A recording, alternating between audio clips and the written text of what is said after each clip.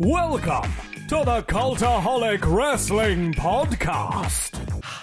If you like a lot of wrestling on YouTube, join our cult. Hello and welcome to another throbbing, thrilling, edition of the Cultaholic Wrestling Podcast. Wait, it's not just throbbing and grisling this week, it's deep fried as well, because on a special occasion, because Ross is dead, Fraser Porter is joining us.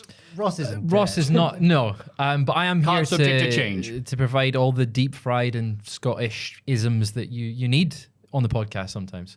Ross messaged us very late and said, "Sorry lads, I've not been able to sleep all night. I think I'm ill." So it was Last minute. He but says I'm he's here. and I reckon he's probably gutted that he's missing this one in particular because of Dwayne and all the goings on And the quite a busy NXT week. pay-per-view. and the NXT more so the NXT pay per view. He said he was sick, and we said, sick of what? Sick of us. So hopefully you won't feel the same after several hours of this. It's Jack, it's Hiya. Fraser, it's Maffew, and the lovely Joel. Joel! Hello. Housewife's Yay! favourite. Oh God, he's so handsome. The Cody Rhodes of Stop, guys. podcast has more than 3 royal presenters. Melts in your hand, not your mouth. Whoa! I'm just reading what it says on here. Oh. It's a script. Pleb banter. Player banter. We've got a jingle. Ross, Maffew actually does that. Something he just goes player banter. Yeah, it's like ho ho ho. Pleb banter. Green like giant. Green Giant. It's No, also- Green Giant. Green Green Giant as well. Banter. That's it. There you go. And the one we've got now is Coronation Street or Emmerdale, if it takes your fancy. These are two things I've not watched in years. I know what they are, but are you a regular watcher, Jack? No, and that's the thing. I've never been from an EastEnders family. My mum will watch Coronation Street, sometimes Emmerdale, but she was, I think, Coronation Street and Brookside. And then when Brookside stopped, she never had a replacement one. She just carried on with Corrie. Not EastEnders, which I assume is too southern for a northern Quite family southern, such as yeah. ourselves. Well, my gran was big in EastEnders. That was her thing. Right. My mum, I remember she was like, "Oh, we used to watch it when you were a baby, but I think it dropped off." So I've never watched any of these soaps. For any non-Brits watching, these are our soap. These are It's like Dynasty, right, is that or right? like Okay. Dallas. Days of Our Lives. Yeah. Home and or away. What about you? What's your family? We were Emmerdale. Were you Nitro or Raw? Were you Emmerdale? Absolutely. We'd only watch Coronation Street when it was left on. Yeah, right after Emmerdale. That's right. Yeah. And I think Coronation Street does comedy really well. It just can't take any of them seriously. Apart from when they're killing each other. That's all right. Is any soap set in Newcastle? Not that I can think of. No. We didn't know what soap is. yeah, we was bits of slate. No idea, mate. But because I never really watched it and would only watch it if it was on while my mum was watching it, once I went to uni, I just totally lost track of all the story. It's like when you stop watching wrestling for a bit in your teens, as we all, most of us did. Should we get a channel dedicated to soaps? Yeah. And so I'd be like, what's he up to now? And I realised after a while that my mum was explaining that David Platt wasn't a bad guy anymore and stuff.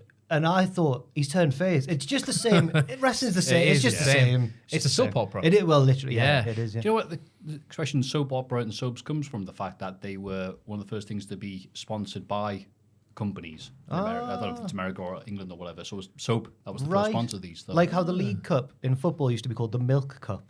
Right. And then the Coca-Cola and all this stuff. Yeah. God, this is a way more intellectual discussion of Yeah, soaps yeah. than I So thought. I was Elevated pleb banter, this As one. a kid, yeah, right. As a kid, I always thought that they would like, the Coca-Cola cup. So he wins it and he has to drink Coca-Cola out of the cup just for the ceremony. But how would that work with milk after you just played for 90 minutes? Milk is a bad choice. Yeah, right. Yeah. Well, Sunderland won the Papa John's trophy a few seasons ago. That's a great name for a trophy, but Yeah. also hilarious. Yeah. Yeah. It used to be the Johnston's Paint Trophy. It's like the third That's best hard to pizza drink chain as alcohol. well. Like, it's just not the best name for a trophy, but no, also it's great. on a very small time. Honestly, when I would eat pizza back in the dairy days, I had Papa John's, and I don't know why people hate it so much. Same. I think it's I alright. prefer Domino's and Pizza Hut. Oh, this is Pleb Bandit. Now we're talking. Dude, it always comes up on Simpsons S posting like Papa John's bad. I'm like, I know. it's really hard. Have you ever had a bad pizza? Yeah. Yeah. Oh, have you? Yeah. Oh, yeah. But like, still ate it. You know what I mean? Still Like, ate it. What made it bad? Because I don't think you get a bad pizza. just ones from a takeaway that you think that's I could have just bought like an oven pizza and it would have been better. Okay, average pizza. That's fair Right, enough. But like yeah. a proper like, this is I don't like this. One time. Yeah. It was during when I'd first moved in with Sam, Yeah. and it was Rise every week. Yeah, it's good. yeah. And happy birthday to Rise, by the way. Happy birthday. Yeah. And I was really hungover and ordered a pizza the next day, but I think it was from quite a sort of fancy student-y one around Heaton. Okay. Because it was like quite a nice looking pizza and it was a little bit more expensive, but I was so hungover, I was like, I deserve this. And the bloke turned up and was one of those delivery drivers with a bit of banter. And he was like, oh, big night, was it? Because I answered the door like, ugh. And then he gave me it and I had a bit of a laugh and then left. And I opened it.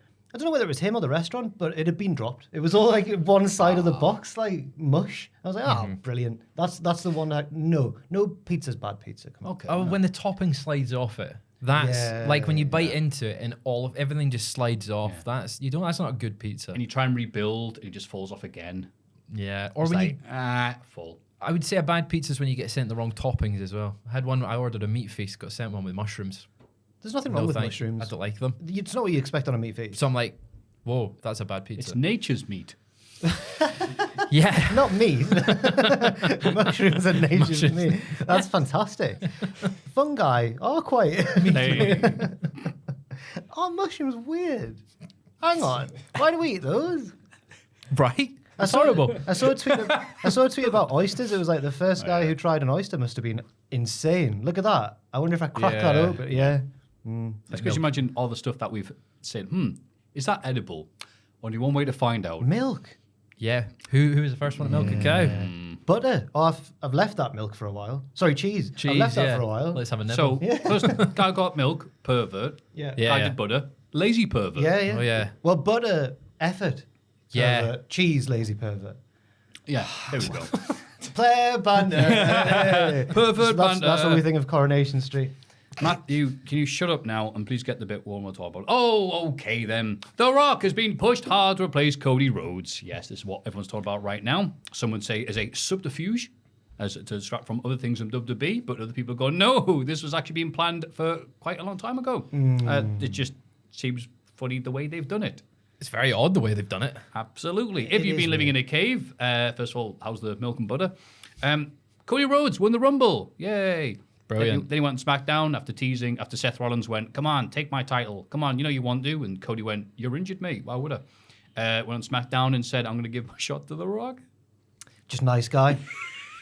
It was just crap, He wasn't won it? the Happening. Rumble. They won the Rumble for the opportunity to give his thing to The Rock. So And he gave him a big awkward hug. I guess we'll talk about the segment itself when we get to it, but we need to talk about the the politics of what's going on. I'm so upset. Yeah, I can feel the rage building within you. God.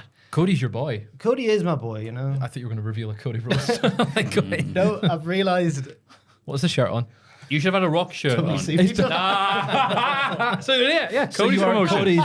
Cody's UK home, really. yeah. Um, I can wear it. You It's- can I wear was it. You're part part of of it. Was Yeah. Fraser's like Yeah. the Tooth Fairy shirt should then pushed your shirt what, away. have I got on underneath, actually? Let's see. A smile, I hope. Oh, Cultaholic, what a company, There man. we go. What a company that is. Oh, I've had an absolute nightmare. Oh, he's a delivery person. Hello, delivery person. Oh my god! Right, so Matthew's ordered a bike. So he's ordered an exercise bike, and it's coming here. No, I will. You know what? I'll stand outside. I thought somebody would be able to help you, but He's going to ride it home. Sorry, guys. That's all right. He's going to ride his exercise bike home, which is not something I expected. He's left the door He's open. left the door open. Oh my god! Thanks, Joel. What's going on here? Right, Anyway, so Jack, Fraser, this Rock stuff, right? And I guess we should just start talking about it now. while we'll just Matthew's keep on gone. going. There's been the thing I'm confused about is the conflicting news reports. Some people, when did the plan start? Who's on whose side? Is Meltzer in league with The Rock? Is Sean Ross Sapp in league with Cody Rhodes? Because it seems like there's been conflict, and Meltzer seems to be taking an unusually positive slant on it compared to everyone else. He seems optimistic almost about what's going on. He's putting aside the fact that the storyline makes no sense, which we'll get into when Matthew comes back. But I mean, from what I can gather from all the reports and mashing them all together, like cheese. Yeah, like the cheese man. Yeah, like the cheese man. Yeah. It seems like this was pre-planned before Cody won the Rumble. Yes. And the question everyone's asking is, if they knew this ahead of time, not the wrestlers, but if at least maybe Triple H knew this, Yeah. or if he didn't, why wouldn't The Rock or someone warn him, don't book Cody to win the Rumble? Has Triple H gone rogue and done this to fly in the face Now- of orders from above? We did discuss this a little bit on the news when it was like, you said there's two schools of thought Yeah. on it. Now, if the Rock came back, which we know he did, he joined TKO at the start of January. It was announced towards the end of January. And it looks like part of his deal was, you get to face Roman Reigns at WrestleMania. I think it's been a case of Triple H has gone, well, do you want to be in the Rumble then? And he's gone, nah, we're going to book Cody to win because he wants to tell this story that he's been telling for 2 years. It would make no sense logically for his booking to have The Rock randomly show up. Yeah, I've don't know, though. I've started to think, because everyone in the build-up thought, well, at least some people, myself included, thought Punk would win the Rumble. As did I. Because Cody seemed to have a more babyface, heroic window to get to the match through Elimination Chamber, having to fight through Elimination Literally Chamber. fight through that chamber. Right. And then, so I was a little bit shocked when Cody won, but I was like, all right, fair enough. You know, he was one of the two big winners that could have won the match. Now I'm wondering, was Punk initially going to win the Rumble? Obviously, it wouldn't have mattered anyway because he got injured in the match. But has Triple H done this on purpose? The problem is as well that this press conference is taking place Tonight, as of time of recording. They'll know what's happened before we do in the press conference. So everyone could be absolutely buzzing. Shall we make a prediction right now, you and me, what's happening on the press conference? And Joel. We need Joel's yeah, we can do input Joel on and this. Matthew when he gets back. Which is now. Right now. Right Look at that now. entrance. Jesus. You're bringing the bike in? Whoa. Can you ride it through the podcast? I ride it. Portable, they said. That is portable. It's quite a small bike. I'm quite a small person. No, it's an extender. Okay. So we're talking about. Yeah, they couldn't find the place. We're talking about the fact that the press conference. The press conference will take place, but they'll know what's happening at this press conference before. Well, you'd hope so. I'm going to make. But we don't now at the time of recording. Oh, of course. So Fraser suggested we make predictions over what's happening. Yeah, and I'm thinking they changed the booking. The Rock will wrestle at this year's WrestleMania, but they'll announce it'll be Rock versus Roman next year at WrestleMania. Giving it more time to build. More time to build. I think he's involved in the main event, maybe special guest referee because the groundswell of support for Cody. That is my wild prediction. I don't think it's going to happen. I like it. Wait, should this... No, this can't be the big question because people will already know. They'll already know by the time it's happened. Yeah. I've got two... We're doing banter for something that's going to be done. Yeah. Yeah. I've got two... We predict whatever happened. Well, I think either they'll change nothing and everyone will kick off. And the Rock's ego, he is who we thought he was. Or they'll do that thing that some people have been suggesting, which is that they'll have Roman wrestle on night one against The Rock and night 2 against Cody. I just can't see The Rock being on night 1. No, it feels like... I mean, it's still a main event at WrestleMania, but... A triple threat maybe would make sense because it would let The Rock have a rest. He's obviously not a spring chicken. A triple threat, though, it doesn't feel as grand. No. I reckon they're not. I reckon they're going to just do Rock Roman. Stick to their guns. What does Cody do? Shut up. So why have they been having Cody can do Seth Rollins. Why have they been having easy win? Stuff like The Rock getting off the plane saying this is going to be a press conference that everyone will remember forever? Is that because he signed off? Is that because he thinks he's not going to go? It's going to be now, mate. But he signed off going, "I'm the long gamer." Oh, the long gamer isn't 2 months. He loves Red Dead Redemption 2. He does. Yeah. It's a long game. It is a long game. Yeah. Joe, what do you think is going to happen? Yeah, go on, Joe. Yeah, get your input. I agree with Maffew. I think they're just going to go with it. Yeah, Rock Roman this Mania. What's Cody do? And Cody can suck it. This is high risk because some of us are going to look stupid. They'll know. It's true. We're just hedging our bets now. Yeah, we are. Nah, Cody and Seth probably. I don't think they'll do a triple threat because it's not big enough, and I think Rock will want night 2, won't he? Yeah. He's ruined everything. Yeah, he really has. He's Hulk Hogan. It's a weird one, isn't it? But hey, guys, Cody can just do it next year. Win the Rumble. Has anyone seen that animated thing? It's from Toy Story. Is he called like Ace 2 Steel or something? He's named after Ace Steel, his account on TikTok or whatever, but it's been shared on Twitter. It's the same guy did one of Tony Khan in the aftermath of All In when Punk had the fight. Stuff. Yeah, and it's just this animated, but he uses AI generated voices of the wrestlers. I've seen the Zoom call ones. Is that the Zoom call ones by like Hangman or something? It's animated and it's Cody knocking on Roman's door of this house, and Roman answers it, and then The Rock's just there, and then does that to Roman, and Roman raises the 1. Cody walks away, and then Bad Day by Daniel Powter plays, and it's Cody looking out the window of the adjacent house at The Rock and Roman, and just the sad animated face of Cody's really accurate for some reason, and then he gets a knock on the door, and he opens it, and it's Rollins going, it's so stupid. But really, really well done. And then it ends with Punk giving him a motivational speech. But it's Ace Steel's speech that he gave Punk in Chicago. It's like, you will fight, and you will face. And then it's just Punk going, Roman Reigns. It's so stupid. It's brilliant. If you've seen it, you'll know. I can't. I was going to be my Hall of Fame pick, but it's got licensed music and swearing. Can't use it. Can't use it. That's a shame. We'll get an honorary mention there. Yeah. And there's two crazy bits of news. One of which I hope you'll be able to explain to us, Jack, because I don't really know that much. Stardom and Rossi Ogawa. Right. Nah. No. Oh, okay. So from what I've gleaned from much more knowledgeable people online who don't just watch a few Stardom matches and go, they're bloody They're good. They're good. Watch matches of the month. Listen. Rossi Ogawa was one of the founders of Stardom, certainly high up in the company, but has now been released from his own company.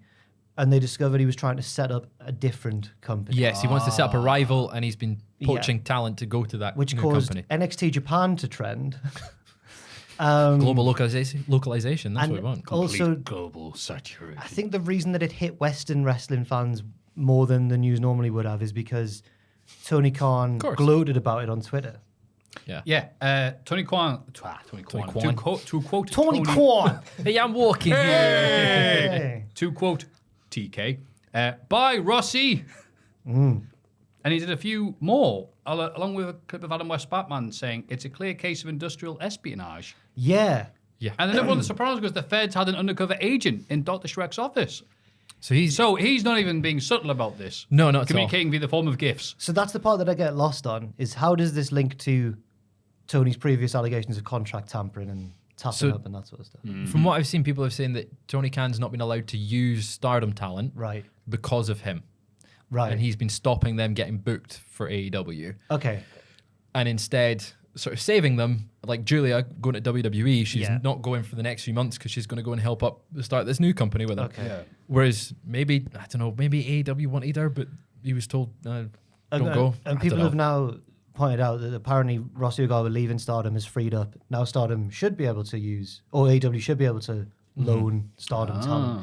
Tony's got enough wrestlers, man. He's got quite a few. Yeah, and he doesn't know what to do with women, so that affects him the slightest, but hey. Yeah. And then, we like Impact.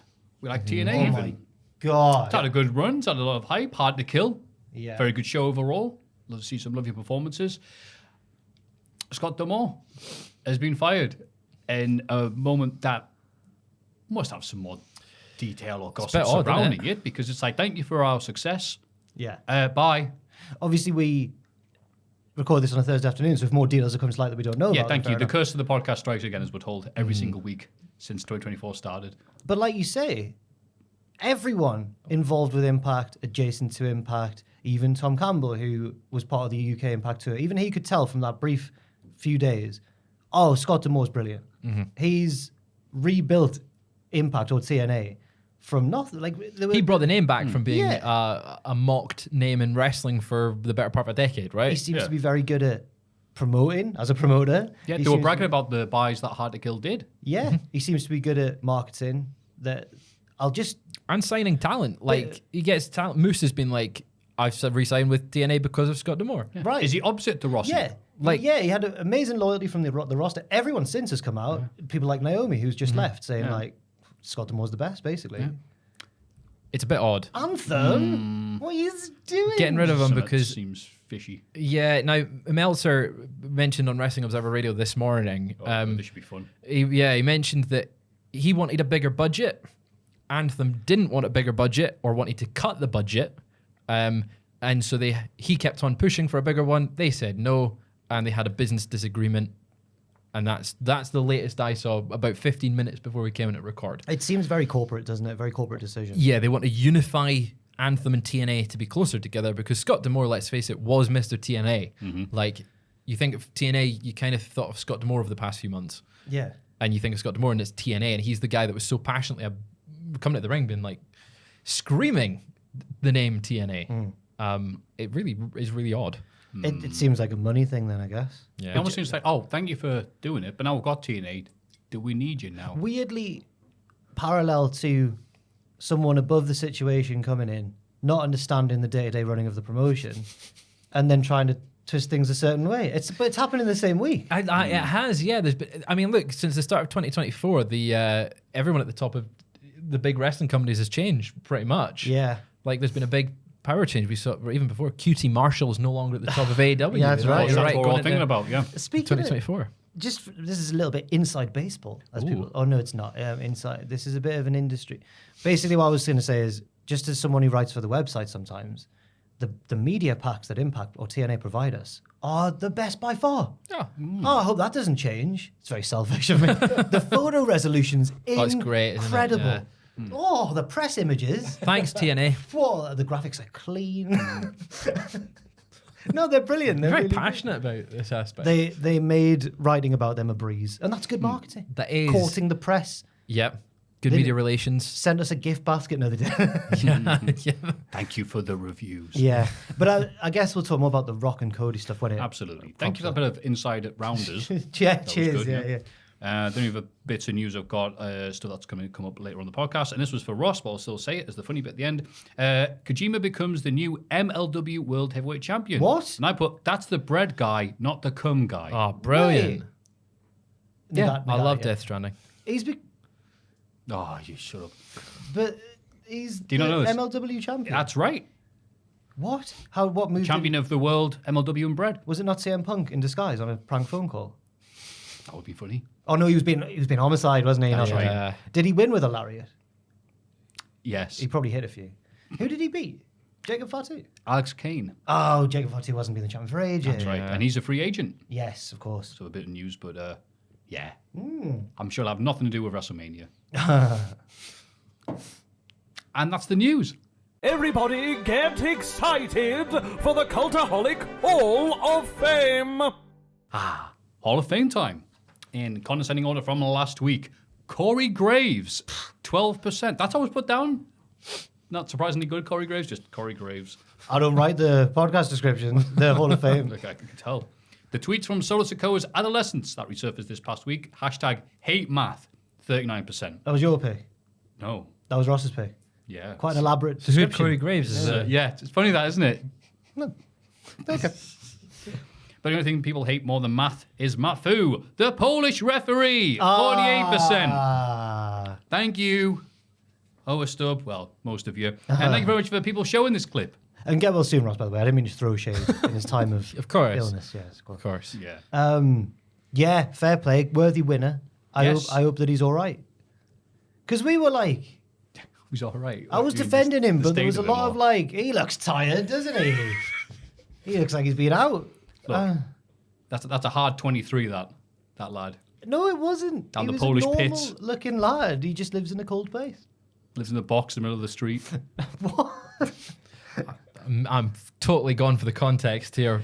Tell me about Oh, it. God. So, the lovely V1, you know, the guy that Jack gets all his tweet ideas from, I'm kidding, was streaming. And his wifey, I believe, is Polish. So, watching a Polish wrestling federation. And they took one look at the referee and go, my God. That's how they say it in Poland. That is Maffew, if he was a Polish referee. And so I didn't know about this, but I saw you did when I was streaming on Twitch. I think and I'll be Joel's chatting like, fine, how was Poland, Do Maffew? you look similar? Let's find out. What do you think? Here he is again. Loading up on the video for Fraser to see. Oh God, no! Zoom back in. I can see it. Yeah. Yeah. I said it looks like the love child of Maffew and the bloke from No Country for Old Men. He does look a bit like Javier Bardem. Javier Bardem. Yeah. But only in that role, because I've seen Only him in with the hair, I've seen him yeah. in other roles, he looks completely different. Yeah, he does. Yeah. I can definitely see that. If he brings like an air compression tank to the ring, Yeah. run away. You know this on the But he botches it. this on the podcast feed that we're doing right now. This is the main profile picture on Facebook. This is a tagged in photo. Why would you say that? This is a real boy, as I was saying last a week. real This is person. a I'm real mocking boy. me. He looks like me. So He hasn't done out wrong. you know what? He looks handsome as out, doesn't he? Yes. You should learn There you go. Polish just so that you can become him. You could do Earl and Dave Hebner. You could get booked. Yeah. They could do like a Yokozuna or a Hulk Hogan evil twin. Who was it? You do when twin when magic. Andre beat him. Yeah, you could do that. Yeah. Twin magic. Pretty Yeah. deadly. That's the new thing. I know. Pretty dead. Oh, top heel in Poland. I know that you got an evil twin referee. It's Maffew. How much meth did you have to pay to look like him? Do we know? brother? Do you think he listens to the podcast? I hope not. Not anymore. He's a normal looking bloke. He's just from Poland. And looks like Matthew. No, it's cold. It's cold there. I've been. It was a beautiful You've been place. to Poland? Yeah, I went to Gdansk. Oh, nice. Nice. You can dance. If I wanted. Anyway, enough of this. Get rid of that person, please. Joel's been as well. He recommended. Where did you go? Gdansk. He recommended a bar, and the Yeah. bar was themed after fairy tales. So all the like cocktails were fables like, and stuff. oh, I'll have this, I'll have that, and like people were getting full stories with their cocktails, like. Oh, you have the Alice in Wonderland cocktail, and there's a little thing that says, even here it's all cloudy and pink and Yeah. exciting. I got the Pinocchio one, and he went, there you go. There you go, And mate. it was wood. It was wooden. Like, brilliant. Okay. It'd be cool if it got larger. Just a bit of rum and coke in it. And I was like, yeah, good. Yeah. I don't know, what one would you, fairy tale, would you have gone for in a cocktail? Pleb banter was last bit, man. Fairy tale. There was about Hans and Gretel there was in an about edible eight, house. about 8 to choose from in a book. Okay. Just get a- In a fairy tale book. Yeah. Stained with alcohol from previous patrons. Yeah. It was all crusty pages. Oh, not crusty. Oh. Ugh. Thank you for that. Yeah. Anyway, my Hall of Fame pick. This Monday, me and Sam and some of the people went to go see The Iron Claw at the Star and Shadow, aka all the gay communists hang out. So it was nice to see that at such a lovely venue, very respectful. And yeah, finally got to see it because it's only just come out here in the UK. Couldn't go to any BFI film festivals for this. So it was lovely finally seeing, after all the hype and knowing as a wrestling fan, the history and, the triumph and tragedy of that lovely area. And thinking, all right, how's it going to look? I think they did a phenomenal job of making it look and feel and sound like the WCCW, the highs and many, many lows. That's exciting. Yeah, and also streamlining it enough for people who aren't into wrestling to get what's happening and not be too complicated. And I think obviously it's a very, very sad story, but they do make the cool bits of wrestling look really cool. Right. But that type of wrestling, that old, when they're always doing parodies, they did the whole Southpaw. Southpaw Regional Wrestling. Yeah, and they did that. It's like, it's less known, loving tribute. This was like, but this is that bit serious. I saw you say that it was at least as good, if not better, than The Wrestler. Yeah, that's I was thinking the about this question, because I isn't was discussing with my mate online because he said, do you think it's better or worse? And they made a very good point that I'm just going to steal for myself, that The Wrestler made wrestling look like this freak show. And it clearly was like, look at the state of this. Why would you be a wrestler? I mean... Serving meat in a counter and eating drugs to get through the day. What a sad state of affairs. This, even with all the sadness, made you go, oh, that's why. Okay, that's that's good. good. Like, that is. And you're then talking about like the titles and the culture and what it means to be them and just how popular they were. The old Sport Auditorium looks great, even though it's a legendary pool hole. Yeah, fantastic. The cast is staggering. So for this, though, I'm going to pick Holt, I can't say his surname, McCannellery? Yeah. Okay. Whatever. The guy who plays Fritz. Oh, really? Because obviously Fritz is integral to the story because he never won the NWA World Heavyweight Championship. So he wants his sons to win them. And he's adamant throughout the film. Oh, okay, but minor setback. This son's deed. Don't worry, that's not going to wear the NWA World Heavyweight Championship. This son's lost a foot. Don't worry, just a setback.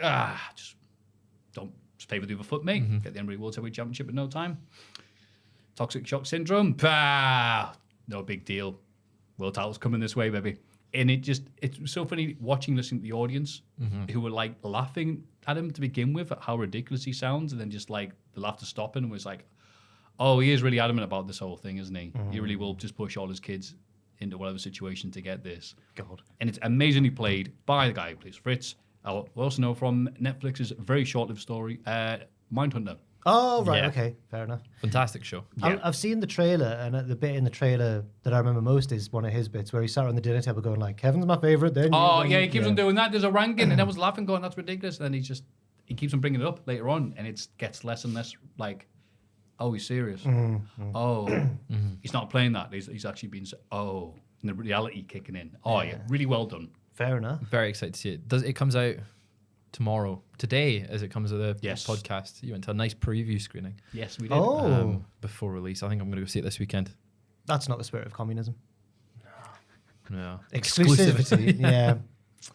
Yeah. Just if you're doing it right. Unless you accumulated enough work credits. It's Fraser next, I believe. It is. Is that Yes. okay? I'm gonna Make sure you put lots of words in your description. I'm gonna do for some self promotion. I'm gonna nominate Hornswoggle, Maven, and Kevin Owens, all for partaking in the Royal Rumble mini documentary that myself and Sam put a lot of work into and produced. Thank you. We're going to submit it for many awards show. No, we're BFI Film Fest. BFI Film Fest. We're also at the Star and Shadow for a preview screening. I just really, really pleased with how it's doing and the reception, but I think that's in large part to having names like Dylan Postel, thanks to Maffew, who got Hornswoggle involved. Who then I went on his podcast recently. Exactly. Quid pro quo. Yeah. Maven, he's pretty cool at the moment, isn't he? Maven. YouTube and then hotshot Maven. he's doing well on YouTube. And Kevin Owens, we got a WWE superstar. So I was buzzing to get them. So I'm nominating all three of them as a collective joint ballot. Like the Ring of Honor Trios champion. It could be in the future. It could be It's the Trios champion. Yeah, exactly. They're the It's the bit trios of the champs. podcast we all go, wow, Fraser's amazing energy drink. Over the top. God, I feel great Yeah, after drinking that. Go and watch it. Over the Top rope. It's- That's my nomination. It's very well done, and you and Thank Sam you. did a tremendous job. I hear it can bring your loved ones back to life. It's can. Fraser's Yeah, it over the can. top video. My dog's in it. I was in it. You were also in it, Jack. Do you want to be nominated? No. Actually, yeah. That's fine. Let's open the ballot. No. So No, we'll no, add no. Finley Martin. Yep. We'll add Tom Campbell. Yep. I think that's it. All And the- we'll add all the Jack G. tags. King. I hear Jack, The you're Rock in is there. in one of the scenes. I also did approximately. Is anything else? Cody Rhodes is in a shot. Ah. I did approximately 1.5 hours of like copywriting, editing work on it as well. So, Big shout out. Thank you for so that. I need a Jack. writing credit. You, Thank you do you. need Yeah, a I need writing that as well. credit. Get those royalties Yeah, in. yeah. That's how YouTube works. It's like Yeah. a song. It is. Yes, it is. Yeah. No, they did a fantastic job. My favorite person in it is Fraser's mum Mm-hmm. because she just seems very warm and Yeah. I've never met her, but it's Yeah. when you go home and she goes like, "Great to see you." No, sorry, no, it's not. Yeah, what she it's said. not as that. No. She's like, oh, hello, darling. That was it. Yeah. Oh, a very wholesome moment. Make sure you Yeah. keep Joel away from her. Oh my word. What's Or going away on from there, Joel? Joel? Away from Joel, yeah. Equal Yeah, opportunities. it's Joel Mania, isn't it, right now? Like, people are going wild for Joel. I hear think Joel We is in the should've- video. We should have. Yeah, Joel's in the video. He's the star of it. Just to your get mum? everyone watching. Adrenaline in my Joel. Oh, How have we never you even did. There's more than 3 podcast hosts. podcasting has more than 3? Yeah. Wow, God. that should be your entrance music, Joel. I'd love to have to the entrance music, podcast. but I To walk the through podcast, door. yeah. Oh, We that'd just be sat great. down here. It's the cold open, and then it's just like, we welcome you to the Joel podcast. Trying to think who his Pharaoh would be. Ryan. Is it- who's the dog in this office? I was reading Dan's your Who's brandy. the bitch? I was reading a live SmackDown recap, like before I watched it in full, Yeah. and was like, can't believe the Rock's done. What the hell? But one of the lines towards the start was so weird. It was like, we see Cody arriving backstage with his stupid dog. I was like, hang on, what's the dog Pharaoh's doing incredible. there? Yeah, I know. A cat lover wrote that. I love cats, but dogs are you better. can't. Well done, I'm Fraser. allergic, so I can't. You but- are, yeah. But Just take the pills. you're allowed to like both. You can like No, both. you're not. Cody and his stupid. This dog. industry is based on tribalism. Yeah, it is. That's true. So get it up you. Thank you very much for that, Thank Fraser. you. What have you got for us, Jack? So I was going to nominate that thing I mentioned before, the animated, but do seek it out if you the thing with Cody and it's Sad been Cody. floating around Twitter, yeah. But instead, I'm going to nominate, and Fraser might know what I'm talking about, but the miracle of the thick human cranium, because I had a horrible, scary incident on Wednesday morning. Really horrible. It might be the Is this a closest. Doctor Who special? No, Yeah. it might be the closest I've ever come to death. Maybe. All right. Oh, I was so Oh, scared. no, I'm interested. I woke up in the morning, was having a shower, and I noticed. I'll break down exactly how it happened now because I just gave you the shortened version. You but did, yeah. There was a daddy long legs on the ceiling, and I was like, "Oh, I'm gonna have to get rid of that at some point." But I was like half asleep and stuff, and I was like, "Oh, I'll do it after the shower." And then I was trying to shower like round it, and I'm not scared of spiders usually, but they're so like daddy long legs are so like, you know what I mean? Like Just they're a bit on the spider. unnerving. See, I'm terrified of spiders, but daddy long legs are fine, strangely for Out me. of the two, I'm probably less scared of normal spiders because Really? Really? Yeah. They're harmless. Daddy long legs look like a hell beast. They're But like- so do No. spiders. They're like, Anyway, it's like obviously when I've turned the shower on and the steam is like woken up and it starts like crawling around on the ceiling. Yeah. And I'm like, oh, I'll have to get Who rid of that. dares disturb my I'll have to get rid of that at some point. I'm like, and then Cthulhu marches towards them. it jolts like it's moving really slowly and then it jolts towards me. And Joel's towards. jolts. And Hey there, sexy mid. before I know it, I'm in, my feet are off the ground. I'm in midair. Like I've slipped. And I've never, I can't remember a time I've ever slipped in the shower. This Yeah. is really Do serious. you have like a man. mat in the shower? Nah. picture. You need to get like I know, a, I do a now. shower, a shower Oh, hell. seat. Again, it doesn't help that Joel, yeah. Joel is now the voice of the daddy long legs.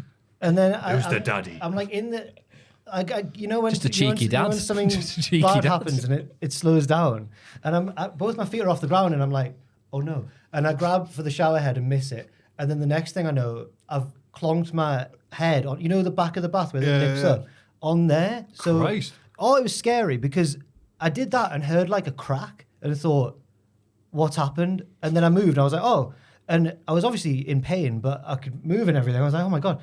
But the crack was, I think, just my neck clicking from when I hit the thing. But it was really scary. Like, But it was just a moment from Daddy Longlegs jumps. I'm like midair, and then grab for and I'm like, no. And then I must have turned sideways in the air because I hit the side of my head, which is probably better than hitting the back of your head. Yeah, probably. And heard that crack and thought, it's over. It's over. I'm done. And then I was fine, but like a bit confused and everything. Didn't really know how bad it was. And then luckily since then I've slept fine and stuff. Like I've had a bit of a headache, but not like unusually bad. Nothing I wouldn't expect after hitting the side of my head. But these bits of my arms hurt as well from the jolt, I guess. I don't know. Yeah, I guess. But I came into work and was like explaining it to Fraser, and then I was like, I'm good to do news, it's all good. And then when I'm reading the 3 headlines at the start of the news, I read the third one and go like, and finally blah blah blah blah blah.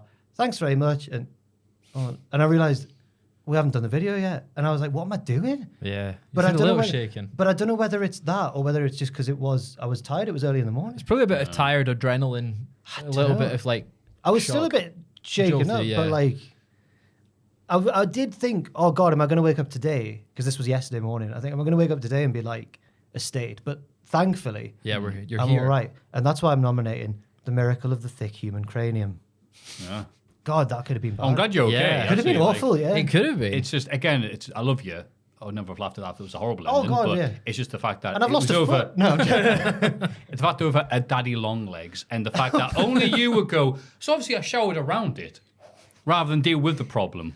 Well, I'd have had to get out the shower get some toilet paper, grab the dad, or Yeah. I'm being humane, get a glass. Get and a like, glass. you know. Yeah. You're right. I should have flown But you away. didn't. Next time I will. And then obviously the next time I went in the bathroom before leaving for work, it was gone. The daddy Couldn't long legs find was it. there telling its mates, you never believe what I just took out. Taunting you. It had done a runner. Yeah. It had cashed in like Rollins and Yeah. ran to the top of the ramp. Joe, its long leg has gone back to its other mates and don't know goes, why I we took out a human. It was horrible. Yeah. I'm glad you're okay. Bloody Thank you. hell. The way you Yeah. describe your legs in the air, fully just. I'm assuming It's like there, music is playing. There goes Yeah. my heel. Aim for the bush. And I literally thought you were going to say, so I tried to grab something. I tried grabbing the daddy long legs. and it saved me. Yeah, I don't know. I'm assuming it looked in real time. It probably looked like I just went down like Yeah. a sack. Yeah. But like a sack. But in Empty sack. in my head, it felt like Right, of course. Yeah, slow mo. bang, and then it was like a WWE replay. Then speeds up at the moment of Yeah. impact. I'm like, oh, yeah, horrible, scary. You survived though. Yeah. Yeah, well Has done. it made you stronger?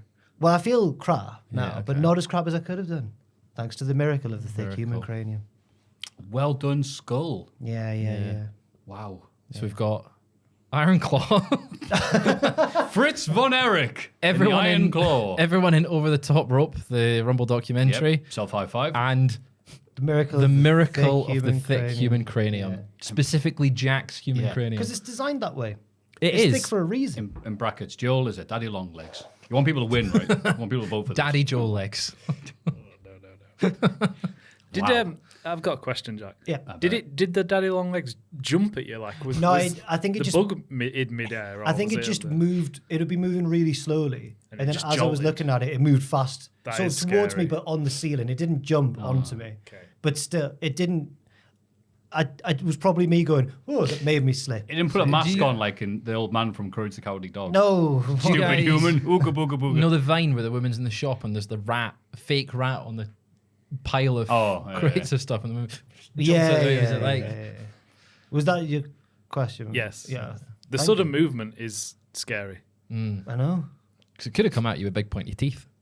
I'm not normally scared of it. I thought they don't have those, When though. I lived, Daddy long when I legs, lived with Sam, Is that the thing as well? Interrupt. It's just the thing. I think Ricky Gervais did this one as first special, the comedy specials. Oh, yeah. The daddy long legs is really poisonous. It has no teeth. Yeah, yeah. Yeah. So I'm like, what am I scared of? I don't know. Just to eat it. Well, that's the thing. My mate always used to mock me for being scared of wasps, which I am. Fair. But They can hurt. but he was scared of spiders, and I used to go, my fear is surely more logical than your fear. Fraser doesn't agree because he's scared of spiders. But when I I can see the fear in both of them. oh right, but when I was living with Sam, there was 5 of us in that house, and I was the only one who could get rid of spiders because everyone you else were was scared of them. Spider-Man. So this has really disappointed me that this happened. Yeah. Yeah, never mind. Well, hopefully it won't happen again. You should get a non-slip mat. Honestly, I've never. Put a sign saying "Daddy long legs not welcome." As far as I can remember, I've 'Cause never they can read. I've never fallen in the shower before, so that was a bad one. I've always been worried about it because you look at it going, "This looks vicious." Like if I landed, No one else in the flat. Especially when you live alone. I could have. I could have Yeah. died, man. Yeah. Bloody hell. It's horrible. Well, happy thoughts. So, your 3 magnificent picks, Fritz von Erich, Over the Top, and Jack nearly dying. The miracle of the Like thick to- human cranium. Yeah. That's right. If you'd like to vote for any of these, you can go to patreon.com/cultaholic. This is This Week in the Wrestling. It's this bloody week in the wrestling. This week in wrestling, SmackDown. Logan Paul opens the show and says Kevin Owens did more damage to him than Floyd Mayweather did. Yeah, I can believe that. Do you see that fight? Yeah. Oof. I saw the bit where Floyd Mayweather accidentally knocked him out and kept him up Yes. on his shoulder. So Weekend at Bernie's. Very yeah. good. Owens interrupts and wants another title shot. Logan says he outsmarted Kevin and says he smells terrible. Yeah. Owens says he bathed in Prime before coming out here. Oh, God, can you imagine? Stink. Slip on that. Yeah. Logan denies Owen a rematch and says he's off to find a better challenger. That was crap, sorry. Have you seen the Lemmy sketch where he makes a bad joke? And it's gonna take a little time. Like by the river on his own. Like, Then Logan joins the announced Maybe team. just goes to an Italian restaurant instead. yeah. Oh. That was awful. Yeah, sorry. That's all right. He's had Oh, that we bullet should- in the chamber for a while. Like, We should be honest as well. Fraser's not seen all of the wrestling this week because he was a last minute sub. For Yeah, us, so I've watched a lot of it, but there's some bits I'm a bit That's all iffy right. on. don't worry. We watched it because we're pros. So for Owens versus Austin Theory, we had Logan doing the announcing. He tries to slip Theory the brass knucks, but Owens takes them away. He uses them to get the win and make sure to hide them as well afterwards, and chases Logan in the crowd afterwards. Yeah. So is this going to be is the Mania match going to be a rematch then, or are they dragging this out? Oh no, 'cause this could be Elimination Chamber. I feel like LA Knight's going to be the guy that faces Logan at WrestleMania. That makes for me, sense. anyway. I thought Logan Paul was actually very, very good on commentary. He did something that he improved upon last time. Where last time he was like burying Carmelo Hayes on commentary. He was like, "You mean nothing. You're in developmental. You can't step to me. I'm the best." Whereas here he was like, "Kevin Owens is a great opponent, but I'm much, much better." He was putting him over.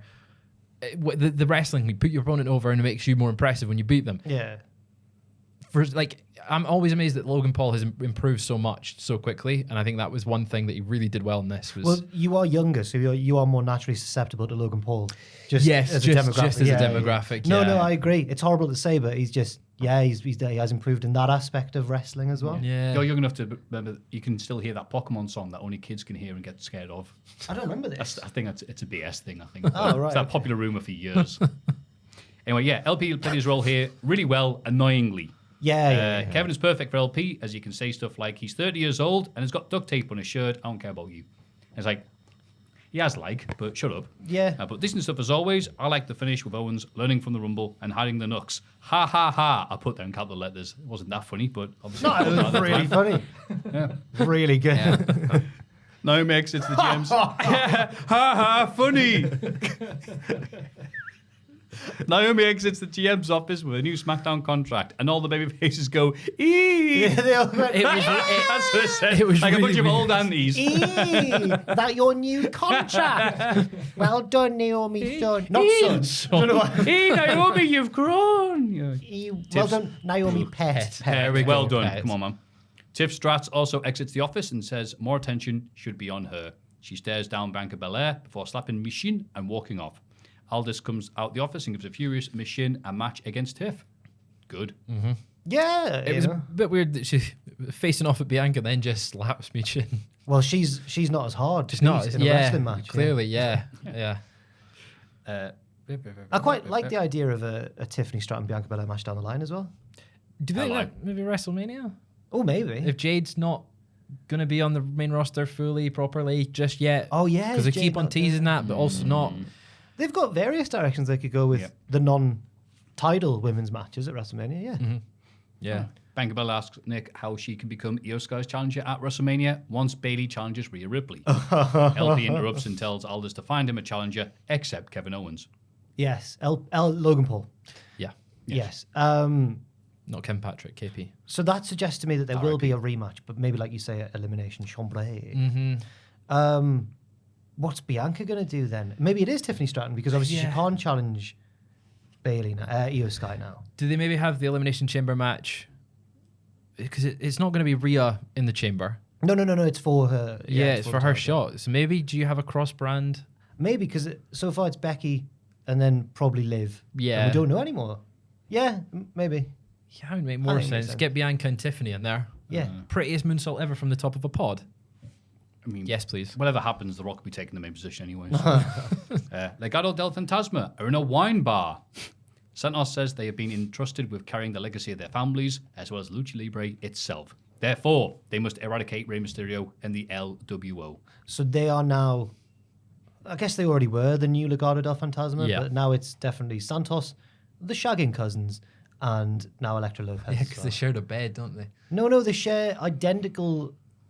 They have identical apartments, but it seems like they're in the same. It's the same. bed. It's just they flipped Well, it. They did they a come 180 of the camera. They broke the mirror line. Yeah. And then they come around each other's house. I had a dream. I had the same one. And it's all Yeah. steamy and And he's now Berto.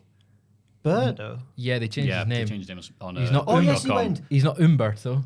Now we have. I thought that was just Just because he's familiar with it. Berto, Berto. the one's Ernio.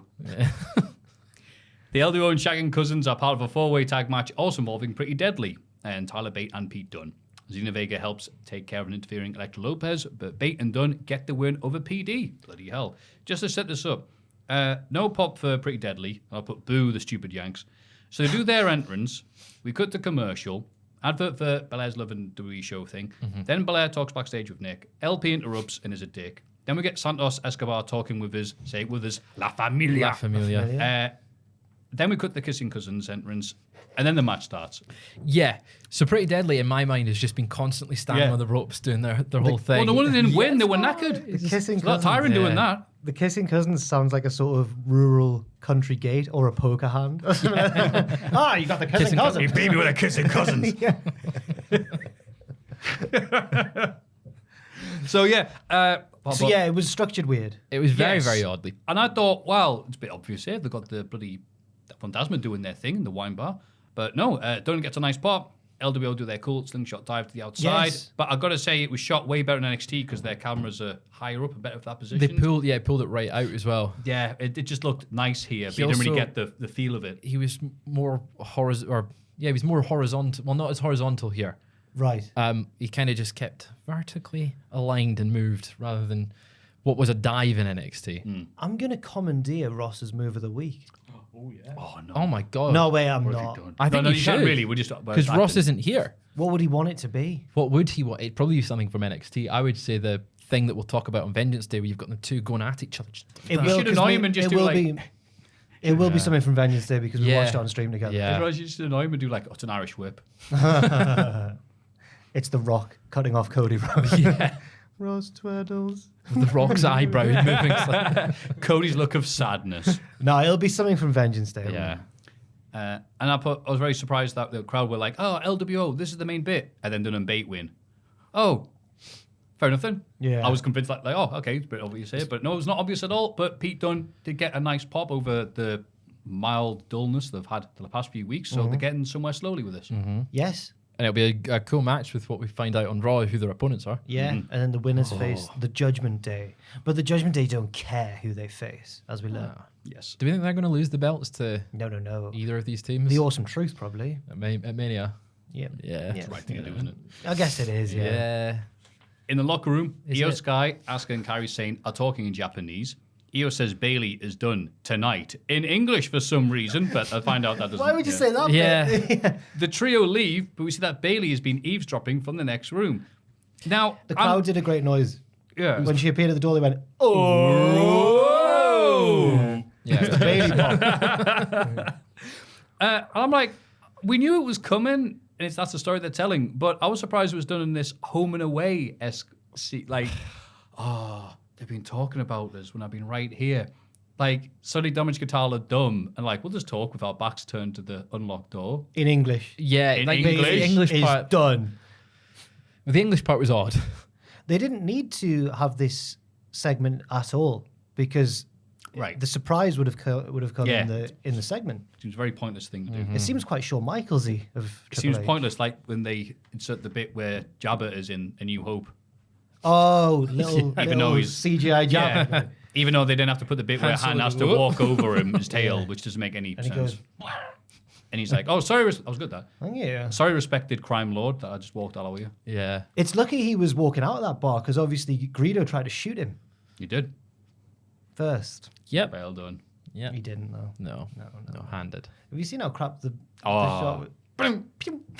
Look at the reflexes on Harrison. Damage Control head to the ring, minus Dakota Kai. Conspicuous by her absence. Bailey gets on the mic and talks about how Damage Control have supported her like a family. La familia. We see Rhea Ripley watching backstage as Bailey teases challenging her for the WrestleMania, only to turn her attention to Damage Control instead. She shocks them by speaking Japanese and reveals she knows they've been plotting against her. And they're like, how did you learn Japanese? I learned it from hearing you talk about me all the time, which is like, oh, that's so good. Because they've been speaking in English quite often when they diss her. So there you go. You didn't, Well, yeah. I She didn't need to didn't learn know. Japanese. I did find it very funny when she speaks it and then goes, "Yeah, that's Japanese." That was. That was. I don't know if that no. was needed.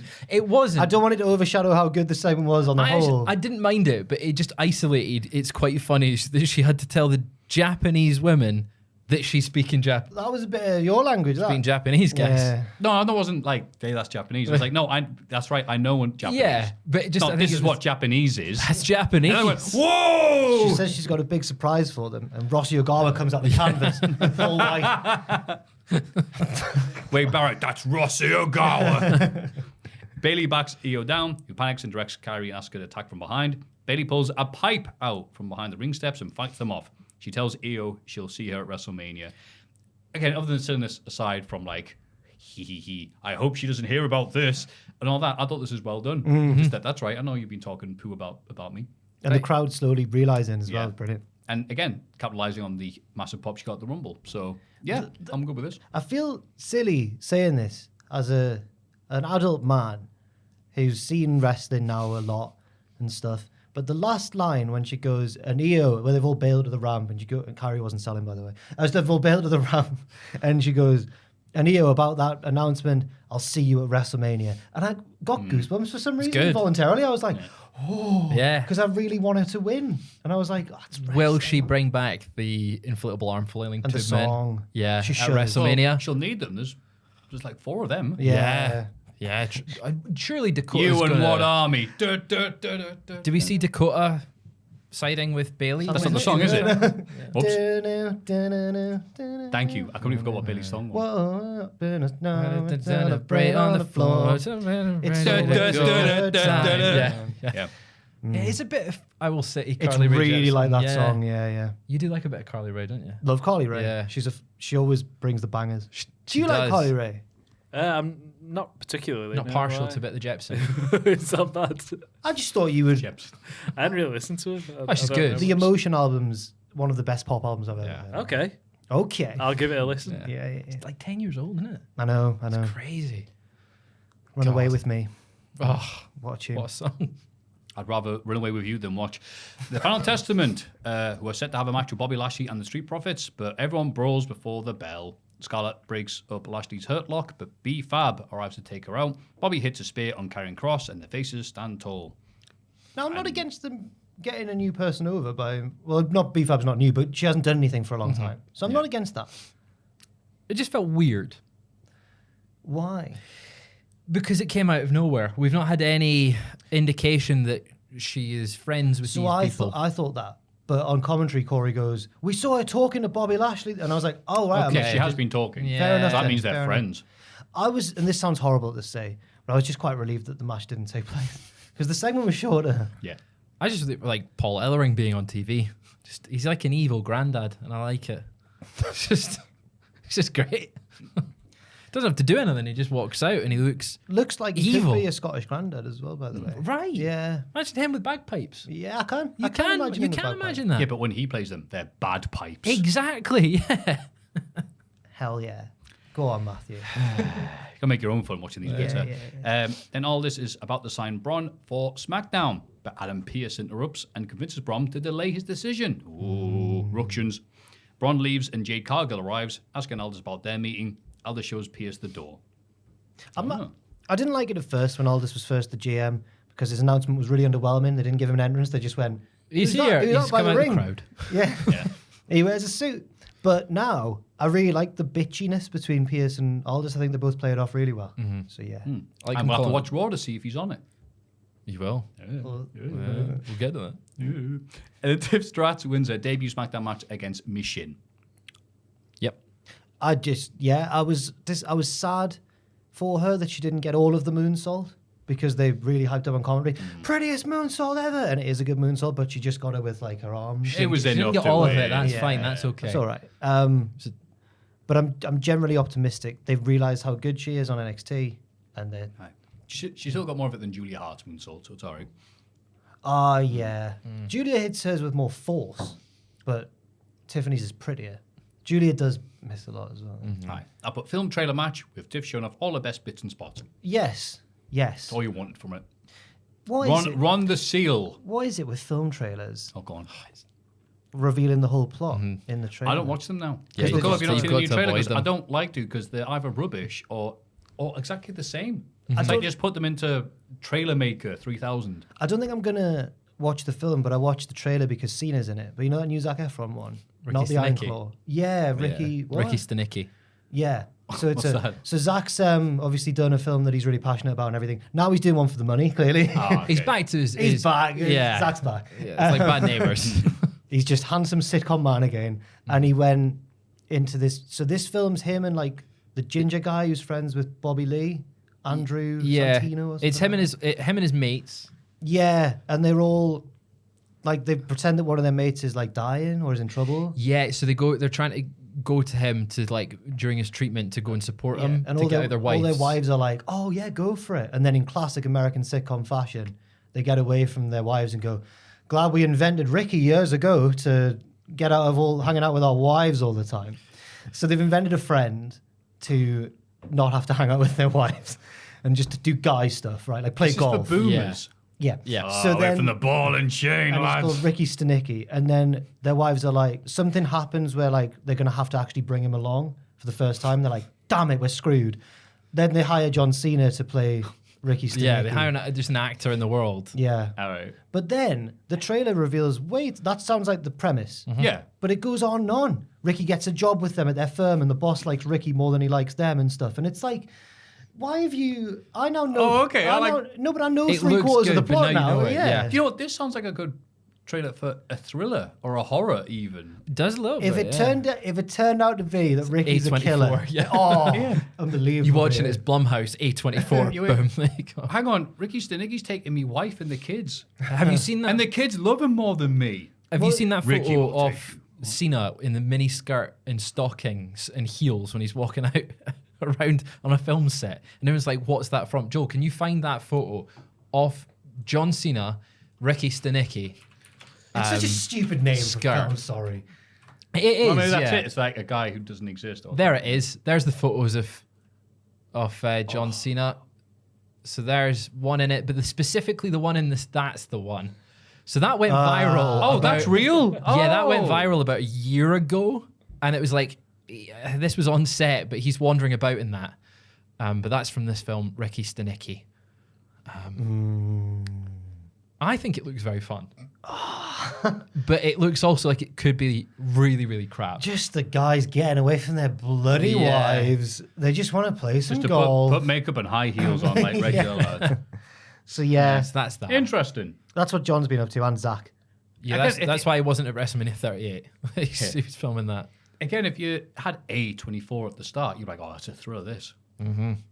It's like All About Eve, but with John Cena. It's, I think, a Peacock original film. Or I'm something already like that. tapping out. Well, that's all it took. I think it's a streamer film. Well, fun while it lasted. Yeah. The Bloodline make their entrance. Roman laughs. Just you wait, Roman. As the crowd chants Cody's name. I wonder why it says He definitely did as well. He was like, Yeah. Roman was on smoke, as they say. I was going to say, lost in all the drama about what is about to come up. Roman's bit here about Seth.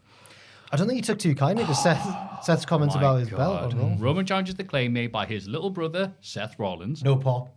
Why did he say Yeah, that? right. The Shield? No, whatever. That the World Heavyweight Championship is the superior belt. Reigns says he beat everyone who challenged for that belt, which makes it the loser's bracket title. He says Seth has broken his back trying to carry Raw. He admits he works 10 times less than Rollins, but makes 10 times more. Roman says Cody can be the best number 2 in the industry, or take another crack at number 1. And there's some other stuff. There was other stuff. Roman sound amazing here. Hey, do workhorses walk like this? And he limps. How is Logan Paul more selfless a heel than Roman Reigns? Yeah. Especially when Roman and Seth are meant to be mates. Oh, lads. No, they're not. What are you on about? Like, what? in real, you would assume in all right, you'd want to put No, he his said friend some over. yeah, but because certain- he's completely buried him in his Certain title things there. are like stuff. Like, He's the bad guy. Of I get, WWE. No, I but get, I like- can get Seth greenlighting, like, yeah, you can say stuff about my Seth Green. injuries and stuff, but surely the no pop. Like, bit that bit felt a bit like- off the record. Yeah, like off. I think you guys are doing this for But the that's- hits. No, come on, man. Really? Say no pop. That's a burial. Seth said it about. That's Seth like said what, plenty. that's like, Seth that's like said. what Nash would say about someone in the 90s. No. Yeah, He's right. responding. Seth said just as bad things to. Seth's stuff was in character, though. But like, you don't Oh, want. what's Roman's character? No, nice, I know, nice but- guy. After Roman stopped giving out free no cake to the pop front is row and beyond the parameters of gave his gear to a kayfabe. charity. Yeah, it is. Yeah, thank him going you. no pop was burying Seth, not the title. Like, Yeah. it just felt. You guys are doing silly. I know. You guys have been in the business too long. What? You're staring at the abyss. It just He's the felt. producer backstage. And the abyss is winking, going, kayfabe, brother, back to you. It just felt a bit weird. I did It was great, but I but really weird. enjoyed it. Yeah, it was really Yeah. funny. Yeah. Yeah. Yeah. And Cody arrives and asks the Bloodline to leave the ring so he can talk to Reigns alone. And Reigns like, yeah, what's he going to do? He says Seth made a lot of good points this week, but he disagrees that Roman's belt is the Hollywood title. It's still the Bruno S title that he held. And the belt that was taken away from his father, no, pop there, Why is from his father, is still the belt he wants. Why would he say all this? But Cody wonders whether finishing the story means beating Roman or taking everything from him. It means beating him for the belt. It means It beating him does. for the belt. That's what the story's always At about. WrestleMania. Yeah. He spoke to a lot of people this week, and one of them knows Roman's very well. And then Jacob Fatu's music hits. He arrives, hugs Cody. Cody has this dead-eyed stare, It's like that meme. 1,000-mile stare, and then he goes, the Cody, good kid. Yeah, Apparently, leaves. was it PW Insider or someone or Fightful Select? Fightful. Said that they couldn't confirm, they couldn't get word on what exactly was said between Rock and Cody, but apparently it was something about their dads. Like, Yeah. oh, wouldn't our dads be proud? Your dad would have wanted this. Dusty Oh, would no, have he, wanted I'm me to. assuming he didn't say that. My dad won WF titles. Why didn't yours? Yeah. I think, because my theory is, and maybe we'll know more after the press conference, which they will already know about. Yeah. But I reckon that this isn't some massive work to turn Cody into Daniel Bryan and then get him back in the match. I think they did. I don't think that's this too is it. That's too convoluted. Because they're not doing it. Whereas I don't think we're getting Occam's it. razor, what's more likely that The Rock's got a massive ego and thinks he'll be a better main eventer? Well, yeah. They're really And- doing Rock and Roman in Philadelphia. So 10 years and a bit. after the Rumble, Exactly. Oh. What can go wrong? But also, I think Cody here was quite clever in a wrestler way. Like, he knew by looking sad and, like, gracious. And there you go, Rock. Yeah. I think he, and I don't blame him for doing it at all, but I think he knew what the response would be and he thought, how can I play into The one it? thing No, I Cody think- didn't get the position where he's at by being Mr. Selfless. Yeah. Yeah, did everything he could. He's here, probably more selfless than The certain Rock. other names, but I I mean, don't- yeah, he's got a but bit, I, you know, I he knows how to can't do the criticize him for it when he's punching up. Basically, he's like, he's the underdog here. They also, I think, though, on your point, but also the fact that they lingered that camera on Cody walking up dejected up the ramp and had The Rock looking off at him. Yeah. Both just very stoic and like. You got Cody going.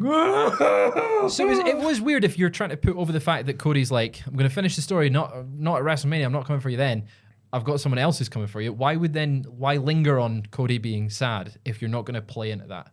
So that is my only thing is maybe they had Triple H maybe had a different plan of going, okay, this is how the segment's going to go down. I feel like it seems as though Triple H has been he's been like booking in a sort of annoyed, rebellious way because that's just totally a theory. But like, why else would they have the camera lingering on Cody and handing out the "We Want Cody" signs on Raw and I was going to say it's fascinating. This has become a Rorschach test because I'm like, no, they're doing this because The Rock said, like, no, I need to step in and save the day because of all the allegations and stuff. We're currently doing a very, very big deal of damage to WWE. Oh yeah, and Punk getting injured. Punk getting injured, Seth's injured, Brock's not there. Yeah, but so yeah, he's coming in to save WrestleMania and save the headlines. Because Shane McMahon's busy. This was supposedly agreed upon when he joined the board of directors back on 3rd of January. But we only heard about it now.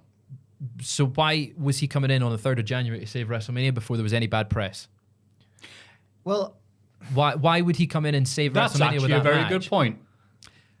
It just looks like he's come in and gone, I'm having that match, you can book around it. And now, in hindsight, they're going, we've done this because we want to get rid of the bad press, and this is dominating the headlines. TMZ's covering it. Who's universally loved because he doesn't commit to anything? The Rock, fantastic. So if he's, it just feels like it's. I also want to say, we're going, because we're internet whiny people, I guess, and we're like, this is shocking, blah, blah, blah. It is still The Rock. This is just one part of the fan base that is saying these things. It does look like there's going to be a lot of people going, I don't care, it's The Rock. It's WrestleMania. It's casual season. But this is what they want to see. So I wonder if it's even going to be bother having Cody if they're going to have all these people here who aren't nerdy nerds like us. but WrestleMania is nearly already sold out. Yeah. And WrestleMania crowds aren't casuals; they're hardcore usually, or internationally. What? Yeah. It's, you've got. No, the Raw after WrestleMania, sure. But there's but how many thousands but- of people there at Philly? No, like in the stadium? there's yeah, but at WrestleMania 32, they were singing Sami Zayn's theme tune during the main event. I think Roman it and does Triple H. attract the casuals, but it's just a larger scale, so you're going to have more diehards in that I think it building. attracts international fans and the Raw After Mania crowd is the same people in town from Mania the night before. But it's going to be an open air stadium, so even if there are these people trying to sabotage it, unless it's all of them, no one's going to hear it. I just can't believe we're annoyed that we're getting Rock and Roman. It's the wrong year. Any other year, I'd be buzzing for this. Yeah. It's just They should- Cody's the guy. Like It kind of serves. I imagine Triple H is annoyed that his plans are being hijacked by The Rock, but it kind of serves him right for not putting Cody over last year. I feel bad for Cody, but not Triple H. And it is worth mentioning as well, because a lot of people have correctly pointed this out, that the Vince allegations are all still going on, and we shouldn't forget about those at all. But this is just the thing that's happened on SmackDown this week. That's the big news story. But when more news breaks about the Vince case and everything, we'll obviously cover that as well. We're not trying. Nobody wants to. Nobody wants to forget about that or anything. People say, where were people's outrage when the Vince news stuff was like? No, there was outrage, of course. There was. You can it's not a competition. Annoyed about something real and serious, and then be annoyed about a storyline on a different level, a different type of annoyance, obviously. But yes. Might look the same in text, but obviously, that's the issue. But yeah, it's also funny people seeing weaving the narrative that like, The Rock has power now. He overpowers Triple H and everybody else because of his position in TKO. They've never got along, have they? And I'm like, don't know how accurate that is. No, that sounds a bit of fan wanking to me. But there was those reports. I think it was PW Insider that was talking about Brian Gewirtz. And it's like, he's now going to be leading up the Rock storylines in WWE. He's going to be around. And if Endeavor need to, he could run a Rock-led creative team. If they need to get rid of other creative well, that's members. good, because if Rock forgets what's happening in storylines, you can just look at his arm. Exactly. The Rock would... The Rock running WWE would look like a worse version of when Jarrett was always the TNA champion. Like, The Rock would just win all the time. Because apparently there's that clause in his Hollywood, in his movie contracts, that his character can never be beaten in an on-screen fight. He can't be beaten, and he can only have a certain number of punches thrown. Oh my God, is he going to beat Roman? Because he's pushing for it. Allegedly, no. Reportedly. Reportedly, we're pushing for it. If he can't lose on screen, why is he going to lose at WrestleMania? Do you think it'll be like a DQ finish or something? Vin Diesel runs in. He's not going to put Roman over. My God, what's Pierce Brosnan doing here? He can't run. watch them do a dusty finish. And that's how you get a Rhodes in the main event of WrestleMania. How did he lose to Cena? Oh, he Sorry, lost to, Cody's not the main event, but Dusty is. No, he beat Cena the first time though. Yeah, but he lost, got his win first. He lost to Cena clean the second time. Yep. But that was before he was like as mega star. as he was more of a person then. Now he's just a brand. He's a brand. Yeah, that's mad. Crazy time. Quite excited to see what happens. Yeah. Do we think he's gonna? Do we genuinely think he's gonna win? By this point, it could be a triple threat for all we know from the press conference. Yeah, but let's be redundant. Him versus Otis in the first match. Yeah. Kickoff. AEW Collision. Eddie Kingston beats Brian Keith. And after the match, Giovanni announces that Keith is all elite. Woo. Well done, Brian. Yeah. Eddie is pleased for Keith, but then Danielson comes out and steals his thunder like a dick. You're loving this Brian stuff, and rightly so. Eddie and Brian just being, Brian Keith had his best match, I think, so far in AEW. Yeah. And Eddie Kingston brought the best in him. Went for 15 minutes, spinning back fist and the DDTs and all the other good stuff we get there. Crowd responsive to Brian Keith as well, which is nice. Yeah, for sure. Just being like, okay, it's him. He looks cool. But now he had a good match with Eddie Kingston. It's like, all right, grand. Danielson comes out just because he can. If I was a new guy in AEW, surely Eddie Kingston's who you want to wrestle, even if you're going to lose, because he makes everyone look dangerous and good. He's a great wrestler. Also, the really like the touch and afterwards where he gets on the mic and he's like, no, don't speak to me, speak to him. Yeah. He's taking me to the limit. Go and speak to him. He's like the Cody Rhodes of. He's so gracious. He is. No, yeah. Cody Rhodes is the Cody Rhodes of AEW. Sorry. He is. Yeah. He's already been he's there. done that. Yeah. He's the new Cody. He's the Yeah. Rock. We see a John Moxley promo after he's beaten down by the CMLL wrestlers. He says the BCC are students of wrestling all around the world, so there was no disrespect between the two sides. Until now, AEW isn't like, quote, that show on the other channel with lazy American wrestlers. Oh, wait, man, TNA's had enough this week while you're piling on. Maybe the BCC will show up in CMLL's backyard, which hasn't been confirmed yet. But then this sets up Danielson, who's obviously very selfless, winning a technical match against Eki Cero. Yeah, I wasn't sure how to pronounce that. Hedge-Cero. I just got it from what Nigel said. So when this match was announced, Twitter went, oh, like people who knew who Cero was were like, oh, it's going to be great. I didn't realize I'd seen him Have you? years ago in PWG. Just random luchador showed up to have a technical match against Zack Sabre Jr. And I Were went, you there in person? No. Oh. But I wasn't used to seeing Lucha Libre technicians, so it stood out to me. And I went, I wonder if he's like him. It's him. It was Eki Cero. He was fire. He's good. He's a bigger boy than I thought as well. Yes. Yeah. Yeah. What a cool entrance and a hard theme. He's an alchemist. Said, oh, now that's an occupational gimmick that works. Not quite TL Hopper, is it? What? As in that's what Cero means? That's what I took from the They kept on calling him an alchemist. Like It was like it's the wizardry of his submission. Yeah. He's a really cool place to go on Newcastle. At least once with your mates. Brian, why did you put your name in the Goblet of Fire? Cero said calmly. Match was Because wonderful. of the fire. Yeah. Well done. That's good. It deserved the soft. Yeah, Yeah, yeah. Wasn't a yeah. I haven't but putted it, but I've got it close from quite far away. Yeah. Yeah. Nigel's amazing commentary, pointing out correctly when Danielson needed to use the ropes to institute a break so he couldn't escape a hold and going, ha ha. Lucky you, clam picker. You couldn't get out of that one, could you? The bit where... Is that the bit you just meant? The bit where Nigel hates the surfboard? It was going around on Reddit. Then he gets reversed into another surfboard and he goes, oh, what a great move. Yeah. He's one of the best commentators. Staggeringly good. Who is the... Even better when Danielson's in the ring. I was going to say Brian is Eddie Kingston's biggest hater. Yeah. Nigel is Brian's biggest hater. Who's We Nigel? now need Eddie to wrap around the back and be Yeah, Nigel's biggest hater. I don't know. Who would be Nigel's biggest hater? Brian, I guess. Brian, But yeah. I Brittle don't think Brian Brian. even thinks about him. No, that's the it, thing. yeah. Yeah. So who's Nigel's biggest hater? Tony People with Schiavone. no taste. Yeah. It's got to be at Wembley. Sure. Kevin Kelly realizing he's going to be quickly made redundant. Yeah, if maybe. Nigel keeps on sticking around. Backstage, anyway, lovely match. I said, it goes without saying. Danielson doing his lovely stuff here. There's an amazing showcase for Eki Cero as well. Yes. Because originally I got told, it's like, oh, some other guys are coming in. I'm like, okay, and? I'm sure they're nice and everything, but there's... What? Oh, wait, they do flips? There's relaxed rules? Oh, that's not like anything we have in AEW already. So I was like, whatever. But yeah, this was something that we don't usually get. So I like that they showed out somebody that gelled really well with Danielson and was also a bit different than usual. It still risks being too many of, especially after Dynamite. Like, there's so many of them, and it's hard. They don't give enough attention to each one individually to give them distinct characters. But in this instance, though, with Hechicero, they've done it well. So it's promising. It's a promising start. Yeah. Yeah. Backstage, FDR and Garcia agree that they work together as a trio. They're going to start a new chapter together, especially as they're listed in the trio's rankings. They're ready to face the patriarchy tonight. Oh, top guy's out, and they went, Daniel, you're not a top guy quite yet. Come on now, kid.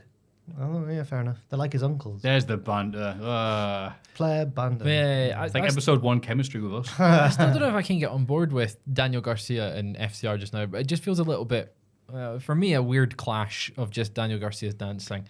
And he feels like he's not changed from the Jericho Appreciation Society. So I would disagree because the crowd pops from him being unreal. He does and pop. they like him as well as the dance. I think that's the important thing. It's not just do your spot and F off. It's like, no, we like you, Garcia. We want you to win, which happened because he kept on losing during the CC. Yes, yeah. Which I thought was great. And I think Garcia is really helping the FTR right now with their personality. Yeah, defense. I suppose. Yeah.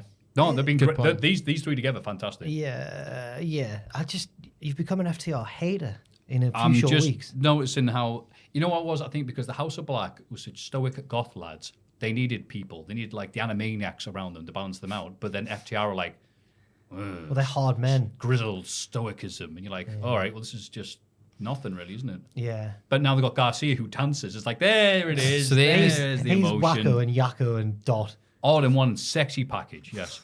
Were the Animaniacs sexy? I think they were children. Sorry. Oh, God. Oh, play banter. I the never clip knew. for this Hook week. wins a handicap match against both Outrunners. Any thoughts there, Jack? No, I good. We'll love move the on. Outrunners, man. The youngest men The alive. youngest man alive. Even younger what are than they the called? Animaniacs. Trick Magnum and Whoever it was, the announcer Yeah, the got it announcer wrong. got it wrong. Then Nigel covered really well. It's like, think she well, did she's that- stepping over her word. She loves him. She did that last week with Mr. Wardlow as well. She called him Mr. Wardlow, Mayhem, Mr. Mayhem Wardlow. Mr. Wardlow. Mr. Wardlow to you. Outrunners. Oh, Floyd young- Magnum. I found their Truth Magnum and Turbo Floyd. Turbo Floyd. Turbo I found their. That sounds like a Jack Atkins name. I found their OVW.com bio. Okay. They're straight out of the DeLorean and straight into the OVW history books. The Lambo Duo, the youngest men alive, the Speedboat Dreamboat. Call them whatever you want, but the Outrunners are one of the hottest tag teams in wrestling today. That's great. They lost in 2 minutes. They're intense, they're jacked, they're outrageous, and they're the Outrunners, baby. Red Room submission. They're Hook great. looked good. Yeah, Hook did look good. Hook beating people quickly. Yes, good. More of Yeah. that. Don't want Yeah. these long matches. But also, I wish the Outrunners would get a push. Have them squash Hook next week. Yeah. It's completely. Undo months of Yeah, hard work yeah. to tell the Outrunners going to pop. Yeah. Shivani interviews Mark Briscoe in the ring, but they're interrupted by the House of Black on the Tron. Malachi says, I'm never losing on TV. Sorry. Malachi says they're going to eradicate Mark from pro wrestling. And here's what I mean. Mark Briscoe against House of Black works really well because Mark Briscoe is even more animated than, think of something that's not Animaniacs, Foghorn Leghorn. So he works really well. Crowd love him. So I've got the history of being the Briscoes. And they also, House of Black don't like him because he helped them lose to FTR last week. Yeah. And Garcia.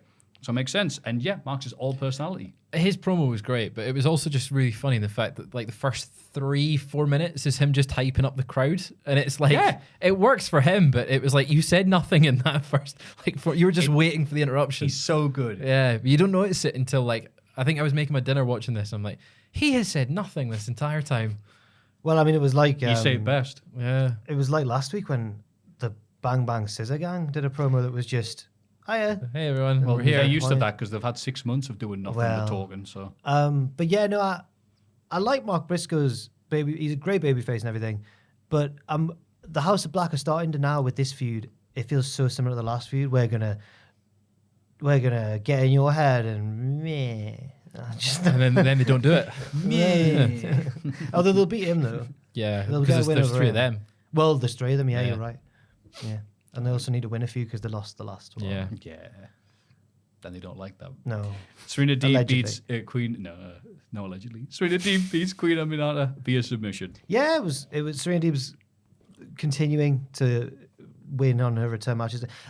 Every time we mention Queen Aminata, I just remember us explaining Star Wars to Ross because Queen Aminata. Because we no, think, no, we've got yeah. something in common that's vaguely nerdy, but he's seen one never- of them. I was on that one where he So you know Darth Vader, right? Yeah. That's Do you know who he is? Anakin What Skywalker. a moment. You didn't know that. What a moment. No, but it was it was a fantastic. great. I wish I'd Bless been on him. it because it was a fantastic bit of internet. Yeah. Yeah. He You didn't know all know. these reaction channels that are like hearing Stairway to Heaven for the first time ever. But you're like, you've probably heard Stairway to Heaven. But that was a real version of that. Ross can't fake didn't- that. He didn't know Yeah. that Anakin Anakin was Luke's dad. Brilliant. was Darth Vader. I know. And he went, what? And I was like, yeah, no, that's how everyone felt in the 70s. Did he say like? What did he say like? Shut your mouth. That's how Shut up. It's. I think it's the highlight of the podcast of all time. Whoa. Of any podcast. I'm meaning podcasting. Just in general. Oh, okay. Oh. Yeah, just in general, Okay, yeah. podcasting. Take that, Bobby Lee. You know how Yeah. people say, what is it? They say that Dark Side of the Moon is the best album ever, but it's Yeah. not even Pink Floyd's best album. The bit where Ross found out that the Star Wars twist Yeah. was the best moment in podcasting history, but not Cultaholic Wrestling. Where Pink Floyd is what I'm saying. Yeah, you That was a are. good comparison. Yeah, that's Thank good. you. What was Pink Floyd's best album? My dad will disown me for saying this, but I haven't really listened to any of them all the way through. I just know songs. I don't know. I know people generally say Dark Side of the Moon, Animals, the weird one, or The Wall. I was going to say the people Wall. say the Wall's Wall, my but personal favourite. I think Pink Floyd fans tend to say Dark Side of the Moon, Wish You Were Here, or Animals, and then slightly less pink-pilled people say the Wall. Pink Pill, fantastic. Any thoughts on this match? Or we'll talk about everything else but it, so it must have been good. It was quite short. Yeah. It was just what they need to carry on Serenity's momentum. Yeah, She's good at submissions. she is. Shivani introduces Swerve and asks him about the number one contender match against Hangman Page next week. Swerve mentions Black World champions who paved the way for him, like Ron Simmons, Kofi Kingston, and Athena. He'll be the next name on the list after he beats Hangman and goes on to win the World Title Revolution. He says it's Black History Month, time to make some Black history. Yeah. He tells Prince Nana not to allow any members of Mogul Embassy to interfere. He doesn't want any excuses, because that's what Page has got in his head and goes, yeah, you beat me twice, but you haven't beaten me one-on-one, have you? Yeah. And I like And it. Swerve's like, shut up. Yeah. And then we'll talk about it more on Dynamite, but it Yeah. was a wonderful prelude. Yeah, so obviously evil heel cheating Swerve Strickland cheered profusely. Oh, Yeah, well, me and Aidan were discussing that this morning. Is he a heel? Is he? Yeah, of course. Yeah. Yeah, and I love cheering. They might have done the double turn I was going to this say, week. yeah. More on that later. In a promo from earlier in the week, Tony Storm says Deonna Purrazzo isn't the only one who could be technical. She demonstrates this by slapping Luther on the head. You didn't see that coming, did you? Mariame asks Tony if she saw her latest match. Tony says no and tells Luther to book her a public workout so the whole world can see that she's just as technical as Deonna. Just more silly Tony stuff. I just liked her idea of technical wrestling being slapping Luther on his head. I think Deonna should say, oh yeah, I can do that and slap Luther as well. Yeah, But yeah. It didn't happen. No. Red Velvet wins a quick match against Vert Vixen, setting up a title eliminator next week against Tony Storm. Yeah. Well, you Yes. joked earlier about how Tony Khan doesn't know what to do with the women. They didn't get much time on this show. No, they didn't. No. It's AEW. Ooh, spooky noises. House of Black. I don't know what to say about the match. I've got nothing. This is where I've not seen past. You only watch the men. No. Women's no. wrestling's crap, Fraser said. I watched the Senior D match. Ah, I see. It was at this point I sat down with my dinner and then put on Kunk on Britain. What? Kunk. Have you seen Kunk on Oh, Britain? Philomena. Philomena Kunk. Aye. Yeah. You say that surname really well. Kunk. Thank you. It's very surface level satire, but yeah. Sorry, I don't know why. Yeah. Sorry. I mean, I tend to agree with you, but I would never say it in a podcast.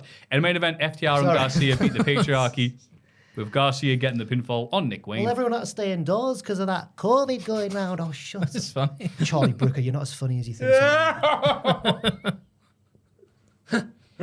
The thing is, though, Tim who you writes have watched isn't it. Tim who You writes have it. Yeah, watched of course it. I've Yeah, watched it. yeah. You can't escape Charlie Brooker. Yeah. It was him at the Yeah. Aye. Sometimes he's good. Early Black Mirror was fantastic. Yeah. Yeah. Commentary imply this put Garcia in line for a TNT title shot against Christian Cage. This was the stuff right here, Yeah, wasn't yeah, it, yeah. lads? Christian's still great as a heel. It's so weird because every time they build up a babyface, like Daniel Garcia, who you want to see beat him, but then I think, no, I don't want to see him lose the belt, though, because he's really entertaining with it. Just adopt more children. Could Garcia be the Yes. man to beat him? No. He'll end up like Miss Hannigan. All these kids around. I think it should be Okada that beats him for the belt. No, he shouldn't. That should be the international title. Is Okada Is Okada's dad alive? We don't know. Not for long. Well, yeah. Most Christians had his way with him. Yeah, lovely match here. Just everyone felt very house showy, but in a good way. Yeah, right, yeah. Yeah, it was nothing too amazingly special, but it was just well worked. Crowd really into it. And also like that FTR dancing. And Garcia's getting them over. He's That's melting what their you steel think, hearts. That's what you think FTR should do. I know how these lads These can become up-and-comers, FTR, getting the rub from that grizzled know. vet, Daniel Garcia. I know how they can become a better tag team. Take a leaf out of Two Cools, bro. Yeah. Love this way more than House of Black. She was fantastic. Everyone playing the part very well. I can't say anything more sophisticated than that because it was just lovely. Sweet goodness. That's what I like from Collision. That's when I like in a post-CM Punk world. Yeah. Now the Collision isn't what it was under his, which was great. When I did like for those that few Collision, weeks yeah. when he was- This is the shape of Punk yet to come. But I like when Collision isn't necessarily a B show, but has more loose or fun matches on it like that to separate it from like when Dynamite's ultra dramatic and serious. So Yeah. yes. Agreed. NXT Vengeance Day. Come on. Thank you to everybody who watched mine and Ross's live stream reactions. How was the live stream? You made Ross sick. Cheers. I can't believe I felt guilty halfway through because I started to get tired naturally it does, because it was yeah. nighttime. I don't know how, but Ross's energy throughout. He was Wow. like Tom NXT was Campbell. on. Yeah, Wow. it's because it was. He loves it. Midway through, I started realizing he genuinely loves this, and then I started realizing, oh, I genuinely love this Aww. because the first. Well, When you we'll watch talk- him wrestling with mates, he just has that feeling. I know the first few matches were just, and then I went and read the response the next day, and I was like, oh, people weren't as high on it as. It's always the way, isn't I it? really always. liked it. Good. Well, there's like I us thought it was- watching the yeah. Rumble live. Like, wow, this is amazing. This, and then we go online. It's like, ooh, that was bad. Like, was it? Oh. Yeah, like I thought the reception to Vengeance Day and Rumble were decent, but yeah, when you go online, it was like Yeah, but me and certain Ross, aspects of it, I guess. me and Ross were Absolutely, acting yeah. like it was the best show ever, though. Oh. Yeah. Well, that's okay. why Ross is early got VD. The Wolf Dogs win the What? Dusty Classic. How? Vengeance Day. There we go. Yeah. That's that ground level satire that you like so much. Beating Trick Mello in the final. Mello takes the fall, getting in the way of a Braun Breaker spear to save Willie. Now, we got excited at this point on the stream. Not just because the match was insane, which it was. It was the most car crash, but in a good way match. So good. I was going to say, yeah, there were moments of sloppiness, and it couldn't hold a candle to the other matches that had been built up on the Dusty Classic, but it was still a lot of fun as well. Mostly because of the reaction to Braun effing Breaker. Right. It was a bit unhinged, but Yes. it was amazing. Luckily, he was all right after his head rebounded off the top. Oh, Looked sore. they did. He did the. He threw Corbin over the top rope Yeah. into a dive. Baron's first dive ever, What? apparently. Baron Corbin's fantastic. Ooh. That can be Ross's move of the week. Oh, baby.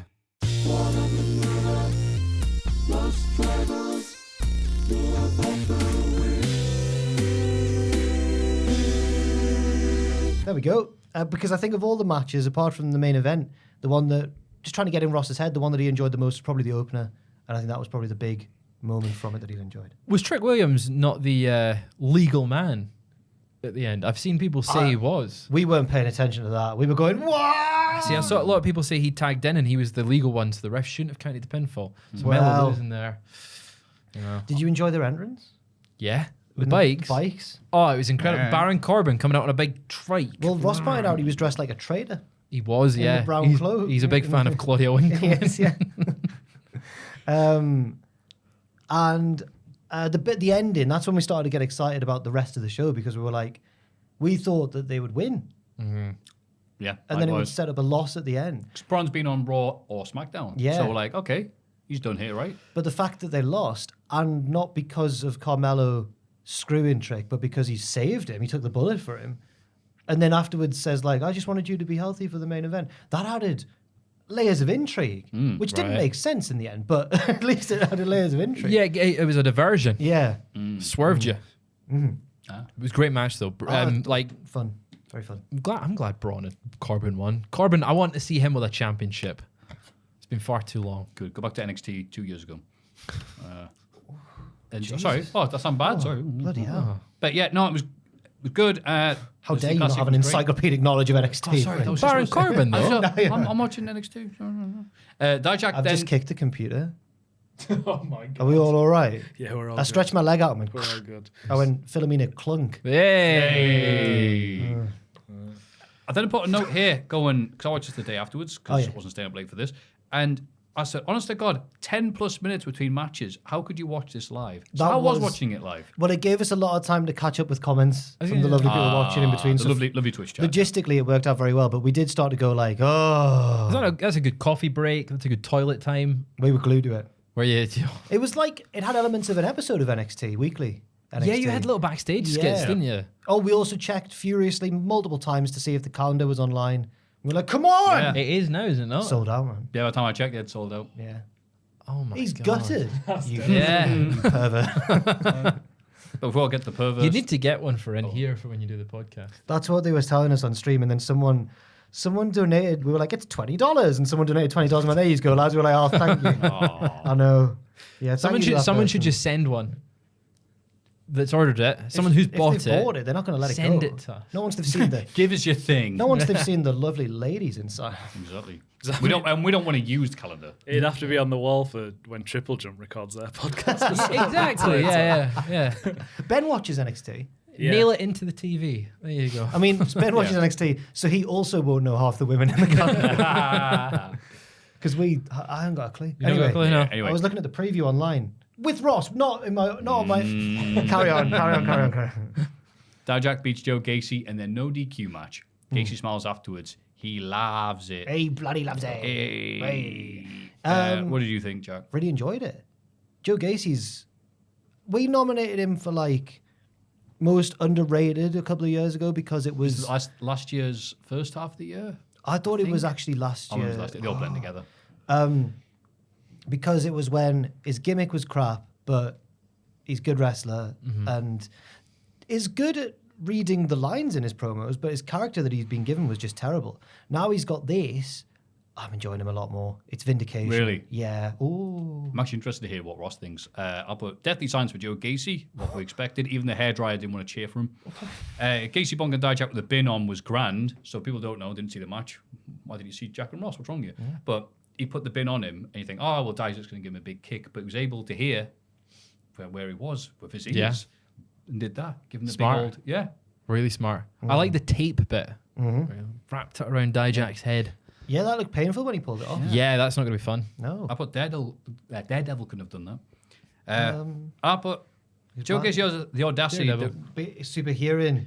Yeah, because Daredevil's blind. He's got super Yeah. hearing. So, yeah. And other senses. Echolocation. Yeah, It's like a bat, but a like a daredevil. dolphin. Oh yeah, that works as well. Yeah, Or a sorry. dolphin. Yeah. I thought bat's way more appropriate actually. Yeah, that's what they're This is going like for. that Paul London, Brian Danielson promo. Join the pod or the swarm. Join them both.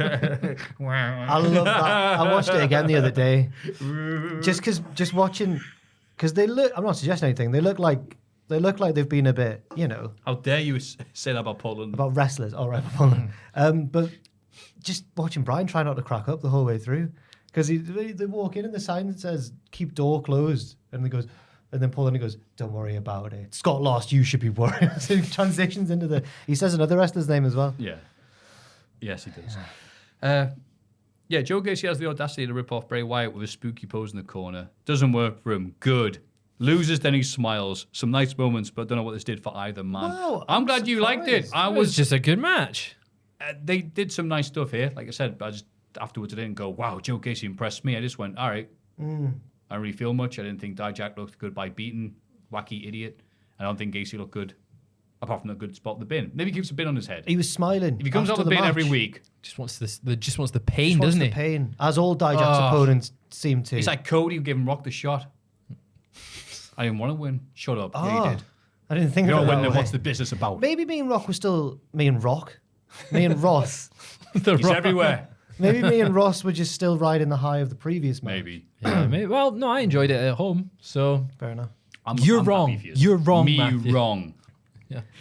Backstage, we see the ladies of Chase U calendar selling like hotcakes. I ran all these segments together. Well done. Later, we see Riley Osborne asking Thea Hale to be his Valentine. She accepts. Later still, Lexus King, the pervert, shows up to flirt with uncomfortable Hale. Osborne defends her and brawls Alexis until referees break it up. Yeah. Will you be my Valentine? Yep. Yeah. Just let them. Hey, why you be mad? Oh, God. Yeah. It's Now, like Pat Mustard from Father Ted. so the calendar's sold out, and in real life is sold out as well. Yeah. So Chase U is saved How has it on sold? TV and in real life. How is it sold out? There can't be that many people watching NXT. It's every podcast listener to this. Yeah, we read our comments. We think it's just us watching it, but Is then it- it sells out for real. Is it because there's women in it? Yes. Aye, right. Fair enough. Yeah. They have promoted it on TV quite a bit, haven't they? Rizzo's in it. Lizzo's in it? Rizzo. No, she's been cancelled. Yeah. Adriana Rizzo's in it. Doesn't make any sense. Stax pointed out last week, he was like, hey, I turned to June. I'm like, what's going on here? I can't really do I it. turned to Joel. Turned to June. Tell me a few seconds to figure out what you just Turned said. to August. Maybe that would be better. Yeah. They popped out of my skull, Tony. Because December. because he's annoyed that he looks at her like a sister and he's like, Yeah. oh, what? Oh. And You can't buy that. she was like, hey, so, but she didn't understand. She didn't really That doesn't make explain. any sense. She's not in the U. Stupid show. She's the I think they Maffew. should have They're the one who halfway owed the money through to. put 1 month where it's just Duke Hudson. Just like Yes. randomly 1 month. Yeah. Well, it's out now, so it could be January. That's a great prank if people have paid $20 for it and it's just all Duke Hudson. Duke Hudson. With a trophy. Just, hi there.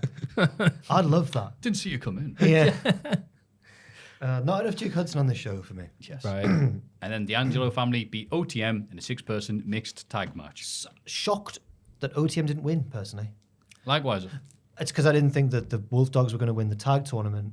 So I thought the heels would win. Win that, yeah. Because the champions are babyfaces despite being the mafia. Yeah, that's a bit odd, isn't it? Waste management. Yeah, waste management. Waste management versus the waste men.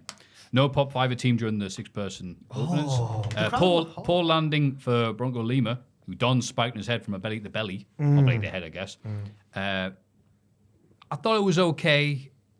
Again, I thought this could be an OTM showcase, and it was pretty evenly matched. Yeah. Which I don't think is for the best, because I seem to be the only person in this podcast that thinks the Angelo family have a weird style that doesn't really gel with many. What do you mean? What I just said. What have you expressed this before to me and Ross? Yeah. Have you? You So okay? they- You just put something in your lips. Yeah, lip balm. Oh, okay. Yeah, nice. But Is it wait, dry in here? yeah, a little bit. Yeah. Oh, okay, yeah. but wait, have you said this to me and Ross before? I feel like Yeah, I think Are we just too I think busy the Don has a weird. You're just on a wrestling style. high of NXT. I feel, you know what? I really don't like this because I'm giving my honest opinions. You But think you guys had a Tony lovely D- time watching this. I don't be the naysayer. You're ruining my experience of the podcast. you think Tony's got a weird style. Yeah, I thought he was just like a bit of a brawler who does a few suplexes. yeah. It's like Taz. It is weird because Not like he was one of the original NXT 2.04, He was one of the 4 pillars, yeah. and he is definitely the lowest on the totem pole who now. were the pillars? It's the Andre? Akira Tai. We've Grayson done this Waller. before. Waller, who Braun Breaker. Waller was one of the 4 pillars. Yeah, he was in that first War Games match. wasn't he? Gacy. That's right. Oh wait, Braun- not our 4 pillars. No, the actual NXT 4 right. pillars. Right. So Braun, Waller, Tony D. Giant Tony Barbar D, just doing Carmelo all the Hayes. roles is Carmelo coughing Hayes. right Carmelo now. Hayes. and he's definitely the lowest on the Yeah. of the Well, four. he's been tag team champion. That'll Yeah. bump him up a few places in the well, PWI well, 500. Yeah. Oh yeah, yeah. Well, Anyway, so what were some of the things you liked about it? No, this wasn't one of my favorite matches. was it? Oh, okay. After just defending them. silence. Yeah. No, I didn't think it No, was it's bad. I rubbish. didn't think it was bad, but I think it could have easily been a TV match. That's what I thought. It's Yeah. just a TV match. It was okay, yeah, sure, but there was one nice bit where the women went at it, and then it was like, okay, now it's over. I think this is where I started to feel tired, and Ross had carried on powering through, and I thought, but obviously by the end of the show, I was back on his level. It was a nice quick show though, 2.5 hours. It was, but that made the gaps in between feel all the more frustrating. say, I could have been home by So now. about an hour and a half of wrestling. God. Yeah. Connor James and Izzy Dame are having a business meeting. It is what it is. Connor talks about possible obstacles along the road to the Women's Championship. They decide the first target, Kalani Jordan. Unwise strategy. Why Kalani Jordan? She's nowhere near the title. Go for the champion. Yeah, you should go for the Yeah. champion. I didn't get this at all. I thought it was shoehorning a She's new a feud. possible obstacle. So is everyone in the locker room. Oh, yeah. It is what it is. Kill them all. Let God sort them out. Backstage, Trick asks Mello why he took the bullet for him in the Dusty Classic final, and Mello says just wants Williams to be in good shape for the main event. I don't know why they need to explain that, to be honest with you, but he knows Trick doesn't want him at ringside. Actually, Trick does want Mello there at ringside. This can only go well. Scenes on the stream. Yeah. We were like, no, Oedipus, that's your mum. And Trick goes, by the way, I can speak Japanese. In the middle of the title match between Roxanne Perez and Lyra Valkyria, Lola Vice cashes in a title shot. The match becomes a triple threat, which Lyra wins after help from Tatum Paxley. I like this. Yeah, me too, Yeah. me too. But this is one that me and Ross were like, we were ready for the banter of all the other matches, but this was maybe the one we were least excited for, just because we knew it would come after all the banter matches, and we thought, oh, this is going to be a 20-minute work rate match between two very sound wrestlers, but one that they haven't done a good job of like getting people behind. Yeah. And instead, it became so fun. So completely agree with what you just said. I was, really, really buzzing with it. Lola Vice, I mean, we've seen her in the breakout tournament and having tag matches and stuff, but I thought this was a really good showcase of her very unique striking. That spin kick she does is so fast. Right. Bloody hell. That's the best thing in the show by a fair distance. Crowd was getting Whoa. into the first Whoa. half. Hang on now. And then it only increased when Lola showed up and did her thing. And yeah, it was just, all right, just do the best of. Yeah. Just do your greatest hits, Lola. Yeah, And the it's good. crowd, every time she did anything. I think that NXT and AEW sometimes with women's title pay-per-view matches often fall into the trap of, like, especially when Hikaru Shida was in the middle of her reign and stuff.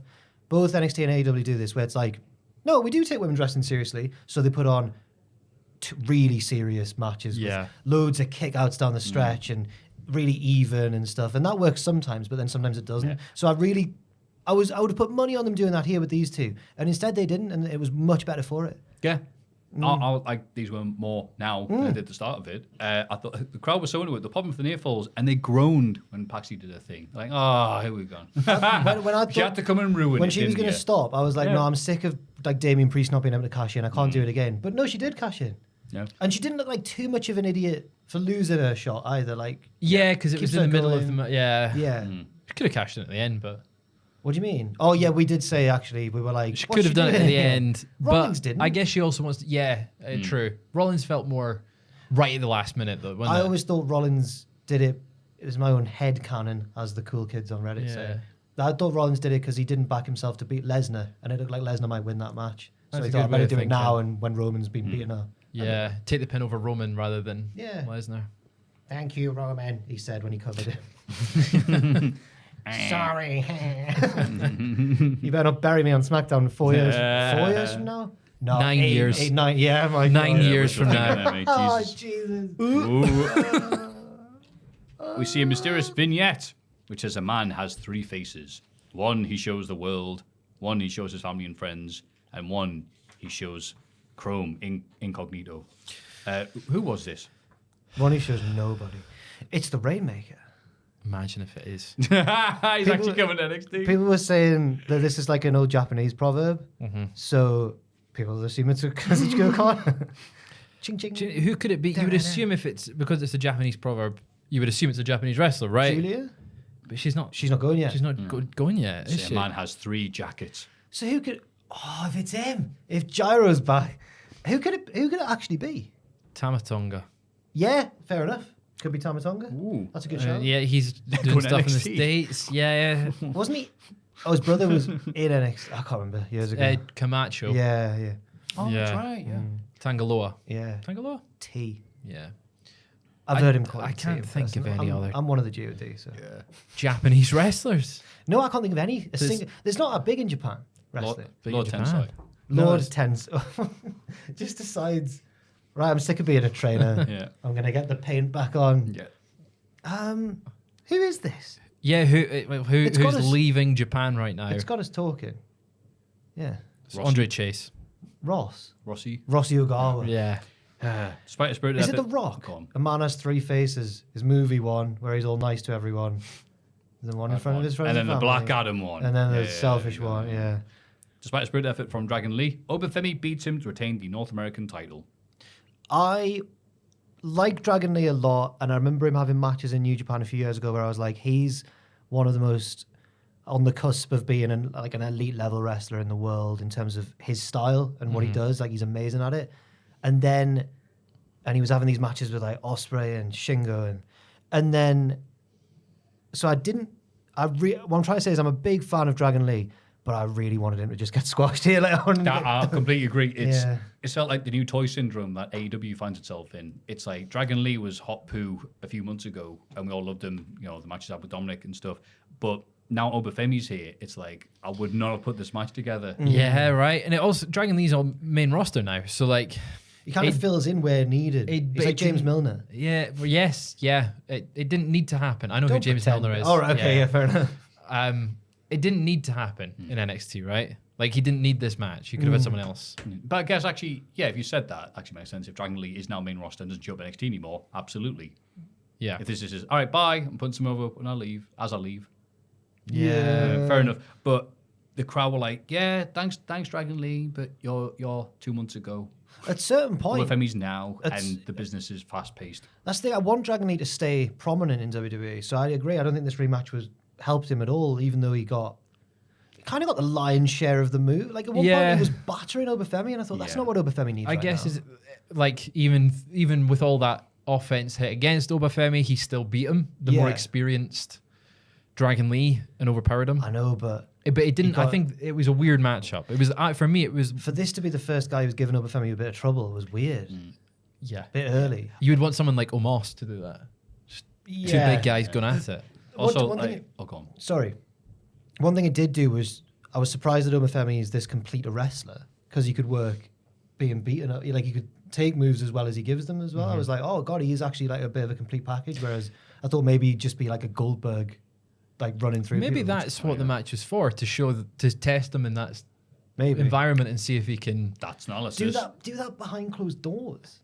Yeah, but then we've now gone. Oh, he was quite good at doing that part. Well, we're very intelligent. So we are. know- We've got Clearly, big brains. Aye. And I put, are we still supposed to be booing Femi? If so, he needs to start saying things like Irish curry sauce stinks Huh. or something, because the crowds are not buying him as a bad Oh, he said guy. some weird stuff about religion. That was Yeah, him for real anyway. Yeah. Hey, look, it's the notes. Backstage, Ava is pleased with how the show is going, and she's not on her phone seeing what people are saying about her.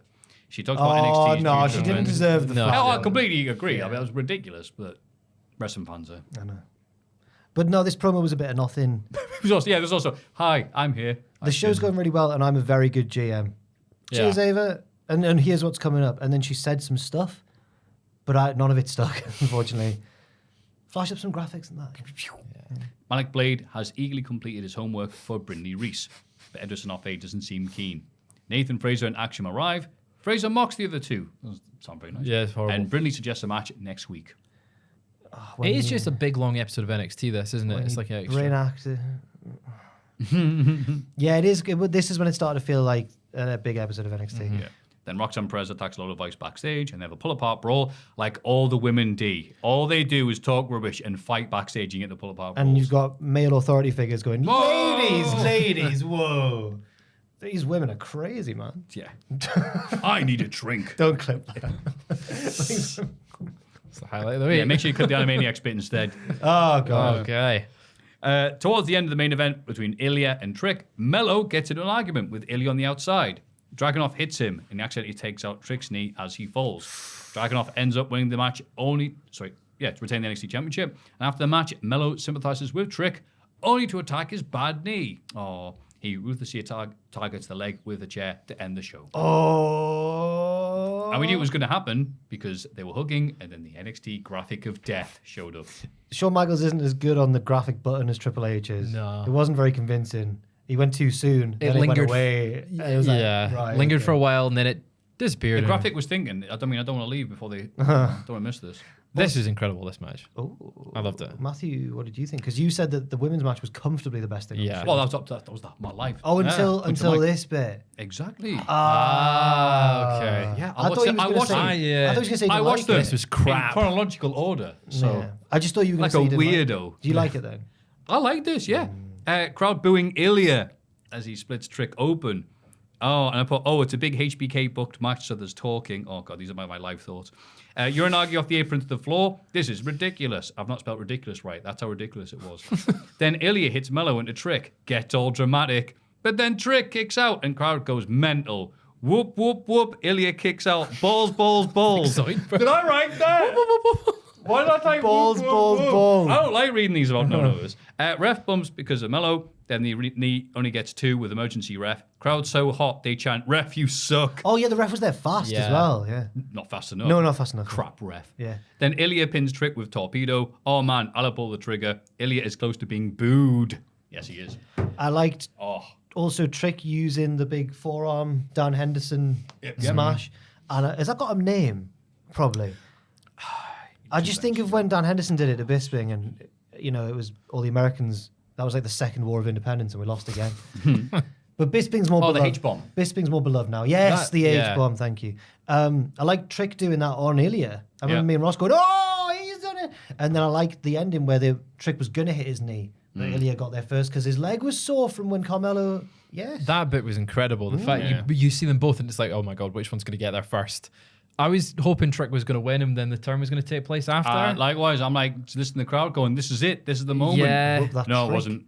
But he Balls. almost had him. Like if Yeah. Ilya was 1 second slower, half a second slower, Trick would be champ. But I don't mind it not happening yet, just because then Stand and Deliver can have presumably Mello versus Trick in like a Gargano champ. send off for both of them. No, like a really personal bitter feud match. Right. And then there's also going to be a big Ilya title match as well on the same show. Yeah, I true. think that's probably quite Him good. and Baron Corbin. Him and who's Ilya's next? Who could it be? Who could it be? Obafemi. Maybe it's a triple threat. Yeah, maybe it's a triple threat. I'd rather Or just maybe see The Rock. Oh, yeah. I'd rather course. just see Trick and Mello in a singles match Right. or a hardcore match or whatever. But But I'd want it for just the title. That's what I thought. It I was, don't think it needs likewise, to. man. doesn't need it for sure. But yeah, because I thought, like, 'cause I think Ilya, again, loud boos. Like, thank you, Ilya, you're over dramatic, whatever. I think this we is like all- Tricky Willie. I think this is all as well Ross engineered, because Ross Well, he doesn't was in like. he was in the crowd with the signs. No, just because every single person who watches NXT listens to this podcast. Sounds So like it, we yeah. actually have a lot more sway with what the crowd react like than we think. We sent our own plants there. And obviously, as we've noticed the past month or two, Ross has really not enjoyed, with reason, Ilya's promo style. And Right. mockingly says it's over dramatic and stuff and goes, oh, yeah. I don't know. He did that sort of stuff. Yeah. And I can totally see why. So that could lead to, and obviously Trick's far more to the point and funny and less dramatic and just funny and good. So I can see why. He But also did play up to being the heel in the match, though, quite a bit, I felt. Like, Especially the blood. yeah, like the blood, laughing at almost at the crowd reactions a wee bit, and mercilessly beating him with the H-bomb quite a few times. Oh, Like, yeah. I thought it was best match of the week. Oh, For of the me. week. Well, actually, maybe Yeah. not. Dynamite might have surpassed that. Oh, it was good this week. I'm trying to think. I think the first match on I Dynamite, quite which liked we'll get to, Tozawa and Maxine Dupree against the Viking. that was That incredible. was good, obviously. So, Yeah. yeah, you're right. Let's not short load just yet. Mm-hmm. Just think of cold thoughts. But yeah, so I thought overall it was a good show. Not at the usual standards. Stop it, Joel. The usual standards of the NXT heard that too. pay-per-views, but still good. Still better the than main the event. weekly TV is by a comfortable margin. It's like a different show. Yeah. If I only watched the pay-per-views, I'd be like, I've got to watch the weekly NXT. And then I'd be like, what the hell is this? Or if, Yeah, we're this not- did make me want to watch it. Well, or if we don't have the company of you and Ross, watch it the day afterwards to skip the crazy You should do long reactions bits in between. every single week for every TV show. like a walk yeah, used to do that. yeah. Well, we split them up between us, but Cultaholic Extra. God, it was we used to anyway. Oh God, I'm totally lost now. Oh yeah, me and Ross did ask towards the start of the stream when we were just filling time on the pre-show because they're just going. Just "Look at chat. this match, man." And we did the whole like, where are you watching from, and who? What do you think the best match is going to be? Who is and your all that daddy and stuff. what does he do? Yeah, and then we asked, how many of you watch NXT weekly and how many of you just catch up via the podcast? And it was a very even split. And I was like, wow, It's interesting. wow, there are people who just listen to our recaps. And thank you very much for doing so. Yeah. But that makes me feel the weight of responsibility. Yeah, you've made NXT popular. I feel like Homer, the Odyssey in Iliad, not Simpson. Like relaying these. I know we love very donuts. historic- no. You uncultured swines. You Philomena cunks. I think that's the best quiz show moment when he does that. It's like, what's Homer's favorite food? I love donuts. Who says that? Just You it's seen just the a contestant. Yeah, I've seen that, Yeah, but- a contestant on a quiz show. Yeah. When he realizes it's about Homer's Odyssey. Yeah, all the Iliad. Yeah. Depends. I've never read the Iliad, but we studied the Odyssey quite a lot at sixth Did form. you? Yeah. Oh, wow. It's a classic journey home story, you know. Yeah, Resourceful Odyssey home. Odysseus trying to get back to the rugged shores of Ithaca. Yeah. Yeah. That's right. Battling the Cyclops. It's quite Bret Hart-esque because he just keeps sleeping with other women. He meets a goddess on an island and stays there for like 7 years with his men. He's like, should probably get home to the missus now. You must go inside the maze and deal with the mighty Goldberg. But he can't work. Oh my God, Bret Hart is so Odysseus. We need to Same assign age. wrestlers to, who's Hector? That's not the Reese's Pieces for today. Bret's also kind of Hector. Like a grumpy older brother. Hector! That's Bruce, surely. No, I like Hector. He's a good lad. No, okay. Yeah, he got done dirty by Paris, his brother. Wait, is it Homer that he has to Hector? the crossbow? Is this a different Odyssey I'm thinking of? This is the Iliad, probably. Bollocks. We have to put the crossbow that no one else has. The mighty crossbow. Oh, maybe. You have to be really hench to do it. He fires the crossbow through the hole. Maybe. Because that would make him a sharpshooter. So great if he was. I'm going off topic. Monday Night Raw is Someone next. please give us a Reese's Pieces where we assign classic figures from the Iliad and the Odyssey to Russell. love it. Yeah. I was away for 1 week. What have you done? You want to reference that even Tom Campbell goes a bit old. Than Every the single Iliad. mailbag will be there. No, Tom would go, I'm more of a Gilgamesh type of guy. I wonder which one Ajax is. It's probably Obafemi, anyway. Seth Rollins opens the show to a crowd full of "We Want Cody" signs that were distributed to the crowd. Yes. He brings out Cody, who asks what we all want to talk about. The crowd chant, "Rocky sucks." Michael Cole wonders if it is 1996 again. Triple H. It was 97. Triple H wanted him to say that line. Yeah. I was going to say, it wasn't that loud. Let's not poo ourselves here. This wasn't Yes Mania when it was deafening and unavoidable. No. It was only a bit of the crowd. It was loud enough that you could hear it. You could hear it, but it wasn't the entire crowd. Just saying. That's why I'm thinking they're going to stick with Rock because it is the bloody Rock. I hate not knowing. I know. We don't know what's We don't know happening. yet. You guys know. We don't. Yeah. Seth asks Cody if he's going to face him at WrestleMania, but Drew interrupts before he can answer. Oh, here we go. Highlight of the week. Drew reveals a T-shirt version of the CM Punk meme he tweeted after Rumble. It's not the exact version, though. It's a slightly crappier done version, so I guess they can sell it. He wants Cody to challenge Roman so he and Seth can finish their own feud at WrestleMania. Seth wonders why Drew deserves a title shot because he's already beaten him. Drew fires back and goes, well, Cody's beaten Seth 3 times. Yeah. Drew changes tactic and puts over the work Seth has done with the title, telling him to ignore what Roman Reigns has to say. Seth doesn't rely on luck or interference to attain the belt, except when Drew was screwed up a couple of times. He tells Seth he's done an amazing job, but now it's time for Drew to take our. He headbutts Seth, but Cody fights him off. Drew laughs on the outside. Drew continues to be your favourite wrestler. He was just full of the banter in this segment. If you were a real workhorse, says Drew, they'd have shot you after the first injury. Yes. He's such a brat. If there's any... Sorry, it's such a homer. They need to bring back Broken Dreams now. This is the perfect time for him to have Why that is as his everyone entrance. so why didn't you go, obsessed with Because Broken it's Broken such a good Dreams, theme. I can give that theme to you, Cody. Yeah. Is it even that good? Exactly. Does everyone like Sorry it for doing that the bad much? accent. Is it even that good, bro? Oh, it is, yeah. What's the one I'm thinking of that's not that... Is No More Words not that good? That everyone wants... Everyone's like, Jeff Hardy should do Jeff No More Hardy's, you've Words. said that before about No More Words. Maybe I'm thinking of that and not Broken Broken Dreams is great. Yeah. What's yours now is Mine, and I What's his see current... Oh, yeah, it's broken better than dreams. just... Yeah, okay, yeah. Maybe I never got the hype with No More Words then, yeah. Yeah. No more Atkins was the same about that one. Yeah. Yeah. Hey, Slam, ding, ding, ding. I'm doing AJ's Ring of Honor theme, But they should get- Demigods. Oh, that's a good one. Yeah. It's a weird song. It's not as good as Evil Ways as TNA. He needs to bring that as well. But No. You are. I am. Thank you, Fraser. Time to fly. Yeah. Adrenaline rush. Anyway, crowd's like, yeah, we want Cody. Ron's just like, yeah, I want him too. And crowd's like, no, we want him to fight Roman, you dweeb. Shut up. So they did change. They were like, yeah, I want to fight him. Yeah. And the crowd like, no. That's don't change what we've got here. yeah. See, the So, crowd are booing. The crowd are booing, Matthew. They might change it. Yeah. They hope it. It's copium. That's what it is. Yeah.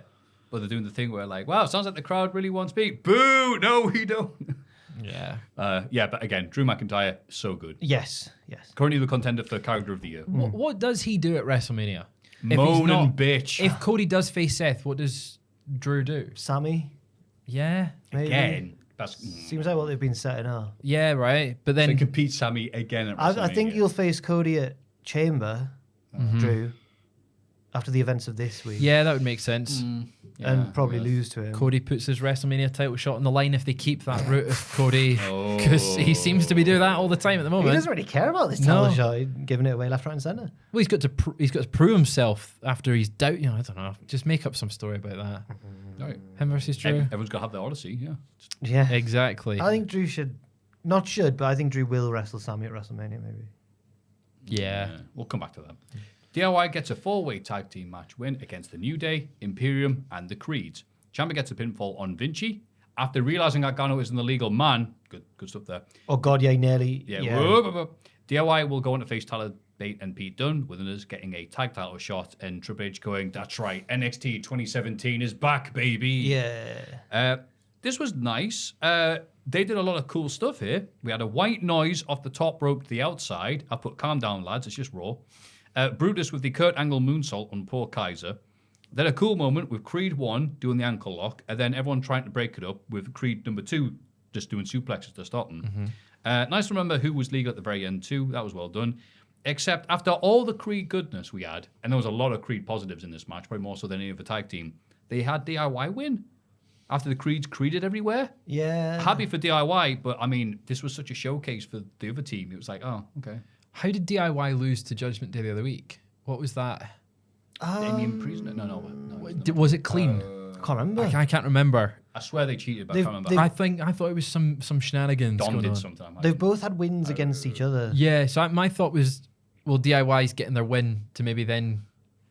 I agree, Awesome Truth for WrestleMania, but I think it's so that at WrestleMania you can have Judgment Day, DIY, the Creeds, and Awesome Truth in a four-team thing, and this is to keep, like that hot 4-way we had last year. Yeah, and this is to keep DIY strong in my mind. Oh, they get another challenge. They're screwed out again. I thought this was to keep the Creeds. Wait, did the Creeds take the pinfall? No, I thought this was to keep the Creeds strong. Who did Ciampa pin? 2 seconds. It can't have been one of the Creeds. They can't have Vinci. pinned. Vinci, Okay. yeah. Yes. I think The Malcolm in the middle. Because if the Creeds win, then they either go on to lose to Pete and Tyler, which they wouldn't do, or lose to Judgment Day, which they wouldn't do. Because I'm assuming they want Judgment Day to keep those belts up to WrestleMania at least. Yeah. So maybe it's best that the Creeds are like a little bit simmering because Slow cooking the Creeds. well they got quite Make some high Creed broth. and then lost, and then I don't want them to get another title shot so soon that they'll lose again. That's a good point as well. Yeah, Maybe. They haven't done money. Not established, are they? They should But they win the don't. belts at some point this year. though. Yeah. Hope they split the belts soon. Because if there's too many teams now across both shows that you could. There'll be even more if they split their belts. Because I want Pretty Deadly to get a run with the belts on SmackDown, and they're not going to get one just now, are they? Yeah. I'm surprised you like Yes, them. boys. Pretty Deadly are fantastic. A bit too English for you. No, they're brilliant. Okay, fair they're really good. They were lovely when we met them at Money in the Bank. You met them? Yeah, Money in the Bank. Yes. Ross got to interview them. Yes, of course. They were fantastic Yes, there. boys. Yes, boys. And then their entrance music's great. They do Twin Magic. Perfect. Yeah, fair. And one of our favourite teams. one of them's from Newcastle. Yeah, one's a Geordie. That's right. Well, I mean, in a way. No, they will be from Newcastle when they win. Because tag titles. Ross and which one is it? Kit Wilson. Kit Wilson's from up here. They were talking about Morpeth in their interview. They Kit just Wilson. start talking local stuff. Out of the two of them, maybe Kit Wilson does seem more like someone from Morpeth than Ross. Yeah. Morpeth's very Morpeth's nice. Yeah. Yeah. I'm jealous that Ross is from up there. Are Do you you? think how close the Christmas market is? That's the only thing anyone ever says about Morpeth. That is good thinking, like, yeah. I don't think he's from Morpeth itself. There's a lot of farms up that way, isn't it? Is he There's a lot of from- farmers, Morpeth. Yeah. Is he from where Raoul Thomas moated? Everyone always forgets to mention his middle The name. Thomas, you like adding the Thomas part. Yeah.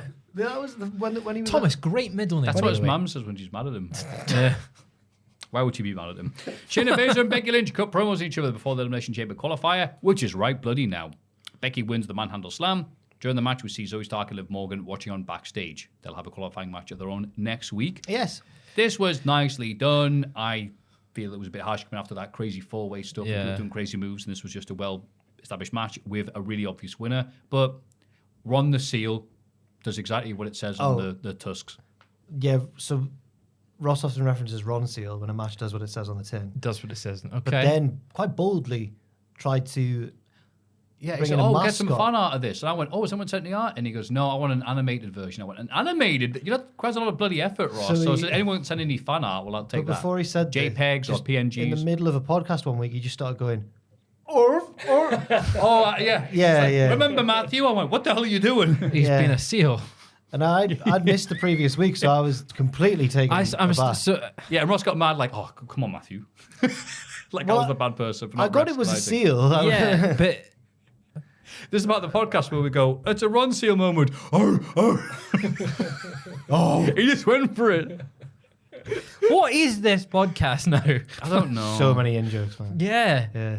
We need The a, Ron we need system- a, In Why is it jokes not the with a Ross selection seal? of wrestling, but only if there's time. we need a glossary. Yeah, please. Right. Yeah, keep me up to speed on that. This was Ron the Seal. Yeah, it was Which sounds like what, Fraser? Ross seal. And you got our Yay, you did it. It is exactly what it says on the my tin. God. Ross insisted that you do that if you take his place. Oh, right, yeah. Yeah, I got the email here. I can't show you it, but it is Testing. there. I feel like this happens like once a week, Joe. Like I knock my mic and I go, oh no. You were worried for a minute. Just blame Ron. It's fine. So yeah, any other thoughts, or if we just talk about Ron? Did what it said on the tin. Did what it said on the tin. This is Becky Lynch's first appearance in the chamber. Is it? I thought they were talking Surely bollocks. not. I went and checked. Never been in the chamber before. I can Wow. picture her in the chamber. It's going to win then. Yeah, oh, yeah. No. I can picture her in there. I think she'll win, but will she win at the WrestleMania? In the words of Alistair Black. The Yes. WrestleMania. You think she will? Yeah. I think Rhea will win. Rhea's going to get her big moment at Elimination Chamber. And then Becky gets... And then that's a year of Rhea having the belt. I would say so under Vince, but Triple H. He does loves like his these long- long heel runs. Yeah. And she's she kind does of look turning good with the face a belt. little. She's face now, isn't she? Rhea. She's Yeah. been facing I she think won she's- the belt. I Bit think like on the belt. a properly face I think now. she's just a functional face when she needs to be, but I think against 'Cause Nia- Becky they'll make her the heel. Yeah, okay, yeah, true. But the crowd will still cheer for her. Yeah. Of course. Of course. Of course, of course, course, of course. Naturellement. Liv is It's a interviewed. faulty talent. Anyway. I think so. Liv is interviewed backstage and she thinks Zoe is incredible, but nobody in the locker room understands the path she's on. What? Liv lost almost a year to injury, so next week she's going to take a first step towards getting revenge on Rhea Bloody Ripley. I brought me around by the end because I was like, what's she talking about here? Yeah, I had no idea. And then she went, I'm going to get revenge on Rhea. And I thought, brilliant. Yeah, fair enough. We see footage of Nakamura misting Cody backstage at a recent house show. Their feud will be settled tonight in a bull rope match. The feud was already It was done. feud was done. Months ago. Feud was over. Later on, we get a Nakamura vignette where he references the "We Want Cody" chants, but really, he wants Cody. Yeah, Ironic- sure, this isn't about you. Ironically, Nakamura is exactly the role that Cody was in the Okada-Omega feud. You know, in Okada and Omega, in their second match, they went like a time limit draw. Cody comes out and makes it all about himself and gets in Okada's face. And everyone's like, we don't want that. We want a rematch. And that was brilliant. What keeps coming up on my Twitter is when, Cody and Ibushi had the sexy off. They did. Yes. When Cody's just going, that's right. I'm hotter than your boyfriend. Yeah. They That was never- what the matches the feud was based on. I was Yeah. like, oh, wow. They never referenced it, did they? That they're both sexy men. That's all I got. It's like Cody's such an alpha male. He's going to shag Kenny's boyfriend. He's not even gay. He's just going to do gonna it. do Just it, to yeah. assert dominance. Which I'm like, wow. he- Okay, I'm in New Japan now. He crossroads him off the apron. That was pretty scary. That was good. That, is that And it not had the no match? effect on Ibushi because his head is hollow. Yeah. It's like hitting a glockenspiel. Was that not the match that everyone started joking he was 3-star Cody Rhodes? That might have been actually. Like, good. around Couldn't there. even get a 5-star match with Kota Ibushi I was in wa- the Tokyo Dome. I was actually going, I like this. people were I think it was great. People were really mocking him around this time. Like, he had the match with Omega in the New Japan America show. And Yeah, there's like a big superplex off a ladder, I think. But people were still like, oh, yeah, good. 3 stars. 3 stars. Cody Rhodes, 3 stars. He'll never get higher than that. He's not over. He's Right. done It's almost like all wrestling right. fans are horrible online. Yeah. And we're happy that you are. Thank you. I We thought are you were wrestling gonna- fans I thought you were online. gonna We ask are for horrible a too. break there. It seemed very Yeah. much like he was going Come to here, go. have a break. Happy to- Fuck you. Thank you. You've done Ron the Seal an impression of me. You're going good. Thank you. Thank you. You can stay. Got a future in this business, kid. In the GM's office, Adam Pearce finds Drew for continuously attacking injured wrestlers. He's interrupted by Rhea Ripley's theme music and gets word because she wasn't scheduled to be in the ring. He rushes off to deal with it, and Drew's like, well, I got that pretty easily. More authentic than when Angle ran off because Strowman had flipped a truck. Yeah. Oh, God, they cost $1 million. Yeah. Angle was not a good actor in those bits, was he? Oh, he was perfect for He them. was his heart wasn't in it. And who could blame him? Yeah. Being retired by Baron Corbin. That's a great match. Great moment. Baron Corbin deserves that accolade. Yeah. And he gets to brag about it forever. Yep. Forever, ever? Yeah. Ever Ever. never feels too long before you're grown and notice that the day about it. Yeah. Yeah. Rhea calls out Nia Jax, but Pearce rushes out to stop her. He books Ripley versus Nia in a title match at Elimination Chamber. Nia comes out to brawl with Rhea, inadvertently knocking Pearce off the apron on his rear in the process. Security arrives to break it up, but Nia fights them off, both close and near, before hitting the annihilator. I try to make that It sounds on like Ripley. you're doing the verse from Miss Jackson after that. Cheating, beating, and so they must be the same thing. Yeah. What do you think of that bit? Not the match, it's Maffew trying to pop himself. Nia's Nia's getting the better of Rhea Ripley left, right, and centre, but that's just the way it should be before Rhea wins in Australia. She's going to slam her. Power slam. Yeah. In the middle of the ring in front Riptide. of... Yes. In front of Ripley Maniacs. It's going to be monstrous They're for called her. Australians. I'd be very surprised if she didn't main event. With the chamber main... No, She should main event. chamber. But her versus Nia does not scream main event match for a stadium show. No, but the response would be huge. But for though. It Rhea should be. Ripley, It should be, yeah. I put Nia again on a really good run and booked well. She's the Mark Henry of her generation. She is. Yeah. She That- got there in the end. Yeah, they already got give criticisms to her, but no, she's been really good. Oh, when she comes out the Raw after Elimination Chamber in a pink suit. No, don't retire. Right. Shouldn't just turn face. We retire a month before WrestleMania. Michael Cole plugs the WrestleMania press conference, which will have happened by the time this episode goes out. Hope it was fun. We're scared. But before the three of us actually seen it ourselves, you thought that was scary. Ivar and Valhalla beat Akira Tozawa and Maxine Dupree in a mixed tag match. I'll say it was mixed. What say you, Jack? I feel bad for Maxine because every week we go, oh dear. But let her train more off camera. Yeah, why is she on TV? Keep her a manager. Well, she can be manager and stuff and have a little spot here or there. But clearly she isn't ready yet. And that's not her fault. But why have they shoved her in before she was ready? Right, they put she in the Rumble. Yeah. She was cack. And he went, all right, good enough. Yeah. I did see a tweet. Someone was like, "Look, all this criticism of Maxine. She's just a great throwback wrestler, a throwback to the Divas era." And it was like, oh. But it's a shame.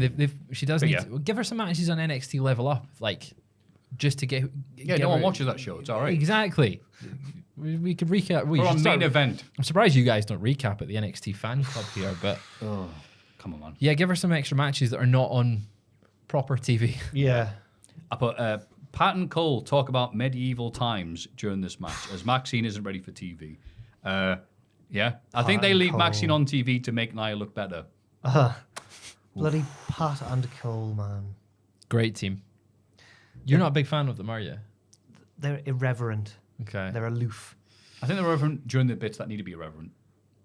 Yeah. Cole can bring Pat in. Yeah, he tries. He tries his best. But, I mean, why bring Pat in for this? Pat's like a greyhound on the beach. Yeah. Like, you just, come on. That's it. Yeah. He's so excited though, Yeah, and it he makes you more excited to watch it. For me, anyway. Yeah. He was excited in what I think is the next segment.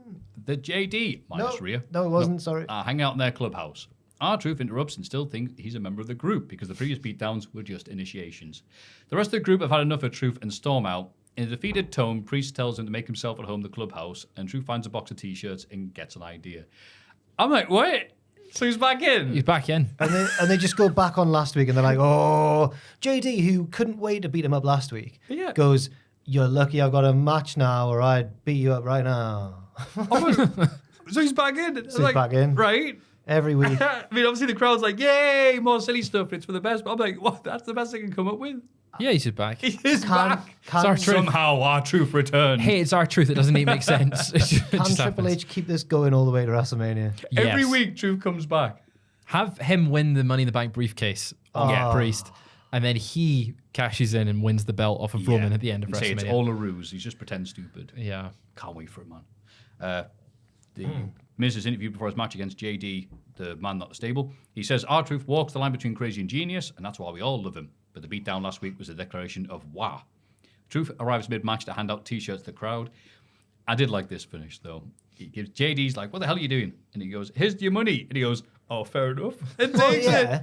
Like, you dummy, idiot, stupid person. No, it's money. Yeah. Yeah, but that's it. He's just like, oh, there's money. I don't like you. And I am wrestling, but big pile of money. But he goes to put it in his trunks and carry on. Yeah. It just takes a bit too long. And then Miz hits the Skull Christian finale and gets the win. Count the funds. Yeah. Yeah. I'm glad that he managed to throw them in the air as he took the move. Like I tried to do when I had the roses and got speared, but it didn't go quite as well. Oh, Shane McMahon with the beer. Yeah. Week Rocky sucks chant for a week match. Some of these crowds really like Miz. We see on the road. St. Louis is not one of those cities, and it's what no city on earth cares about JD.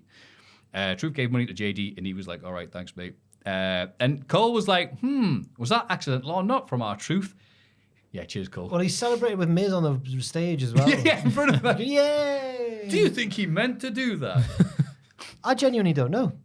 It's our really? truth. Why, Yeah, why- and he doesn't need to make sense, does he? Miz I couldn't work out if Miz's smugness afterwards was the plan paid off or just he's mad at him. Yeah. I don't I know. think it was that, Again, my yeah. personal booking is that truth will just be like, he'll take the mask off one time and be like, yeah, I know what's happening. Put it back on. Back to being That would be good. That Yeah. would be good. He's a puppet To master. what end? Yeah. To get the tag team titles. Just gets everything from JD. Yeah. Splits them up, gets the money in the bank. He gets Rhea Ripley. Yeah, maybe finishing the story isn't about winning the titles. Maybe it's about taking everything from them, Yeah. as we all know. Yeah. Then But not at Then he WrestleMania. brings back. It's like Breaking Brad. Mick Breaking Foley and Brad, The bloody Rock hell. take the belts instead. I was gonna say brings back Harley Race. I was gonna say because he's a former NWA champion. So I was like, who could he? Yeah. It doesn't matter. He brings Harley Race back from the dead. I was gonna say he's dead, isn't he? He's really Yeah. dead. Not for that long though. When did? It doesn't matter. He's still dead. Yeah, wait. Jack has said, no, wait, when did he die? Wait, how long ago was it? Hang on. Yeah, some necromancy coming up in here. 2019. He died in 2019. Okay. It's not that long ago. I should have known he was dead. The Cowie girls might be known for bringing the party, but tonight they're bringing the fighty. Once they get their hands on Asuka and Kairi saying the party's over. I just wrote fight. Yeah. Yeah, little party themed promo about party based lines of promo dialogue. Well, I don't know what else to say. There's nothing else to say, is there? It's just them. It's never Ron the Seal moment, but we've already had one of them, so we'll not do it again. Kaiser and Vinci tell Adam Pearce to make sure everything is perfect for Gunther's celebration later on. They're interrupted by the arrival of Bron Breakker, who's here to discuss contract terms with Pearce. Yes. Yeah. Where do you think he'll sign? On the dotted line. Which brand for? Oh, SmackDown. Raw. I mean, what do you think? Break up. We've got a tie here. Where do you think he's going? I mean, I can't even say NXT to be funny. Raw Yeah, or Smack- given the fact they need more stuff for the top end of Raw, I'll say Raw. I'm just saying Raw because I don't think they'd want him on the same brand as Roman for a bit. Because his spear is more destructive. Yeah. He even says it on his t-shirt, best spear in the business. I'd like to see him versus Gunther. I'd Because like to see, he was the last yeah. person to pin Gunther. Was right. he? Yeah. So like maybe he's When? the guy. And last Gunther's NXT last match. appearance for Gunther. Yeah.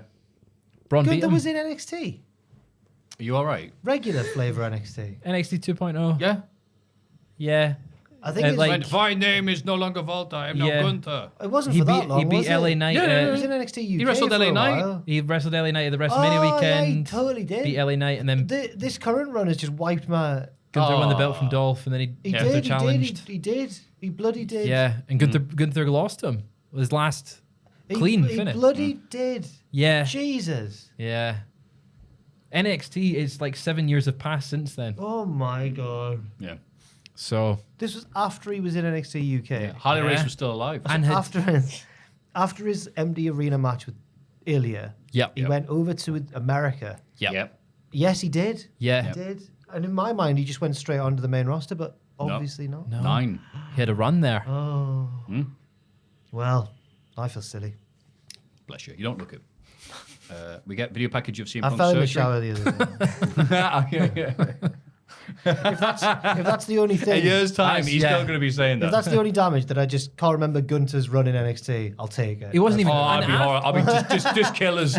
Was it not after that match where he was like, "I'm not Walter, I'm That's it. Gunther"? Yeah. Oh no, that was after another match. And we all But went- It was his He last beat someone loss. else. You know, I can't when remember who it was. Gunter. And it was silly because the way he did it, but it's been all right. been all right. Aye. Talks about the mental aspect being the hardest part of recovery, but his comeback will be the greatest of all time. I swear we've had that a bunch of times with CM Punk already, but The mental bit's the hardest bit. It's just sad that he gets injured all the when I time. come back now. again, it'll be all right. I just. Oh, that's what we said last week on the podcast. We kept on saying, I didn't get any feedback from it, so I'll just say it again. Ross was saying, was it Bixton's band who was, maybe I brought it up. It was me. Oh, was it you? Yeah, it said like, Bixton's band said like, do you think it would be funny if CM Punk was on roids? I'd seen. changed his mind about I'd it? seen. Yeah, there's a bunch of I'd people saying seen it. people saying, "Why has Bix said that about Punk?" Yeah, that was it. So I went to find Bix's Twitter, but it's private. Yeah. So I thought, I'm never gonna know. So I And then thought I'd say it on the podcast, so I'm probably I blocked found now. it, and he said something like, "Yeah, ironically, if Punk was on steroids, he'd probably be more robust or something like that." And I was like, "Why would you?" So I think he started with like, do you think Punk's mindset to steroids has changed with how many injuries he's had been? Why it would would, you and then he referred to his injuries in AEW and went, it would explain his backstage temper. Yeah, that was it. That was it. Explained, just inexplicably full of roid rage. Yeah. Like, I love it. That's like when Meltzer tries to make a joke. yeah. Yeah. I love it. I hope this is like the new theory that I'm goes. scared though, as we all are, of laughing at Bix because he's vengeful man. Yeah. I'm not laughing at him. And he'd be like, in You should be primary ashamed, Joe. primary school, you copied your mate's homework, and I'll be like, oh. It was a very funny tweet. I said allegedly. If he was joking, it's a very funny tweet, but also just Seems quite mean. Because the idea of it's funny. yeah, but also it's like it seems just like a stupid thing to tweet about the most straight edge man in wrestling. Right? Yeah, maybe. Drink free, cigarette free, steroids sometimes. So occasionally, yeah. As a treat. Anyway, Yeah. so this is purely speculation. Imperium brings out Gunther for the celebration of his 600-day reign as champ. But he doesn't want to celebrate any more landmarks in the future because they're all inevitable. He is the current greatest IC champion of all time, and there are no more worthy challenges left. And Alexander wept, I guess. Oh, but what's this? Jey Uso interrupts and Gunther asks if he's disrespecting him. Jey acknowledges that Gunther is a great champ. Gunther says the same about Jey's tag team history, ... But you only have to put 50% of the work in there. Thought that was good. Jey asks the crowd if they want to see him become the next IC champion. They all go, Yeet. thank you. Gunther says that's a mistake. And Jey will end up wishing for the good old days when nobody could tell him apart from his brother. Oh, no, yeet. Gunther shoulders Jey, who tackles him, but gets beaten down by Imperium. The New Day make the save and stand tall with Jey. Hell yeah. The new Jay. That's what they were called. Oh. Wasn't that a backstage segment? I don't want Jey to beat Gunther. Do you not? No. Why not? I don't know. I wanted it to be someone like... Well, I still wanted it to be Gable, basically. I think that's Gable, what- yeah. But I know that Jey needs something because they call him main event Jey Uso, and he was the big sign-in for Raw and everything, and then he hasn't. He's kind of fallen behind Drew and Cody Yeah. and Punk and all them. So yeah, maybe he probably will beat him, I guess. I feel like he would. It wouldn't be like a outfield pick. Like it would make sense that he could beat Gunther. Would it be at WrestleMania though? Because that feels like it's a ready-made area for Jey and Jimmy. Oh, just me, Oos. Yeah, maybe. Yeah. But for the IC title would be I was strange. going to say, yeah, change of IC title. I also like them saying, it only took you 15 years to get some guts. Like, Yeah. I think it did. Oh, to step out from the shadow of his family. Yes. Yeah. I thought Jey killed it here. Yeah, so Jey was very good. I'm up for him beating him. Fair enough. Yeah. I'm shocked because I thought you would just want no one ever to beat Gunther. No, I'm not Triple H. I see. because then you can get Gunther in the world title scene. I've Exactly. literally just, I was going to say it before and I've just remembered it there.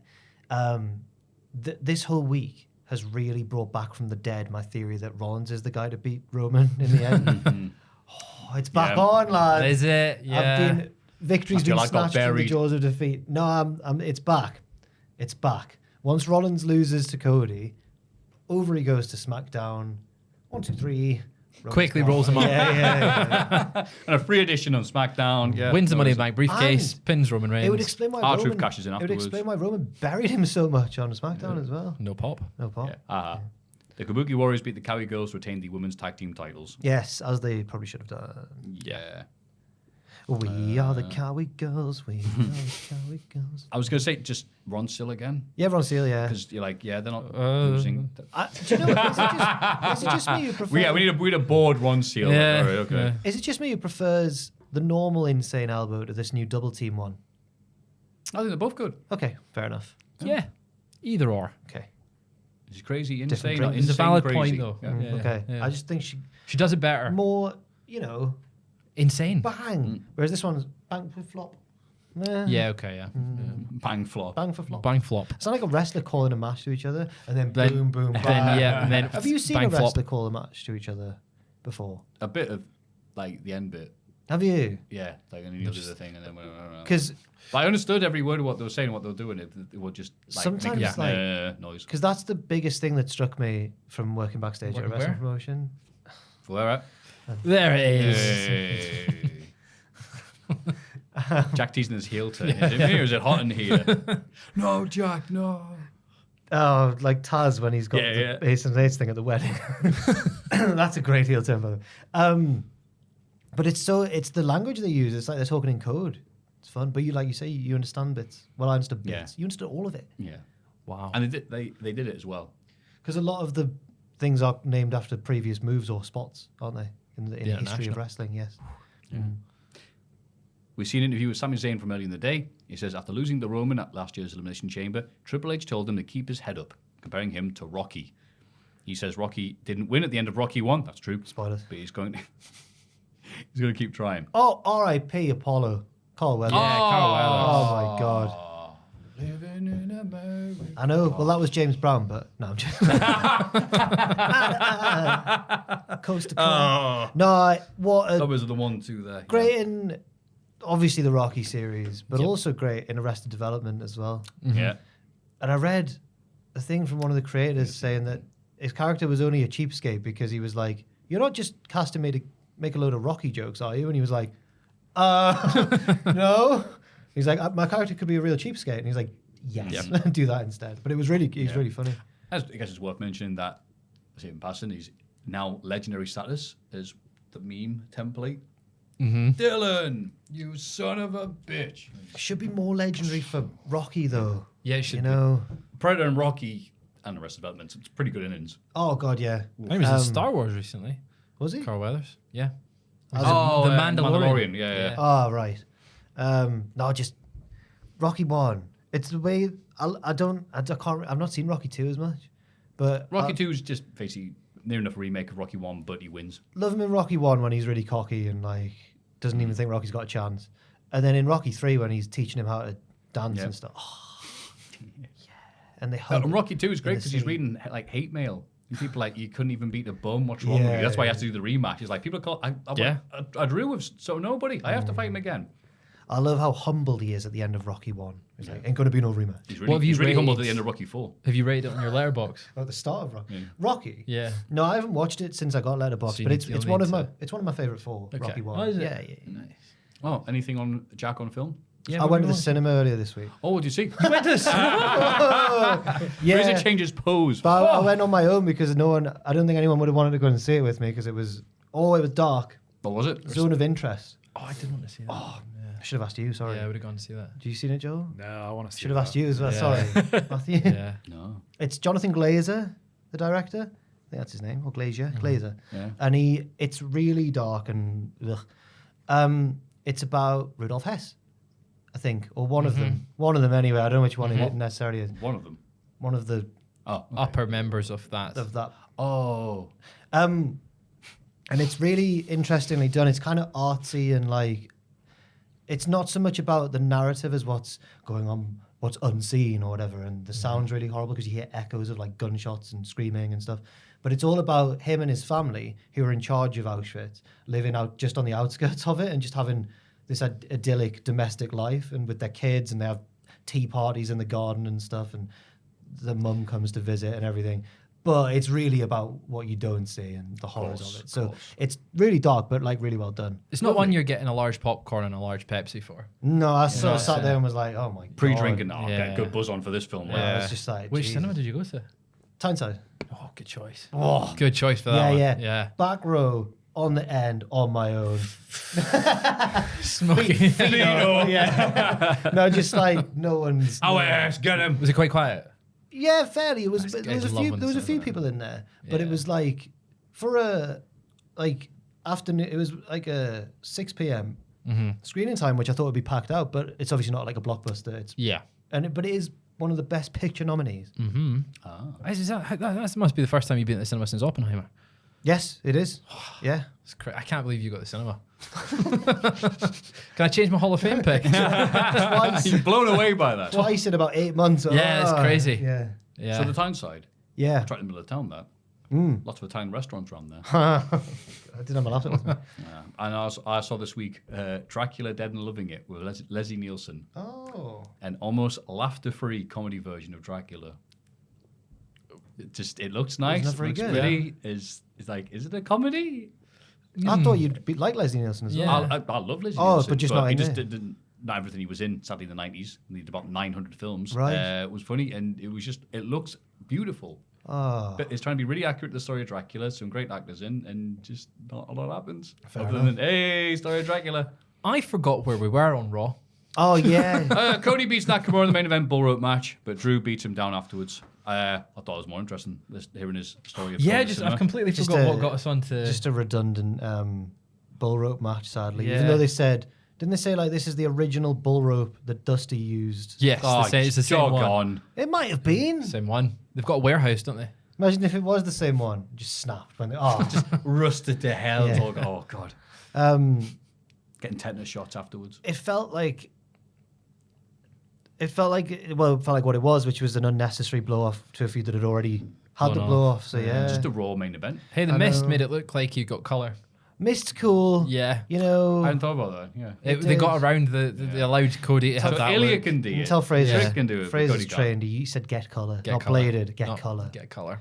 HG Drake once told me he was trying to trick me, and I didn't fall for it, but I nearly did. He was like, actually, the thing that we say these days is sliced. Oh, yeah, we sliced. I was like, no, you what? And he went, He's a kidder. he went, I'm just joking. I was like, Yeah. If his lips are moving, assume he's talking bollocks. what a heel. I didn't go over to any of the wrestlers and be like, you're going to slice it up in this That's match, what he bro?" wanted. Yeah. No. Hey, guys. Getting slicey tonight. I was like, no. Slicey, dicey, nicey, right? That's how they say it. Yeah. The reason that wrestling terms exist is to hide what they mean. Yeah. Slice does not hide what it means. Was Drake like, go on, tell that big lad over there, you're going to slice him. Go over to Bubba Ray Dudley. Hey, I've got the stuff for slicing tonight. Oh, God. Well, we're going to go Getting have a chipped. break. That's it. NXT.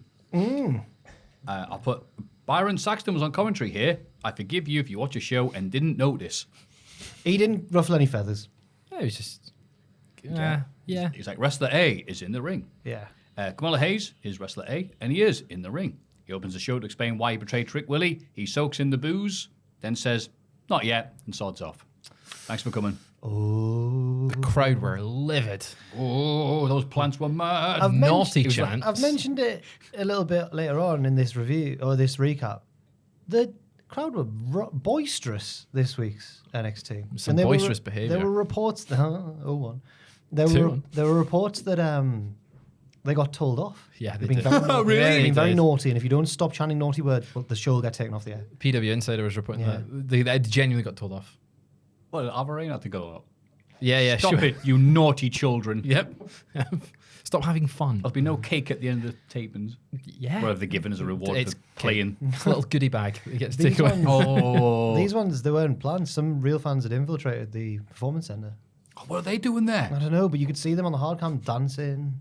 Having a good time? Yeah, the At wrestling. NXT. Oh, shut. Some people are just there to get paid you to be need told to- what to do. There's no Yeah. need for people to come in and have a Yeah. good time. You need to concentrate on Sean's excellent stories. That's what you're there for. That's why Kamala Hayes. The crowd being too boisterous. I That was a can't shoot. tell if you guys like NXT or not. I can't tell if I what- like we get that a NXT lot. or not. What do you do? What do you?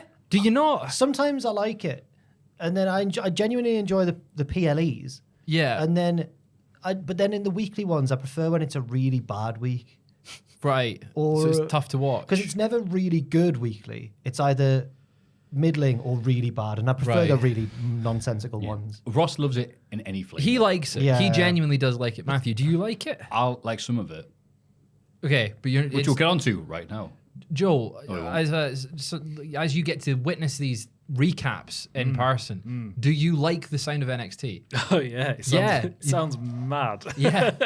From someone who doesn't watch it anymore, yeah, it sounds insane. Yeah, people seem to But like enjoy hearing about it than watching it, which Yeah. is all right. the bad funny bits. That's what. Yeah, It's like- Oh yeah, it's like It's- Jack then, right? Right. It's better to hear about than watch. Yeah. This is one that you didn't quite catch up on this Yeah, I week. 'cause didn't- it was very yeah. last minute. Don't worry, Well, I've don't seen worry. bits of it. Well, you can sit back and enjoy. Thank you, As we yeah. ask your opinion of all the mad. It wasn't that mad a week. It was not that mad. No, it wasn't that mad. I like the bits I saw. Oh, fair enough. The Wolf Dogs arrive with the Dusty Classic trophy. Corbin still isn't happy with the tag team name, but he's pleased his name is listed first on the trophy. Tee-hee. He laughs at Braun's rope botch from Vengeance Day, but crowd don't react at all, apart from chanting, he's still handsome.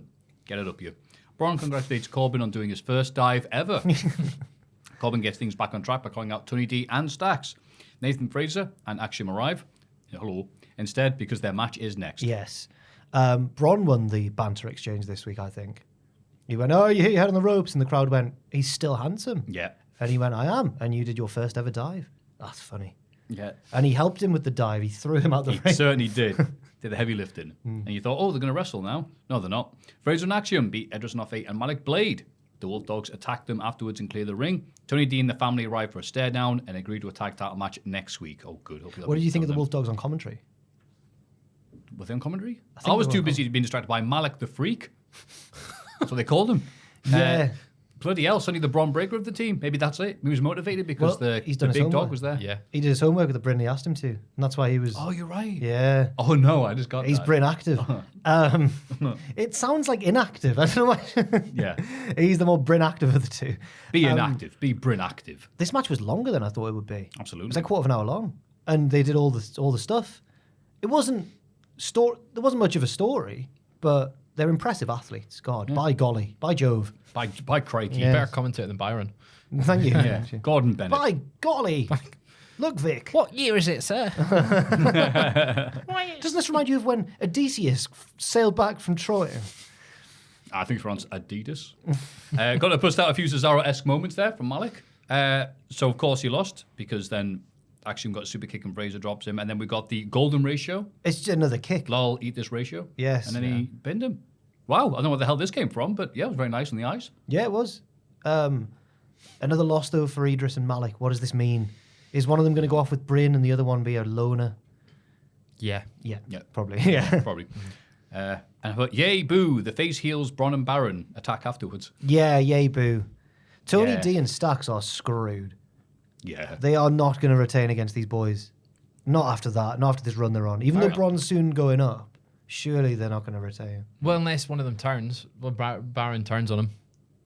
Like, is he a heel? But they're actually best friends. They're best mates. They aren't are. Is Tony D in the family? Are they heels? No, they haven't been heels for a long time. The baby faces that kill people. Yeah, so like, They're in waste management. who's the fans going to cheer for? The fans Wolf will, Dogs? it'll be like a Rhea Yeah. Becky situation where they should cheer for the family, but they will cheer for the They're Wolves. going to chant for Sons of Anarchy or The Sopranos. Yeah. Yeah. Well, I've not seen either, but by all accounts, The Sopranos is better than Sons of Anarchy. I haven't seen Sons of Anarchy, so yes. Rancid, Kelly Clancid, tries to interview Ilya Dragunov in the car park, but he says he's here to get some answers.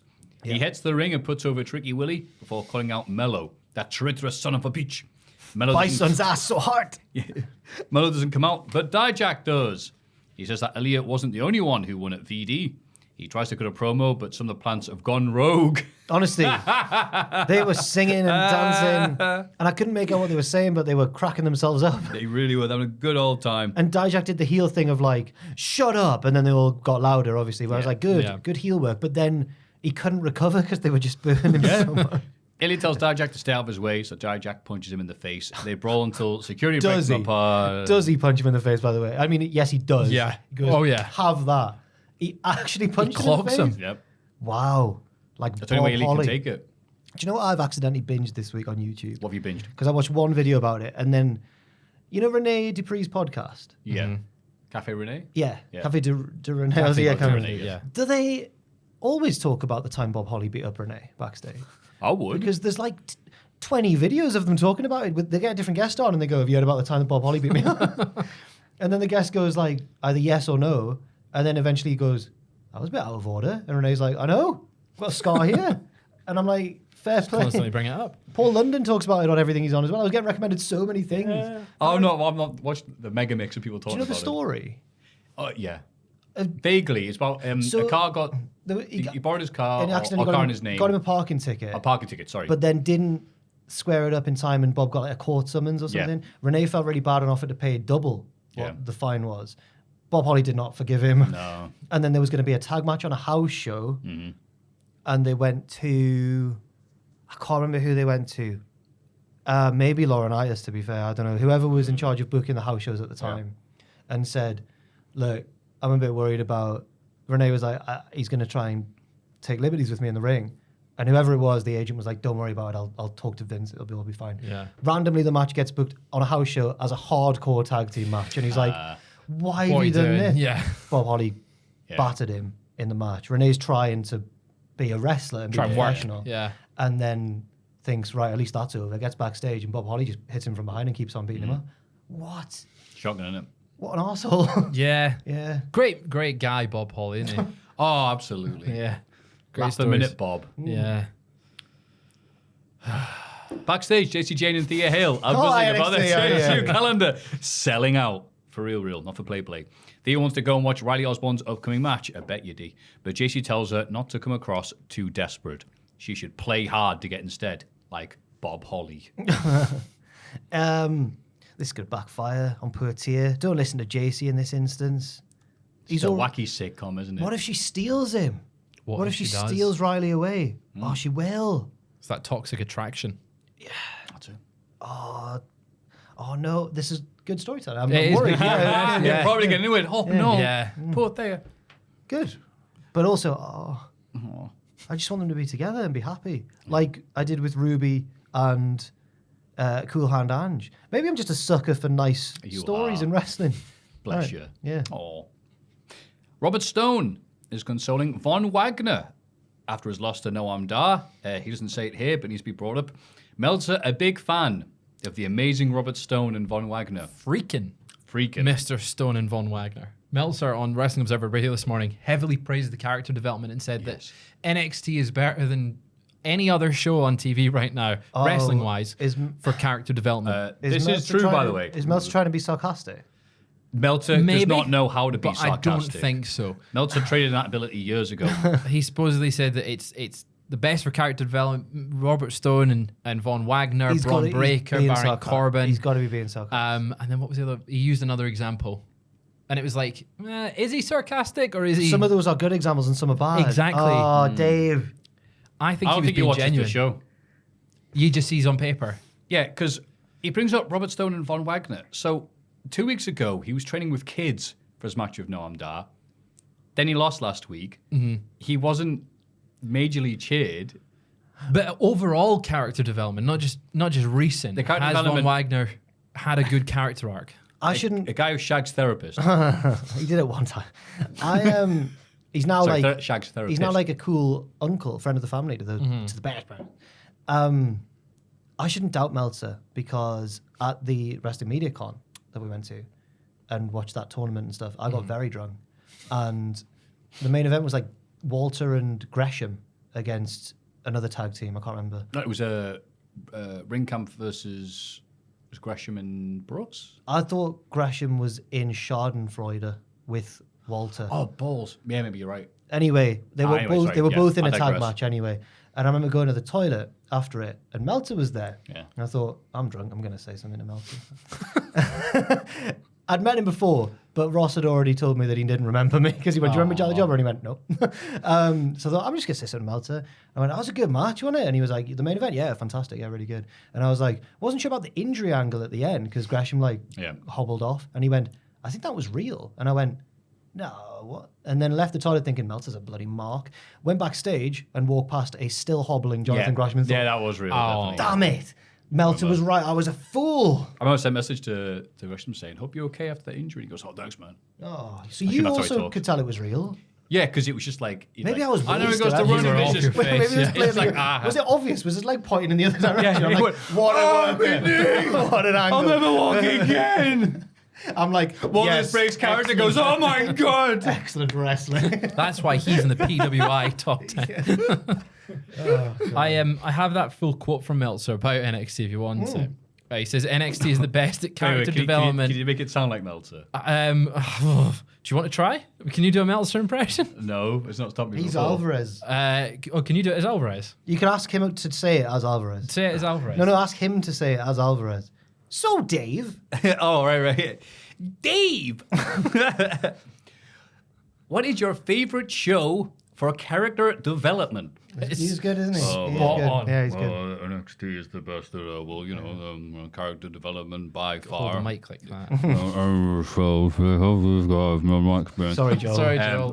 Sorry, The headphones in. And they put them on these characters. Some of them don't work, but when Is it he- comes to freaking Mr. Stone, it says here, and Von Wagner, Braun Breaker, and Baron Corbin, Thea Hale for sure. They do some great character. That sounds His like he's dog being- must have sent him that. That sounds like he's being genuine. I think he's being genuine. He says they're the best character development. Not. Lol, That's JK. the Joe. He's like Raina Wolfcastle. Yeah. Up and Oh, that sounds great, Meltzer. It's not a comedy. Oh my god, he is Raina Wolfcastle. Up and at them. So I'm glad, Cal Meltzer is a fan. That's enough for Yeah, some he loves people. it. That's enough for some people to hate NXT. You should get now. him on this podcast for the NXT part. we don't just have Meltzer on Can we tap. have Meltzer's dog, Why not? You could just get a bit melts. which is cheaper. No, I don't think we can get Melts. No, I think we Fly could. him out for a podcast. No, he zooms in. Oh. Yeah, for sure zooms in. Do you imagine you be like, how are you doing, Dave? And he goes, moderate. Yeah. Just that. Just mumbles. What were we talking about? NXT. They agree that Aye. Robert Stone is cancelling Von Wagner, Meltzer's favourite. They agreed that the way the metaphor taunted Stone's kids was wrong. Stone somehow can't remember Von's nickname for the kids, so he reminds him. What Right is on it you cue. call the kids again last week? Right on cue, the Bash brothers pop out from behind the sofa they're on. Von and the children convince Stone to compete in a tag match against Aaron Mensah. Tag team. Okay. Just this one time, guys. He reluctantly agrees, but just this once. It's another one of those classic NXT scrapes.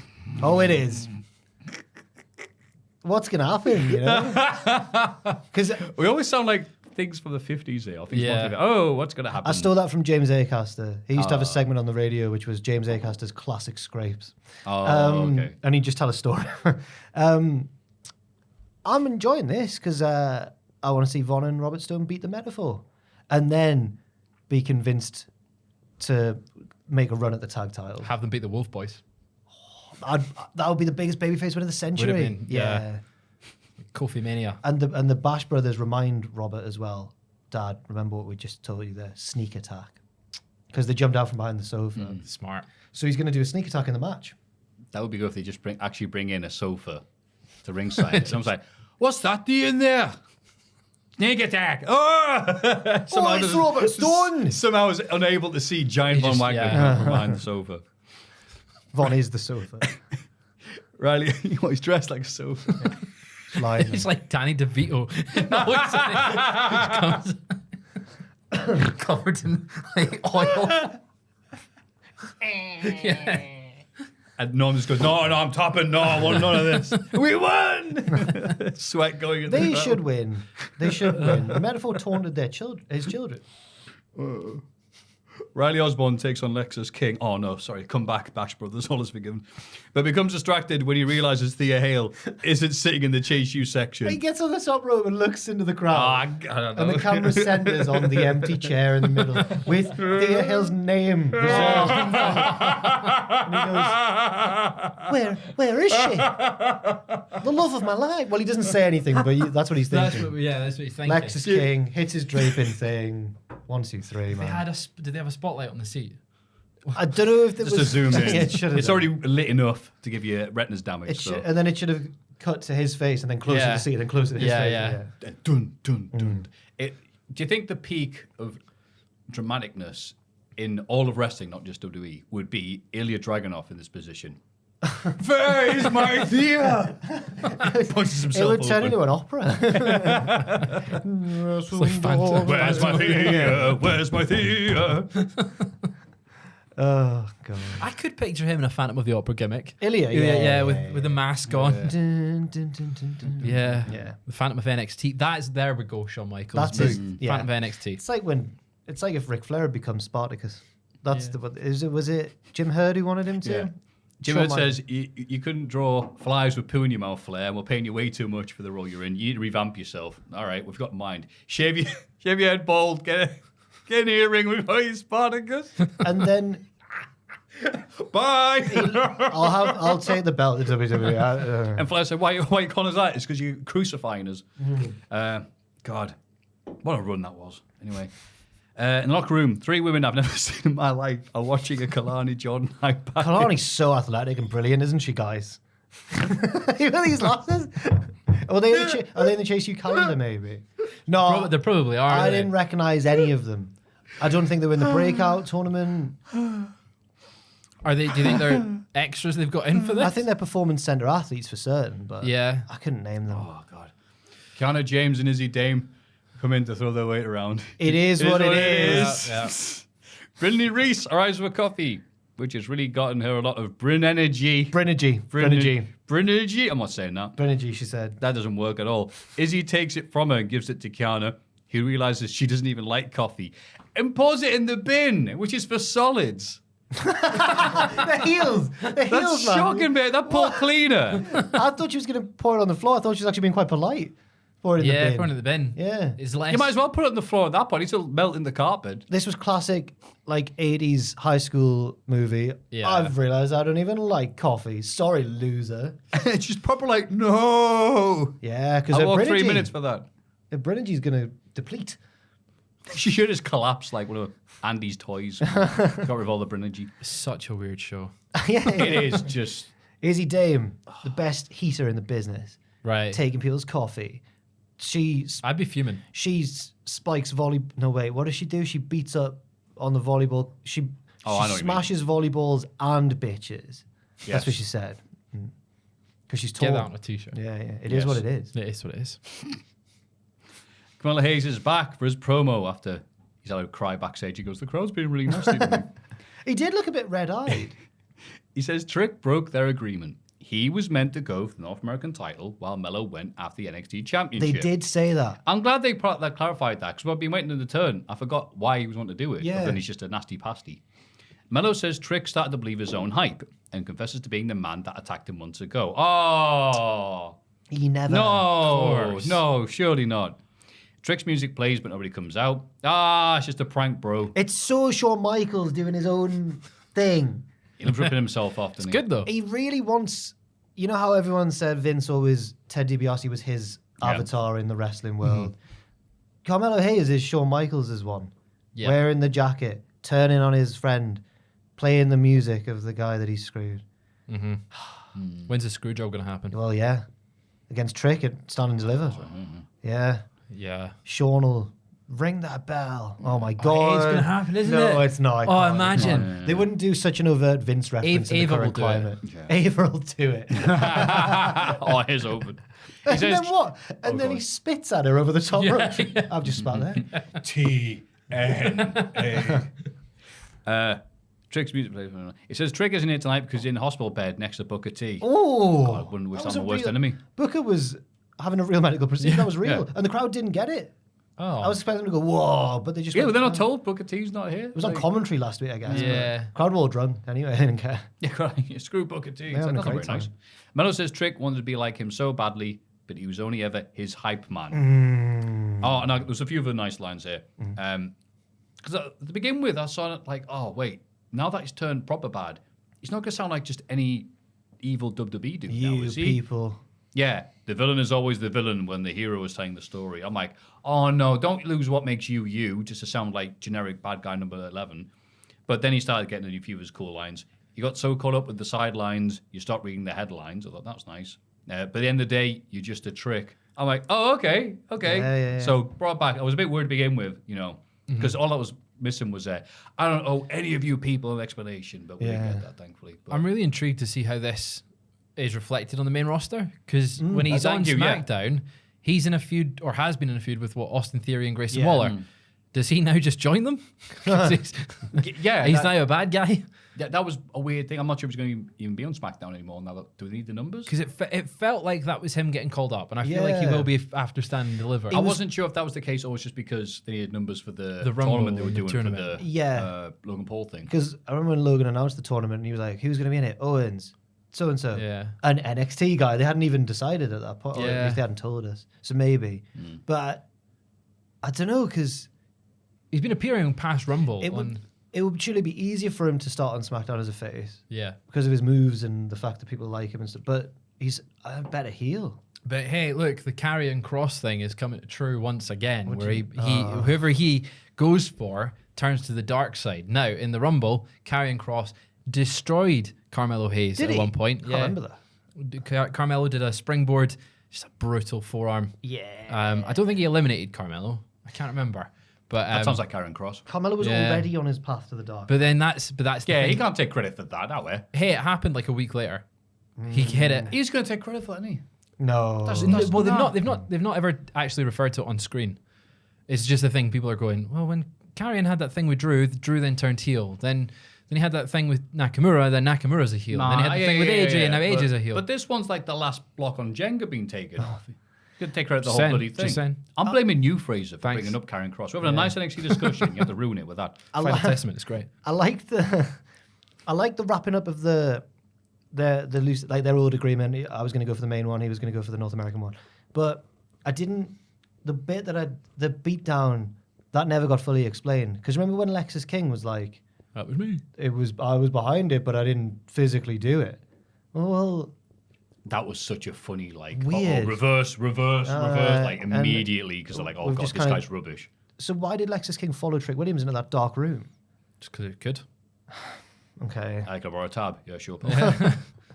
I thought they would have done something with that where it was like he saw who did it, and he's been, Yeah, or like Carmelo got him to tip him off where Trick was, or something. But no. something like that. Yeah. Maybe there's still time. The next week, Corbin went up to Lexis King, I remember, and went, "You're a genius, you. How did you manage to beat down Trick without actually doing it?" And he was like, "That's a secret for another time." And he Yeah. never... Anyway. Maybe they'll tie it up. And now he's beating up Maybe. kids. Well done, Lexus. What, Riley Osborne? Yeah. Well, show them they're both He's kids. a grown man. It's Thea Hale, isn't? She's a She's grown, a grown lady. yeah. Is she? No, she's She's like, like a kid, 20, isn't isn't she? She's like 20. What? Yeah. He should be on a list. Disgusting. He's probably young as well, Riley. For the 20 something. Backstage, pest Riley Osborne asked Thea why she wasn't in the crowd for his match. At Jace's urging, she plays hard to get, saying she was busy doing grown woman stuff. You all right? Huh? Riley asks if she's still free on VD, and she says yes. Riley's celebration when she agrees to the date still. He turns 180 and goes, "Yes, get it. I am on my way." I feel like he should have jumped in the air and then freeze framed. He Kelly probably just could. shows and goes, Quite agile. "You are too over the top."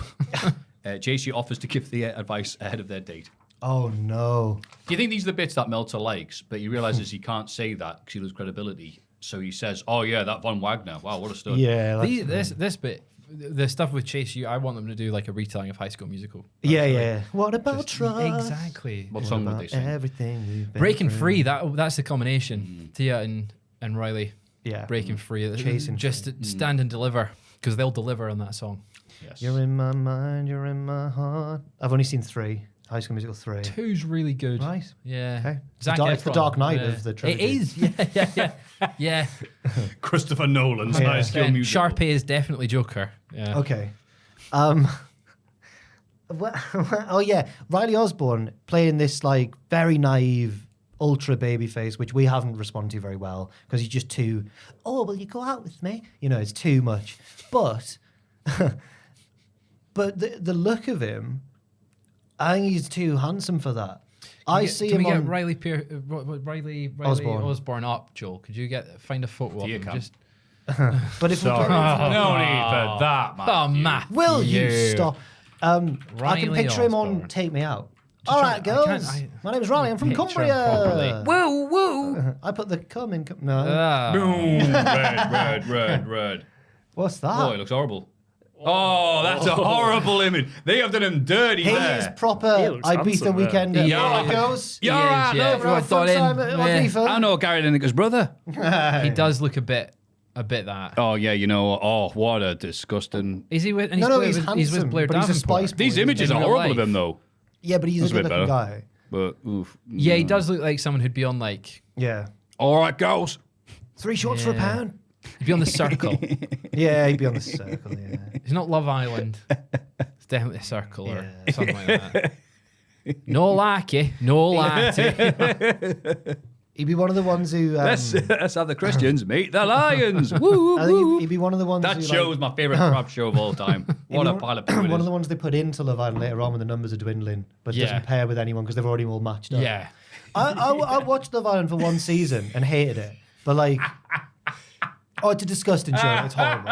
The mental health of the contestants afterwards is atrocious. Yeah. Like, but Get them on traitors. the one moment that I really liked from Love Island. Go back up to the main images and scroll down. The one on the right. Up. No, go back. Go back. It's not going to do any favours. That one. Hey! He nearly got him. That's a 2 count, isn't it? That's, yeah. The one bit of Love Island that I did really laugh at that season I watched was when they put 2 new guys in quite late on in the game, but they didn't know the 2 Yeah. new lads going in, and they're both like muscly, like good looking lads and stuff, but they're like dickheads as well because it's Love Island. Yeah, it was and Love Island. I assume they might be lovely guys, and they didn't know when they walked into the villa that some like a beloved contestant had just been eliminated. So everyone sat there gutted. Yeah. And then these two sexy lads walk in. And one of them, I remember one of them going, yes, yes, guys. And they all go, so he said, yes, yes, guys. And they all kind of go like, all right. It's really awkward. Are you ready to laugh? Yeah. Yes, yes, guys. It was so good in his like southern accent. It was brilliant. Anyway, Roxanne Perez beats Donna Vice. It's always a hard turn back in the wrestling. After distraction from the very confused Tatum Paxley, who tries to cash in Lola's breakout tournament contract. What? yeah, I don't know how she got that. She found it in the bin. Yeah, with the coffee. Yeah. Oh, that's right. But it didn't obviously work because it's already been used. Yeah. But what does she know what she's doing though? Was it all a distraction? Like R-Truth knows what he's doing. I was going to say, yeah. Maybe. I don't know. This was a bit too R-Truth for me. Like it, You can only have one R-Truth per week. what she's been doing has been just different enough from R-Truth because she's like the weird obsessive fan and stuff. But this was too similar to R-Truth. She just doesn't know what's going on. She's crazy. Yeah.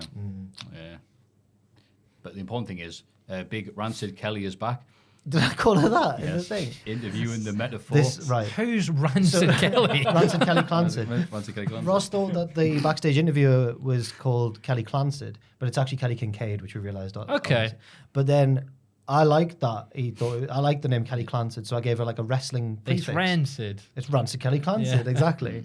Yeah. So Rancid Kelly. She's now the rancid one. Rancid Kelly interviews the metaphor. Lash Legend says, Ren Sinclair. She seems like a lovely woman.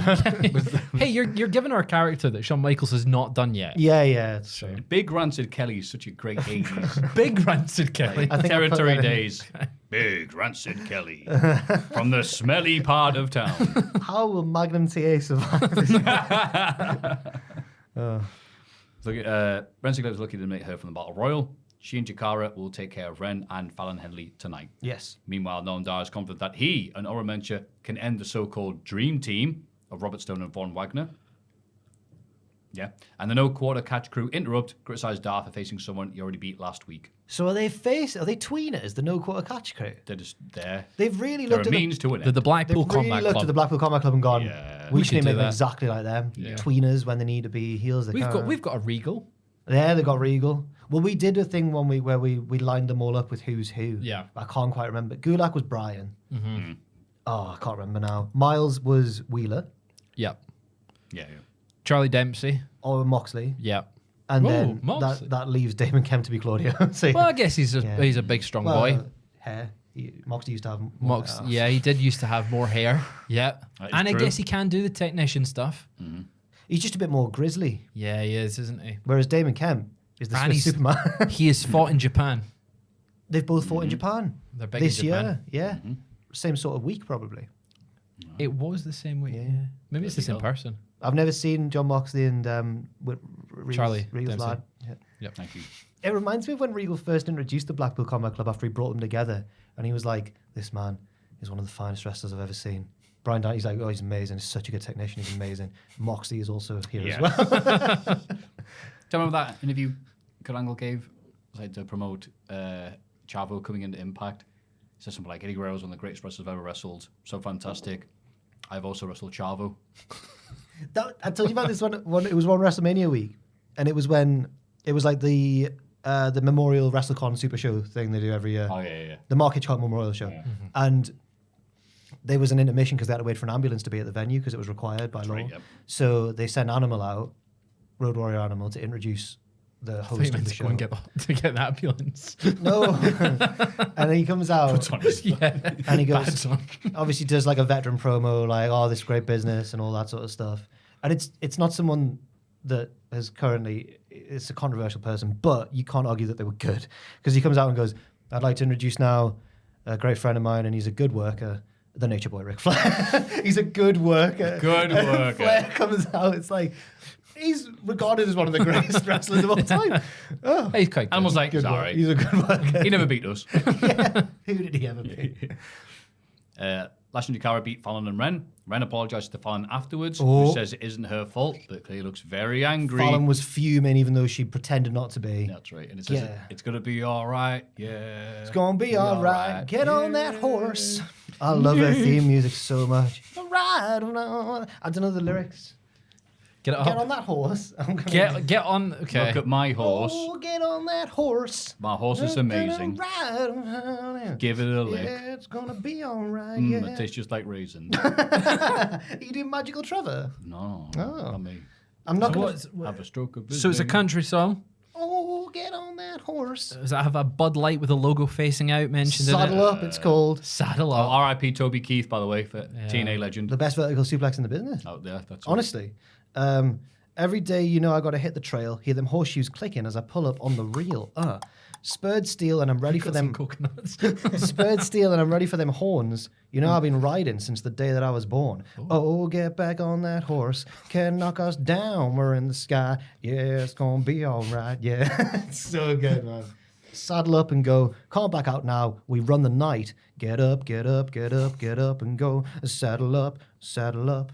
So when Unbelievable. When she's won and had a big feel-good win, it's like the end of a brilliant feel-good movie. American Rachel comes back for another tour, that's gonna be number 1 on the track list. Guys, can we do this obscure wrestling theme, please? That and Holy by Justin Bieber. No, you're not a fan Great song. of the Beeb? Just a friend. Just a friend. Just a friend. Biz Markie. Oh, baby. Yeah. Because I felt really cool for a You bit because I got knew that what what that I song was. I was like, need. wow, Bieber? I'm like, yes, young'un. We were really cool once when we were rapping ODB and Rise. That was like years ago. We found it really funny It was so great. It's that one moment we're allowed to go like, when we were because then they were actual cool people and we were like, oh, crap. wow, cool people. Hey, What floor of Rise was that? The Terrace. Okay, was it? don't you worry. Yeah. Great night, Rise though. Oh, I've been on ages. I've not been for a while. Happy birthday, Rise. I said it Yeah. already. Watch out with your crystal. Yeah, the match was all right. Lash and Jakara looked okay for what they had to do. Yeah, they're doing all right, aren't they? Yeah. Yeah. It's going to be all right. There's a lot of things Yeah. happening in NXT. I can't believe This There's is every so week. much, man. Every week. It's like Spaghetti Junction. That's right, look at these notes. You could start So a fire much. with these. Brooke Jensen catches up with Josh Briggs backstage. They used to be friends. They used to a be, long time best ago. Oh, mates. my God. He pretends to be fine, but finally admits that he's lost without JB and Fallon. JB gives him aggressive pep talk, shoving him into the wall and telling him to grow some balls. But even there's the thing where he goes, hey, come on, man, I need your help. And the camera's looking at him and he goes, and then he turns around like, oh, I'm going to give it to him. So why did they have a falling out? Well, no, they just ended because JB was starting to branch out as a single star. So Got he ya. And ended the BJ was trying to downplay it. yeah. Yeah. And He he was ended- like, ain't that Were they good. still doing that storyline where one of them was trying to get laid? Oh, no. Oh, ages ago, no, that was ages No, ago. now That was like Bri- season 2. now Brooks Jensen's gimmick is that he's the most obvious pending heel turn you've ever seen in your life. His new gimmick is Dijak. He started Okay. wearing all black. He started being like, hey, Fallon, I miss you. And she's like, I've got a match right now, actually. And he just stands there like, Gets angry. this time, JB, again proving his incredible acting credentials, which I mention every week, he's a really good actor, slams BJ against the locker, grabs his shirt and goes like, you need to get up on that horse, basically. You need Okay. to ride. Yeah. And says like, me and Fallon are doing fine. You need to grow some balls and you need to step up, basically. He's got his best interest at heart. Yeah, but big I think ones. he's expressed it in a way that's not going to bode well in the future. Just go to therapy. Brooks Jensen's going to be, I can see the promo already. He's going to be like, after he's battered him, he's going to be like, I took your advice and now look at me. Yeah. Just look at me. Yeah. Jada Parker asked Ava to book a match against The Riz next week. Ava agrees, but bans OTM from ringside. Because she had good logic here. Tony D and Stacks are also wrestling that night, so they won't be at ringside. They'll be preparing for their match. So OTM also shouldn't be allowed. It's fine. Damn it, that's actually all right. Ridge the Fridge arrives and still wants a 3-on-1 match against Gallus because they tried to break his leg. He said it in that way. Yeah. They tried to break my leg. No offense, Joel. Ava says, "No, you're all right, love," but agrees to book a series of single matches instead. But if he loses one match, he doesn't get the rest. Okay. So we're doing Ahmed Johnson versus Nation Domination. Oh, wow. Back, finally. Well, Yeah, got nothing else to say about that. no, yeah, fair enough. Ilya Dragunov faces Dijak in a non-title match. Dragunov wins after Joe Gacy sneaks out from under the ring and hits Dijak with a boxing glove on a stick. This was brilliant. Oh, you saw this bit? This was- Oh, you saw this? This was incredible. This is You didn't like... see the Mello promo, but you saw Oh, I saw the Gacy. Mellow Oh, promo. did you? Yeah, I saw that bit. Of course I saw that bit. He Elliot- pops out from under on a little board and then lightly hits him with a boxing glove on a stick. Yeah. Of course I've seen that. And then Dijak, bless him, sells like he's just been hit with a bullet. Oh, yeah. Like, Well, it's more the surprise than anything. I The mean, ones that hurt no the- one's going to expect. The ones that hurt the most are the ones you don't see coming. Exactly. That's what The only boxers thing that would say. have been more surprising if he was hiding behind a sofa at ringside and jumped No, out. save that for next week. Yeah, next week, of course, mate. of course. No, this was great. 10 out of 10, no notes. Yeah. Joe Gacy continues to thrill and surprise Yeah. me. maybe just. I'm glad he's thrilling you. Yeah. But yeah, so he's the wacky Joker. Cool. He can pop out of anywhere. He can produce weapons from anywhere. He's like He's a just cartoon. wacky. Yeah, he's We just. already fell off a building like in Batman 1. He's like the Tasmanian Devil. Or like he's like Bugs Bunny. He is. He's Bugs Bunny. He's Bugs Bunny. He's popping out. He's a prankster. Yeah. Yeah. Dijak is very Elmer Fudd. Yeah. Really yeah. stretching this. No, Oh, no, and no. Ilias when they had to do that opera episode. Yeah. Or Spirit magic or is element. Gacy more Daffy Duck? He's more reckless, isn't he? No, because I like Daffy. Do you like Daffy? Oh, Daffy's mint. I like him in Space Jam. Yes. Is it Daffy who does the meme you've used before, the "Hoi!" when he keeps jumping off the Yoinks cliff? and away. Oh, yoinks and away. Yeah. You like Daffy? Yoinks and Who's away. Who's our favourite Bath. Looney Tunes Sorry. characters, guys? That was too loud. Probably Daffy. Daffy as well. Yeah. If I had to pick one, Daffy Club foot. Daffy Gang. Daffy if Gang. Daff or to be cool, Marvin the Martian. Oh yeah. Oh, yeah. So he has like 5 appearances across 30 years on the original thing, which is I funny. can only think of him in Space Jam. Excuse me, Your Airness. Yeah. Yeah. I like the- just because, you know, that one, because I saw those like as a kid, because I remember I was like 60 years old at that point. So I watched them and he's just like, oh no. The Looney Tunes film with Brendan Fraser is great. 2001. Yes. Seen None that? of You people not like seen to see one? that. Yeah, yeah. He should have won an Oscar for that, not yeah. Big Space Jam fan as a kid. It might be one of the first films I ever saw in the cinema. Have you seen the But- second one? No. No, I'm no interested in seeing the second one. But since watching it again, Space Jam doesn't really hold up well. It's all Who's right. your favourite Looney Tunes character? Probably Michael Jordan. No. I used to really love basketball as a teenager, right? It was like my favorite sport and everything. So my friends used to mock me by saying that I was the little mouse. He was like, I love basketball. I just want to play basketball. He was about to get subbed on and then gets like the ball. So maybe my boy, the little mouse. Little Mouse. Sure, Little. Did you have a name? Everyone's injured and they need one more. They've only got 4 men. So Yeah. Michael's like, get him on. Yeah. Meow. Yeah. And then one of the monsters just goes, yeah, it's funny. I had my Space Jam hat on the other day, and a smackhead saw it and came on and goes, Whoa. here, Space Jam. And I forgot I had it, and I thought this guy was just asking me for something code. I went, oh, yeah. He goes, the Monsters, they got, like, robbed in that film. Some I'm like, analysis. yeah, I No, they agree, didn't. yeah. No, they didn't. The special stuff Look, was just water. I was agreeing Nah. with them. I'm like, this guy's not Yeah. I acting thought his you were gonna change. This say- guy was just off his tits. Just For a like, joke, I was going to say, did he ask you who won in the end? Like, but no, it was even better than that. The Monsters got robbed. No. There's a deep dive. Someone have done that video, surely. oh, yeah, that's definitely going to be YouTube. on YouTube. Michael Jordan lost? Yeah.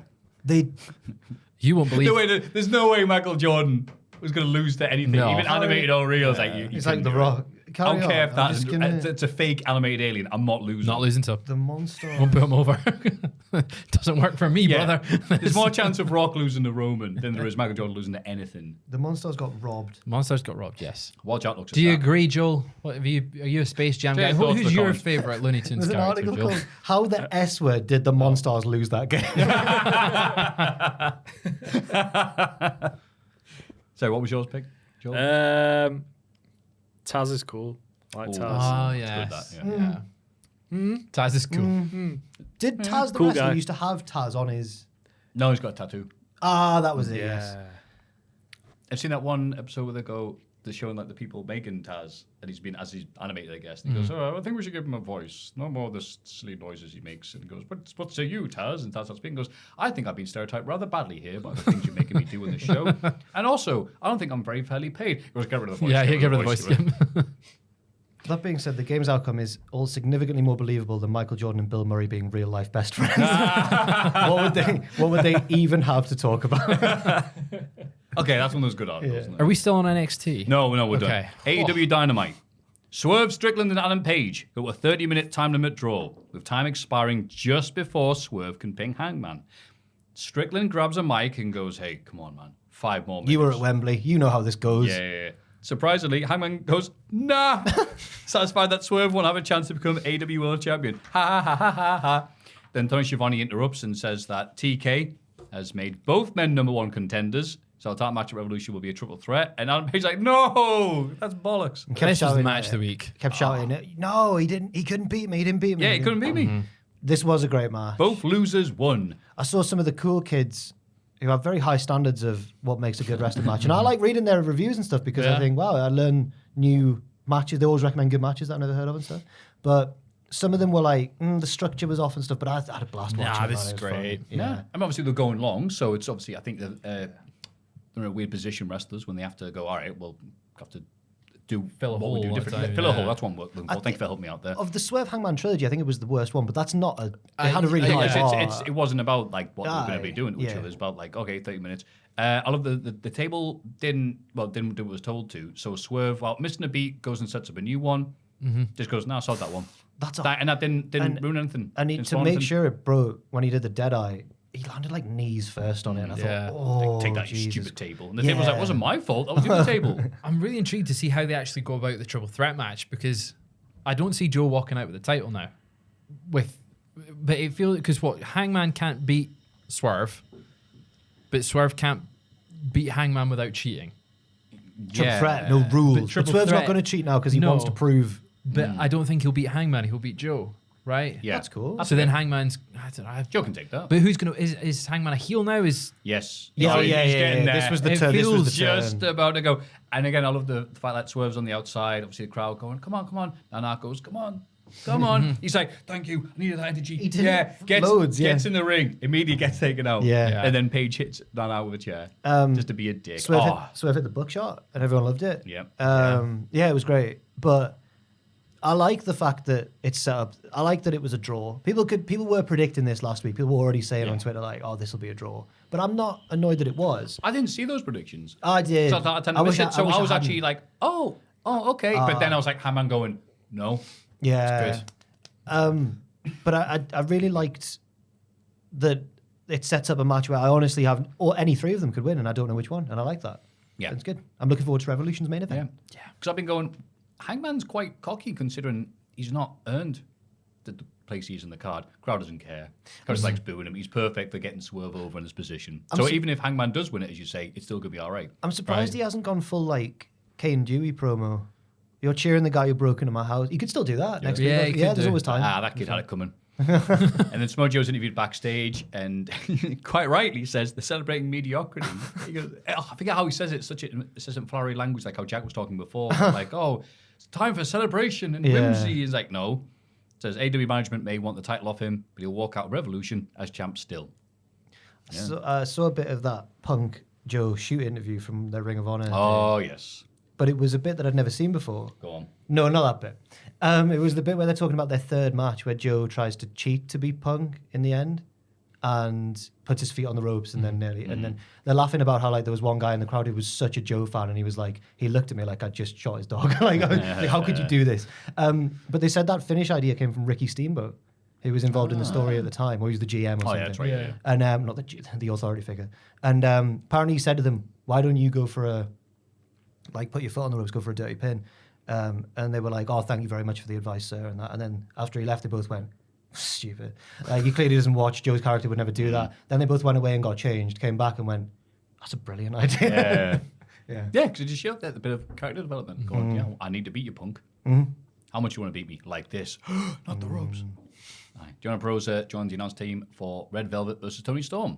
Tony wins via submission and keeps the hold applied until Diona joins her in the ring. Tony sniffs her. Ooh. She said she was gonna. She did. And they stare each other down until Luther breaks it up. He's like, whoa. Whoa. Yeah. Sweet child of mine. I'm looking forward to the match, I guess. Yeah. Is it? I don't think it's time to take the belt off Tony yet. I don't think it's Tony time times two, so no. I do. Yeah.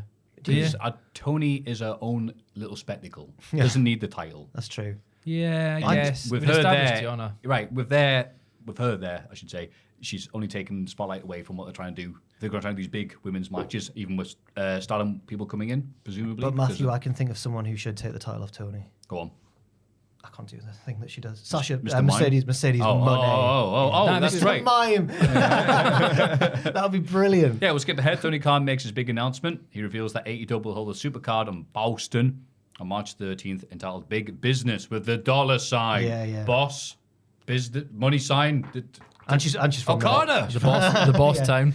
Well, he said it was going to be a huge night of wrestling. I know he does exaggerate a lot, but I've seen people speculate it might not just be Sasha Banks. It could be Okada as well, or Ospreay. We know Ospreay's coming anyway, but it could be like one of them as well.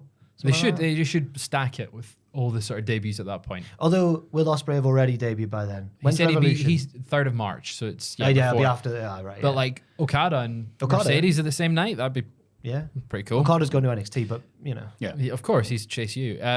That's why I don't think they should take the belt off Tony, because Tony Mercedes is a bigger match than Deonna Mercedes if you go straight for the belt. I think so. That's a good point, yeah. But I don't know. Also, if Deonna was the face champion defending against Mercedes, she's never getting support. She's never getting cheered. That's true, yeah. Anyway, OC is interviewed backstage alongside Trent Beretta and Rocky Romero. He reveals that he's defending the international title against Ishii on Rampage, which surprises Trent. Bloody hell. Renee asks if Cassidy is worried about wrestling on 2 consecutive days, as the three have a match against the UK on Collision. He says it'll be fine, and they go off to see Chuck Taylor, who's been checked by the doctor. They did like a deliberately awkward end to the segment, but it was actually awkward as well. It's Cassidy. Hey. When was the segment though that Chuck Taylor was being beat down? Later. Was that later? I'm getting. He's mixed already up then. injured. He was getting a checkup. Got you. Oh. So that's why he was isolated. I completely forgot where But that then was. he's been beaten down further. By those dastardly heels. Yeah. Right. I'm jumping ahead a bit. It's justified This Is Awesome chance for this segment on AEW Dynamite on TBS. Yeah, you think so? I'm just sick of him tweeting that every time. Just the template, and then he must do it on purpose. This is awesome. Yeah. The BCC win a 6-man tag match against the stars of CMLL, but only after a low blow from Claudio Castagnoli. Oh, what a dick. Yeah, That's what he resorting to said when he that. hit it. More CMLL wrestlers jump the guardrail, but members of the AEW locker room make the save. It was like the same that saved them last time, wasn't it? Daniels, Seidel, Daddy Maje, all the lads. Yes. Yeah. The people are there to break up the stuff. I like Daniels getting involved again. I'm sad that he doesn't wrestle as much anymore. Not that he hasn't wrestled for decades and decades. Yeah, he's a veteran. I'm not saying that he hasn't. What we need more is more Daniels. Yeah, this was just, okay, that's nice. Yeah. I'm not sure where it's going. I like Yeah, the what do match. they do? Yeah, I like the little individual matchups between various members of the two teams. But I thought Claudio was in his element. yeah. And we had a renewal of the previous collision, like Brian and Hechihero. Good, Edgy Hero. Yeah. I lost confidence in Yeah, it. you midway did. through. Yeah. Good effort though. So Went for yeah, it. I quite enjoyed it. In ring, this was a clever little dynamite, wasn't it? Yeah. A lot of I'd wrestling. say so, yeah. Yeah, a lot of wrestling on a wrestling show. Yeah. Weird Yeah. that, huh? Yeah. Backstage, the UK beat down Chuck Taylor. Oh. Adam Cole mockingly tells him to get well soon. Well, why would you say that if you beat someone up? They're obviously not going to get better soon. He's trying to be menacing in his chair. It doesn't work, I know, does it? I know. Bring Chuck to my level and he's sitting in his wheelchair just... I know that. Watch my Final Fantasy 15 stream later on, Chuck. Yeah. I know that He's too nice. they've got no choice, but they can't have him like. It looks worse if he's hobbling around trying to be menacing. Yeah, it does. But at the same time, I just This is such a miss. let man. him This let him go away for a bit. You know, after the devil reveal, I would have let him go away for a bit. Make him be a goofy heel because he's not a menacing Obviously, heel. the injury is absolutely scuppered. Like, It really has. I don't think like- Joe would have become champion if it wasn't for the injury. He probably would have taken the belt off MJF. Yeah. Yeah, we should have been Cole. It's just a shame. Mr. Real life Wardlow. stinks. Powerhouse Hobbs tries to interfere in Jericho's match of Takeshita, but Sammy Guevara evens the odds. Yeah, that sounds about even. Takeshita wins with Boston Crab after interference from Don Callis. So Takeshita didn't He lose did to Jericho. win. He did win. Bloody hell. It required a screwdriver attack from Don Callis, but he beat him with. I said Boston Crab. Was it a walls? It was. It I think was it's supposed to be the walls, upright, right? Yeah, I mean, fair you enough. know, tomato. But I can't believe Jericho's still feuding with Don Callis. Oh my It's gone on god! for so long. This was like 2 years old. Well, people call it the Jericho verse now, don't they? Yeah, they do. Yeah. That was the other thing Meltzer was saying on the radio. He was like, Jericho's My source, Jericho, tells me. he's the highest paid star in There AEW you right go. now. Wow, how does he and they're know that? trying to best utilize him, such as this feud. I think that he's become a mid carder after the allegation, even before the allegation. Yeah. Yeah. But man, he got lucky with the timing of the Vince stuff. Like, Yeah, right. So many people point out, like, wow, because it was last week it came out, people, yay, cheers again. It's like, wow, the fast-moving wrestling news cycle thing can really help people sometimes. But Jogging, I really. think I remember Cody doing an interview when he was in AEW talking about I think I mentioned this last week, like the contract, the levels, or did I say it on the news? Like the levels of pay in AEW. Yeah. Like you've got the developmental level, and the mid-card level, the main event level, and then the Jericho level. So Jericho's always been the highest paid. Top guy. But I don't care, like, how much he's being paid dictate. Yeah. What, he should be headlining every show. That's not how wrestling works. No. Not ever works. Jack Grealish, 100 million, sat on the bench. Yeah, why is Meltzer saying, whatever, why am I caring about what Meltzer said? Good, he should be losing to everybody. He should lost to Hobbs again, then Sammy, and then, I think Don Callis should pin him as well. Yeah. Get your money's worth out of him. Yeah, you should, yeah. Anyway, in the main event, Sting and Darby Allin did what they said they were going to do. Beat Ricky Starks and Big Bill. Become the AEW Tag Team Champions. The curse is lifted. Felt like every time Ricky Starks and Big Bill were like, oh, they'll lose the title here. Oh, something's happened. Oh, this has happened. And what a wonderful little match featuring one of the biggest and best boss man slams I've ever seen in my life. Oh, the catch. When Darby Allin stove through and he caught him like, when your dog Oh, it was runs in brilliant. and see you when you're coming Insane. from work, catch some slam. Not like your dog. Not like your dog. I realised as I said that. No. No. Little chihuahua dashing or something. I love you too. Slam. It was a really yeah. good move. Both of them did really well in it. Sting. Just picture. Oh, God. Sting jumping off the thing. I Like think a he's dog. 64. Yeah, years old. yeah, he's about that, yeah. Oh, God, his poor knees. It's his second last match. He's Yeah. nearly there. He's nearly there. His kids at ringside. Who looks so much like Sting. One of them does. One of them does, and the other one looks like the Ultimate Warrior. I saw someone went, look, it's Sting and NWO Sting. Yeah, his kids who are full, like almost middle-aged men. Yeah. Because Sting's 60 Sting's an odd, old yeah. man. Again, you hear Sting's kids. Oh, that's nice. Where are they? They're behind those two giant lads. And those two bouncers. Yeah. No, it was, It was great. yeah, you've got to. Even I, who famously once said that Sting was the one wrestler that I never quite got and everything. But you've got to appreciate Sting. Have you enjoyed his AEW run? So much, yeah. Yeah. He's really good, man. Is it finally clicked? Well, Sting no, finally he's wrestling clicked. differently to how he ever did, Yeah. but the fact that he's just doing the stuff that no one would ever have expected him to do this Yeah. much. Remember the early feud with the Taz, what was Taz's stable? Team Taz. Team Taz. When he- It when was he- all cinematic. I was like, oh, this is bollocks. No, and he fended off the entire stable with the power of snow. Yeah. Yeah. And Taz is like, oh no, guys. Like brilliant. 6 of them. Like, But Sting. since then, But yeah, since then, it's been he's amazing. jumping off the stuff in the crowd and everything. Like, he just doesn't need to do that. What but was he going does to it. jump off for his retirement match? His kids. They're big enough. Yeah. But no, I enjoyed it. I don't know how to feel about what happened next, though. Yeah, it kind of put a dampener on But the it moment. worked. Oh, because then Maffew and Nicholas, Yes. not as good as Tom and Nick, show up in their white suits to get red all over them. Yeah, they did get red all over them. I've got red on you. They had Yeah. white bats because Sting has a black bat. And it's Yin and yang. imagery. And they beat everyone up. They beat up Sting and his sons and Darby. And they got the blood all over the suits. And it looked like something from Kill Bill a bit. It's cool. It was a good visual. Yeah. But I just hate them and want them to lose. But that is the point. That's the point of wrestling. That is the point. So I've yeah. got to say it probably wasn't effective. I prefer Yeah. this to their weird backstage. Oh, yeah, please, Wink and please, nudge no more the stuff. Yeah. WWE. Am I right? It's like, nah. The BTE trigger is now called the EVP trigger. That's Cool. great. Just be dicks. Yeah. Are they going to be Matt Sting? and Nick, the dicks. In their muscle suits. Yeah, Will they beat Sting and Darby Allin though? Yeah, 100%. makes sense. Yeah. If they're staying around. Although I was convinced they'd beat FTR at Wembley and they just didn't. So Yeah, who knows? Because FDR were better than them. Ha ha. they were. I was shocked that at AEW's biggest ever show, the Bucks didn't put themselves over. I couldn't believe that they didn't put themselves over. But fair play. I think they should have won then though. No, Don't be a silly Yeah, boy. they should have. No. Nah, FTR are better than the Bucks. Yeah.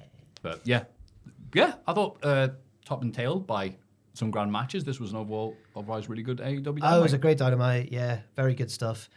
Is that feeling back yet? That feeling. It's getting there. That love and feeling. That loving feeling. I'm looking forward to the next pay-per-view, seeing where they're at. Because Yeah. World's End just accumulating so much stuff that I was like, all right, well, we're going off half-cocked already with the UK. I think it's being built up. MJF's and his giant ass on here. There's a long way to go, but I think it's been built up nicely. I think I'm pretty excited for Yeah, well, the match, like the title match, great. The tag match should be dramatic, and Sting's last match. Tony and Deonna should be good.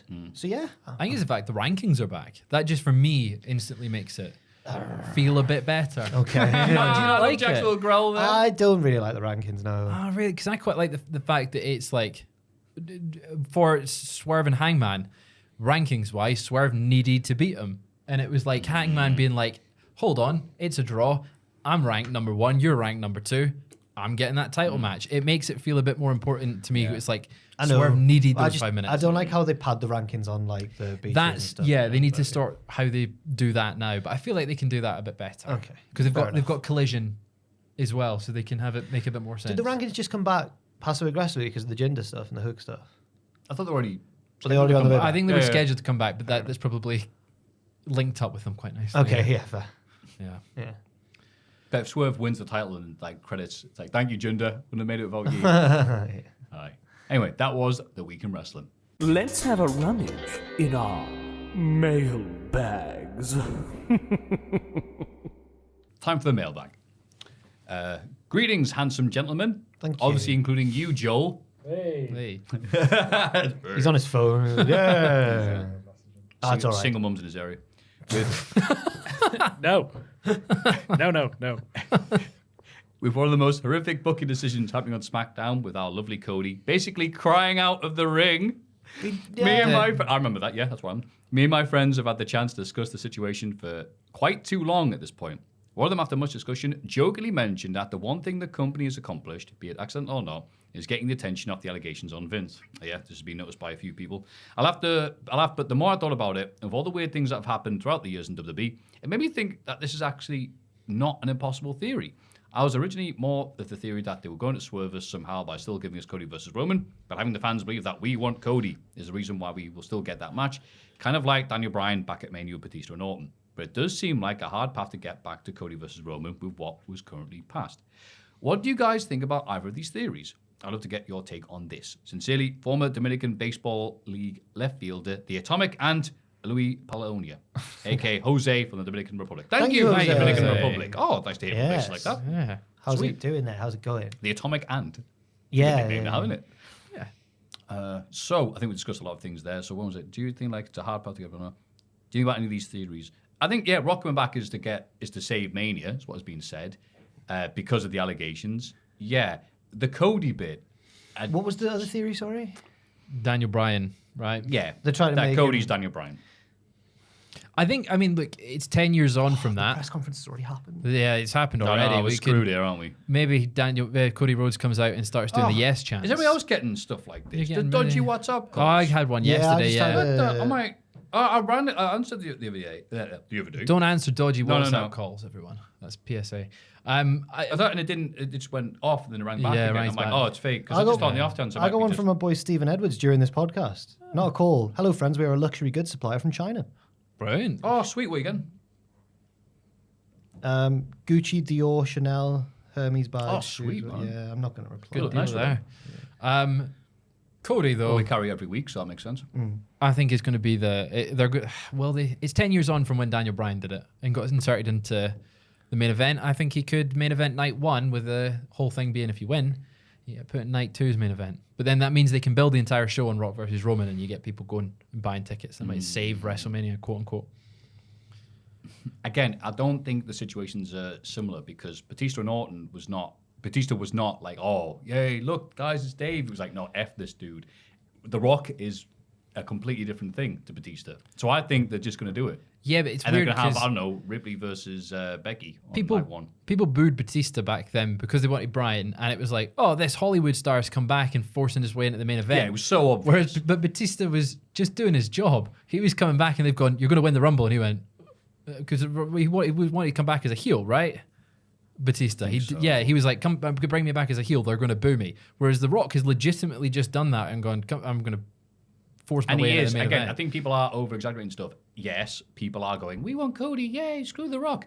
Not everybody is. I don't know now. I don't know. No, this is the bloody Rock we're talking about. He had one bomb, sure, but I think it's a different thing to Batista. And again, we could look very silly. The match might have been changed by now. Did you not hear them chanting on SmackDown when he showed up? Yeah, because it was unannounced. Yeah. You're doing what Brian Gewirtz treated. I am not doing the Brian Gewirtz. He was like, I am the Brian Gebest. I heard that. What? Do my ears deceive me? There was people going, oh my God, it's The Rock. Yeah, it was really... But then on Raw... It's so great on SmackDown when he gets booed. But but now he was cheered. This isn't like, oh, guys, Batista, oh, you suck. I put a poll out on Twitter yesterday on the Cultaholic account. Follow @Cultaholic if you don't already. And what do they say? I said retweet if you want Cody Rhodes facing Roman Reigns. Like if you want Rock facing Roman Reigns. That's clever because most people will do the retweet and I'll get more engagement for the channel. Oh yeah. Yes, Fraser. How many people do you think retweeted the post? I don't know. So on that social media thing where people complain about Cody, I don't know. Is it are people more pro Cody online on the Twitter, on the X? Damn right they are. Oh my God! Can you believe it? There is ring the bell, ring the effing bell. 2,200 retweets. Jesus. Only 1,000 likes. Oh, that's Oh, close. is that the lad at the end of Crystal Maze going, oh, you're not got enough for the crystal? It's actually closer than I thought. So there was 97,000 people that saw the tweet. Okay. But it's actually 83,000 in real life. Yeah. Hey. It was spread over 2 nights. Yeah. I don't know. I think the crowds for SmackDown this week will be very pro Cody. Like they were on Raw. I think there'll be some pro Rock as well. House shows, they booed The Rock on the video package. At a house show. Vengeance Day, they booed the poster for WrestleMania. So house shows aren't real, so... But that is your more casual audience at a house show. You've got families. You've got families. Oh, Smarks have to go to Ring of Honor, do they? No, but you've got families and young kids. Get away. Hey, whoa, what's that? So Shakira E-Ray t-shirt. Go down the street, pal. You're not allowed in SmackDown. No, but if a casual audience at a house show is booing The Rock when he just appears on screen. They clearly didn't like the Fast and Furious, which is a shame. No, I thought it was one to return to forms. No, I'm going to say this. Not just to be argumentative and make a podcast more interesting than 3 lads saying the exact same thing. Yeah, the exact same thing. But at the same time, it's not the exact same situation. The Rock is The Rock. He is. They think he could run for president because he's so light. He is. Different to Batista coming in. Yeah, but he's got a backlash against them across. No, it's WrestleMania he's going to. Backlash is later on. Am I right in saying this press conference, which is happening tonight, but has already happened at the time this is out, was that free entry? Yes. He'll get booed at the press, you see. Yep. I reckon he might have got if Cody's there as well, which he is, I think he's going to get booed. Even if he is booed, The Rock's not going to accept it because The Rock still can't accept the fact that Black Adam did not make money. Yeah, he'll not like the fact that he's booed, despite reports saying he doesn't care, he just wants the company to make money. Yeah. So he's just going to force his way through it. It'll be really funny if he does. Yes. I'm scared. It'll be so funny. Next week's will be very telling. He could be the biggest heel in wrestling if you wanted. You should just embrace it. Yeah. Embrace it. Become the tribal chief. The real tribal chief. Oh, if he beats Roman. Oh, my. Beats him night 1 for the honor of being the tribal chief. Then the title's on the line the next night. Beats Cody night 2. And then off he goes. Yeah. Bye. Yeah. You're welcome. Yeah. And then you've got Seth Rollins as the only world champion left in the WWE. There you go. I don't like this fantasy booking. Yeah. No, I don't like it You're either. being deliberately silly. You can tell it's gonna WrestleMania get season, booed. though, can't you? But bloody hell. He's going to get booed. Anyway. Konnichiwa Diddler-san. That's Japanese. Hey! I wrote the insert for Tubman in Japan before. Again, apologies that I went off my rocker towards the end, but thank you for including it nonetheless. In Japan. Got again on that Japanese horse. Yeah. It's my birthday today. Oh, congrats. birthday. Hey, happy birthday. New high score. And I'm getting ready to go to a chocolate expo. Oh. Really? Do expos for chocolate? I imagine, yeah. Okay. That's for a filthy liar. I'm watching a review of SmackDown. Happy birthday. And my friends think I cursed WrestleMania. Oh. I was so intent on Gunther winning the Rumble that I actually switched off the show once Cody eliminated him. I felt very strongly about Punk not winning, and I felt like Cody didn't need the Rumble to get back to Roman. I was also upset because it meant there wouldn't be a women's main event again because it would go to Roman versus Cody and Punk versus Seth. And in my birthday week, well, it appears God went a bit too hard on my birthday presents. That's how it works. In the words of Sharpay Evans, this is not what I want. This is not what I planned. You mentioned There we go. before. High School Wow. Musical twice in one podcast. Brilliant. So my question is, have you ever had a time where you're so against something happening And then when you got your wish, and it was far worse than you expected, So, wrestling or otherwise. Like a careful what you wish for kind of thing. Okay, yeah. Anyway, have a lovely day, week, month, year. Oh, this Thank you is for a- all the joy and peace you guys bring. You've helped me get out of bed so many times because the podcast was the only thing that made me smile or laugh. Oh, keep doing what you're doing. Much love, Carmel. Oh, Carmel, Carmel. thank you very much. And I hope you have Carmel. a lovely, happy birthday. Yes. And I hope God gets you something nice. It's a brutal question. I can go with one if you Go on. Kofi Mania kicking in and being great. It's like, oh, fantastic. And then just getting annihilated by Brock and never spoken of again. Yeah. In some ways, that felt more bad than when he won it. Because, like, what, that was it? Oh, yeah, all right, bye, cool. It's done. Bye. We need it for this 7 thing in seconds. Saudi Arabia, which Yes, lasted about a minute and a half. probably year 7 camp for me. Go on. Go on, Jack. Yep. Year 7, there was tradition at the end of year 7, all year 7s would be taken away to summer camp for a week. It was near Flamingoland. So halfway through, you'd go to Flamingoland on a day as well. Nice. But you'd do like activities and capture the flag and team building and all this sort of stuff. But for many of us, it was actually like we were like 11. It was the first time we'd have been away from home, like without our parents and stuff. So the homesickness was rife. Like I got homesick, everyone did. But I think a big reason for that is because it rained non-stop. So we're just sat in tents, just like miserable. And I felt bad for the teachers looking back because they've got to deal with like a whole year group of miserable 11-year-olds just wishing they were at home. And you can't even take them places to do stuff because it's raining so much. And we all really, really wanted it to just, we were like, if it keeps raining, maybe they'll just call it off. Maybe they'll just call it off. And we were sat one morning in the tent, and like a wave of cheers went across the campsite because the one tent had gotten wind that it had been called off. Yeah. And it had been called off because they'd closed Flamingoland due to rain. So we weren't even going to get to go to Flamingoland. Oh. Flamingoland's a local theme park. It's not a exclusively flamingo zoo. There is a zoo there though. I like the idea of kids being like, I want to see those flamingos. Come And on. everyone's like, yay! And we all get home, get back to our own beds and everything. Letter goes round from the school. Oh, you've still got to come in for the rest of the week though. In school? We'd have been in a field. Yeah, you'd have been having fun. That's the. Wow, that sucks. So we got what we wanted, which was the trip to be called off. But then we had to still go in and do work for the rest of the year. But that's not exactly what the question was. But it's Yeah. brought No, back but a I lot like the of- story. I'm sure I- Carmel would have liked that. I also think if we'd been left there and had to gut it out for the rest of the week, I'd have grown up like a hardier person. So maybe it developmentally had a bit of an effect on me. He's got stubble at 12. Yeah. It's One very lad ni- did, husband. Niche, but I can He picture. was the lad in the year who all the parents are like, is he really? Is he? Yeah, Darts player. He, I think, got close to or broke the 100-meter record. Like, in school. He was not the real light, not the Usain Bolt's one, the school record. Yeah, of course. He was wedge, man. I hope you're doing well, husband. I can just picture you. It's very niche, but that song, "Hello Mother, Hello Father." Here I am. at Camp Grenada. More. It keeps raining. We're complaining. I can picture you at your summer It was camp. Like, horrible, man. what It if was Father so kindly bad. please disregard this letter? All crammed into a tent trying to play Dungeons and Dragons for the first time because some lad brought his Dungeon Master's wow. handbook. But it's just raining outside and there's too many of us crammed in. I'm just like, I was play Dungeons gonna and Dragons. choose one that's similar but travel related because I went to Boston and I was very excited for this holiday with my grandparents and I got food poisoning and I was really excited and hoping it was going to be a great time and I can't remember Boston at all because I was in the hotel for 2 days just horribly But ill. you didn't wish for food poisoning. No, so I'm going to choose No Man's Sky, a video game. It looked incredible before it came out. Back in 2015, I was like, great. I've been wanting this from before the PS4 was even announced. I'll pre-order it. I got it early. It arrived early, was playing it, and I'm like, this is dreadful. This is like, it's a horrible, horrible game. Didn't work.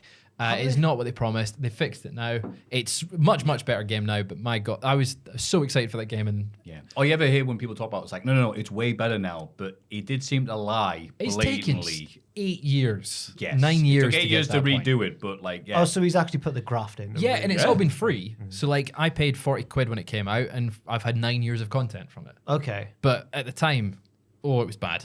I saw a YouTuber very recently, I was watching it, I can't remember who it was, talking about the game Pathologic, which is like some crazy... I've seen so many YouTube videos on it because it's just fascinating. It's like, do not play this game, but it's brilliant. which is a great hook to watch a video. Of course. But someone argued that the original No Man's Sky was better because the space in between traveling, the loads of nothingness, gave you time to really soak in the surroundings. Get lost in your own thoughts. Just go and play Elite Dangerous. Go and play that instead. Yeah, just get an old screensaver from back in the day and stare at that. Yeah, I did enjoy aspects of it, but that was definitely what I wished for, something that was this incredible game that was going to be like nothing else, and it was crap. Wow. Okay, fair enough. I can't think of any other example. I think the weird with Kofi Mania being ended so badly, but Yeah. you know what? I stand by it. I'm glad you gave us a wrestling one. Yes. Yeah, wrestling. Hey, ooh. Question 3. Hey. How's it going, fellas? Hey. Ho, ho, Yeah, ho. that's all. I don't sing that in my head, but I did. Damn it. I was, recently faced with an awkward wrestling situation. And I was curious to see how you fine gentlemen would have reacted. I work in a restaurant in North Georgia, sweet Georgia, an area where many WCW stars have called home over the years. Georgia. Yeah. Any long-time resident of my town has some story about Sting, Luger, the power plant, etc. So when a Togo, is that to go? If it's a restaurant, it's Togo? probably Yeah. too good. Order for M. Bagwell started showing up on a weekly basis. Who's could it be? I wondered. I finally gained the courage to bravely ask someone else to ask the person pick up the order if he was or knew buffed the stuff. The man said no. My dream died there. The very next day, sitting at the bar alone, sporting an NWO shirt, as well as crutches and a cast from a recent car accident, was the man himself, former gigolo Buff Bagwell. I got very flustered, began pacing around, contemplating my next move. My question, what would you do in this situation? Would you disturb one of your childhood heroes as they dined alone, or would you leave them be, saving any embarrassment from looking like a jerk? After enough coaxing from co-workers, I introduced myself to Buff. Go and talk to the stuff. And he was super cool. The first thing he did was point to his shirt and say, you know, I was in the NWO. Oh, brilliant. And I said, Fantastic. I know, Buff. I know. Yeah. He came in regularly for a few weeks and was always a hit with the guests, greeting and chatting with everyone. Oh. At one point, I saw him involved in a large prayer circle in the dining room. Oh. WCW country, baby. Right, makes sense. Thanks for all you've done over the years. I hope you give yourselves enough credit for being the best thing on wrestling YouTube. Oh, bloody hell. Thank you. Sincerely, Brian from Cartersville, GA. Thank you, Brian. Oh, what a nice man. Thank you very much, Brian. thank you. That's a wholesome story about Buff. Yeah. Being a hit with the regulars in the restaurant. Yeah, I like good. that. I like hearing positive stuff. Not Yeah. just, he's not Brutus Beefcake or out like that. But what would we do in such a situation?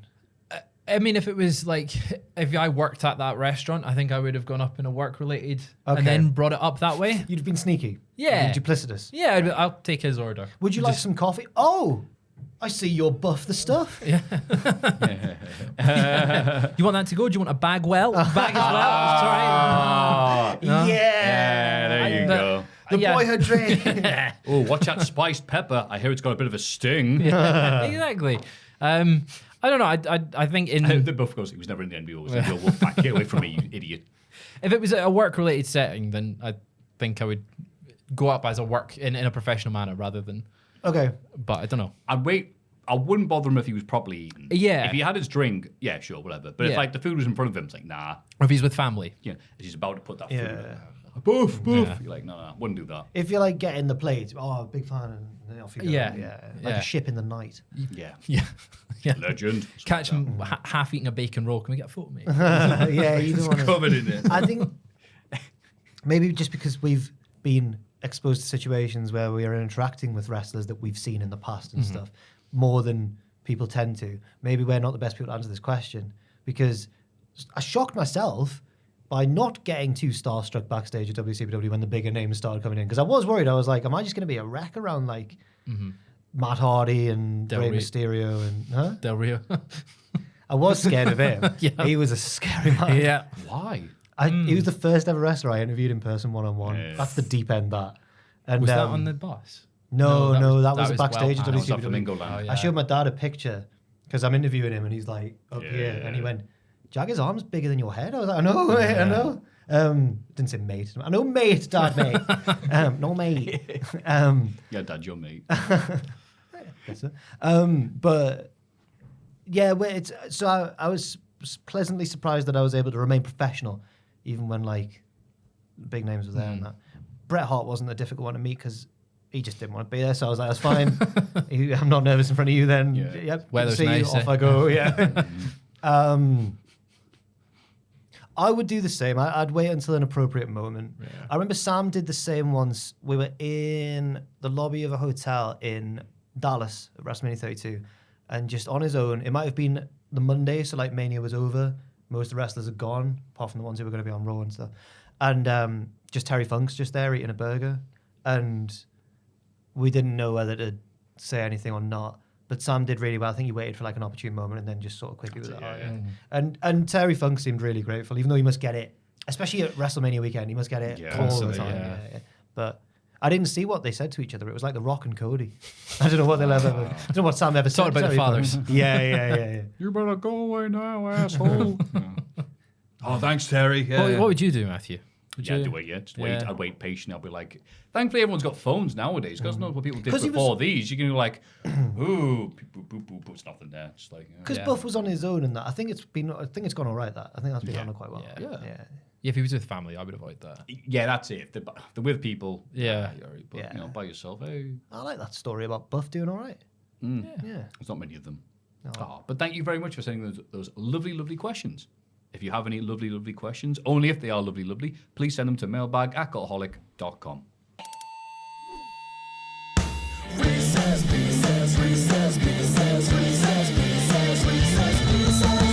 Piss.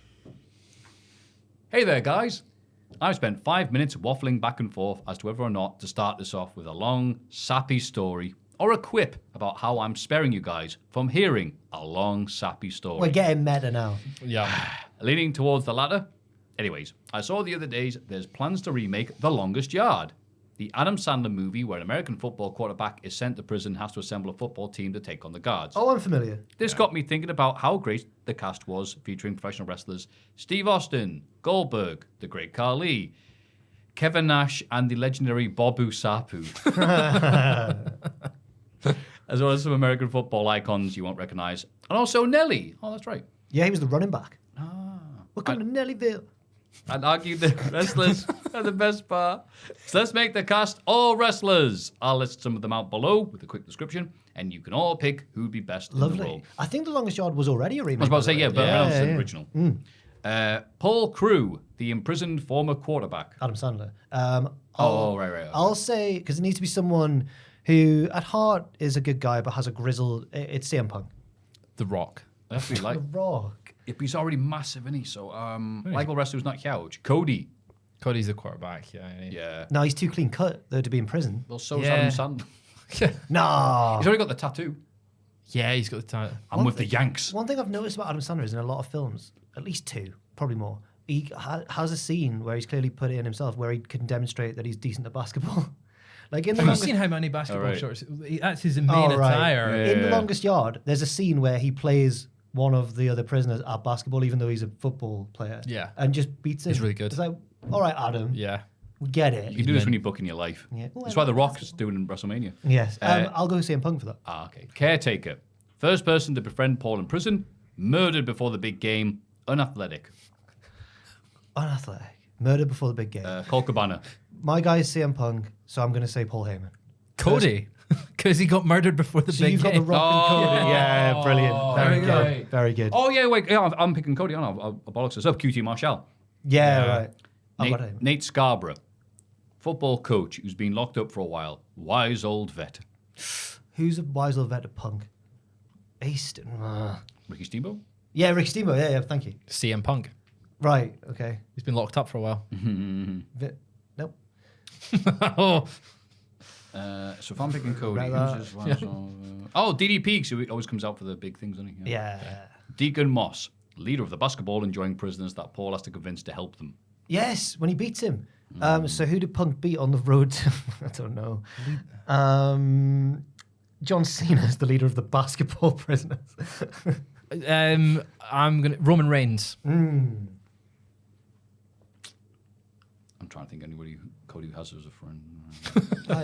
He's got lots of friends. Zack- Pharaoh. Zack Ryder. I can't. Yeah, you know what? Pharaoh. Yeah, has to Pharaoh. be there somewhere. The Thank you. dog. Yeah. Cheeseburger Eddie, muscular as hell. Yeah. Smuggles cheeseburgers into Which one of prison. these was Bob Sapp? Was Bob Sapp Cheeseburger? No. Nah, he was played by a comedian, wasn't he? Oh, okay. Okay. Oh, Terry Crews? No. No. That might be. So what's the character? Sorry. Cheeseburger Eddie. He likes who's muscular as cheeseburgers hell and and massive. smuggles cheeseburgers in the prison. Mason Ryan, because I've got CM Punk. Oh, because I've got Okay, CM Punk. Yeah, okay, he was in the okay. Nexus. Oh, yeah. okay. Then Oh. I'm gonna go for Von Wagner. Yeah, yeah, Oh, yeah. good one. I'm picking Wardlow. He loves cheeseburgers. Yeah. Big Tony, fat and Italian. I'm not So saying it says, I'm not saying this person's fat in the slightest, but it's got to be Tony D. Tony D. Hey! I'm picking Big Vito. Okay. Swistowski, incredibly strong simpleton, but emotional soft side. Is this That's Bob Sapp. So Hey, can you we just stupid can person. we just keep him because he's already a wrestler? Yeah, I think that's fair. Yeah, I reckon Cody and Bob Sapp have good chemistry. I'll change mine to Gallows. I want Von Wagner in both roles. He's dual Okay. rolling it. Gallows was Punk's gigantic simpleton in the Straight Edge Society. I'll go Gallows. Yeah. Does Cody have a big dumb friend? Yeah, I'm picking Bob Sapp. It's my film. Yeah. Captain Knur. It's Knau. Yeah. Captain Knur, leader of the guards, an asshole who eventually does the right thing in the end. Oh yes, yes. I remember his character. I remember it well. I don't know what I'm doing. You're struggling here. He should be Cena. Damn it. Yeah. I'm going Jey Uso. Don Fry. Okay.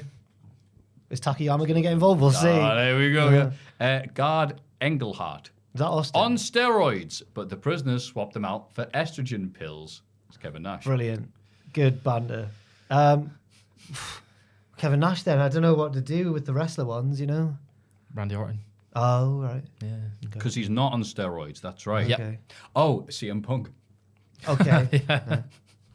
Guard Dunham seems really comfortable saying a word. Oh, Poops Austin. himself after getting tackled. Phew. That's Austin. So They got Twitch sniped there.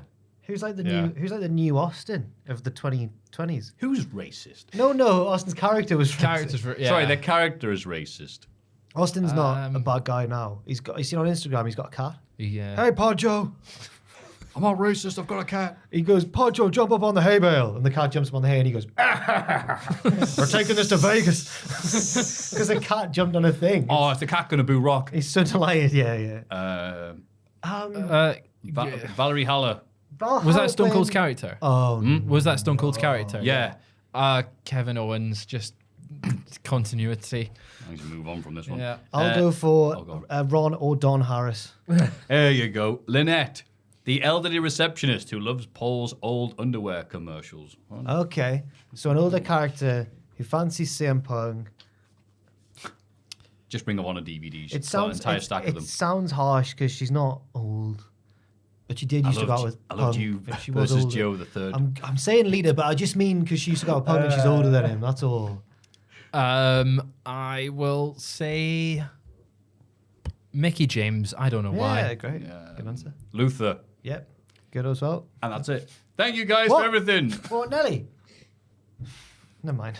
Former Chicago Bears defensive lineman, Adewale Agunlee. Oh, God, I butchered that one. Why did you say an American accent? Adewale. Adewale. Out of whale. Jim Sorry. from Chicago. Thank you, mate. Oh, speaking of the Bears, it's The related Bears. to the news. Steve Mongo McMichael is being inducted into some sort of Hall of Fame. 2 seconds. Cauliflower Alley? No. No, the NFL Hall of Fame? wrestling one, NFL one. Yeah, sorry, I bring those up. So thank you very much, Jim from Chicago. Thank you, Appreciate Jim. that. Thank you, Reese's Jim. Pieces. And thank you, Mongo. Yeah, thank you, Mongo. Chicago legend. Yeah. If you have any Reese's Pieces sent to us, please make them long and make sure there's a sappy bit at the start, or we won't.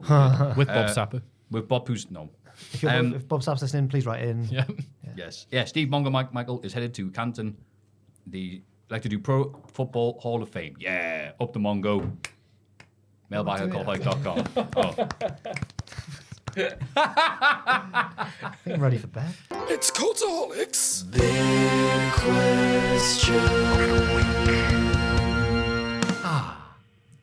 What a lovely podcast. And time for the big question at the end, but just going to say a lovely shout out for our producers. Reno2200. He's from the future. Oh yeah. 0-0. Pew pew pew pew. I did wonder if you're ready for I know that. what I'm doing. I forgot this happens. I hit Yeah. the mic again. Noah Anderson. Anderson. Nah. I feel bad because that's all we do for him. No, Two it's each good. animal. It's get on good. it. It's good though.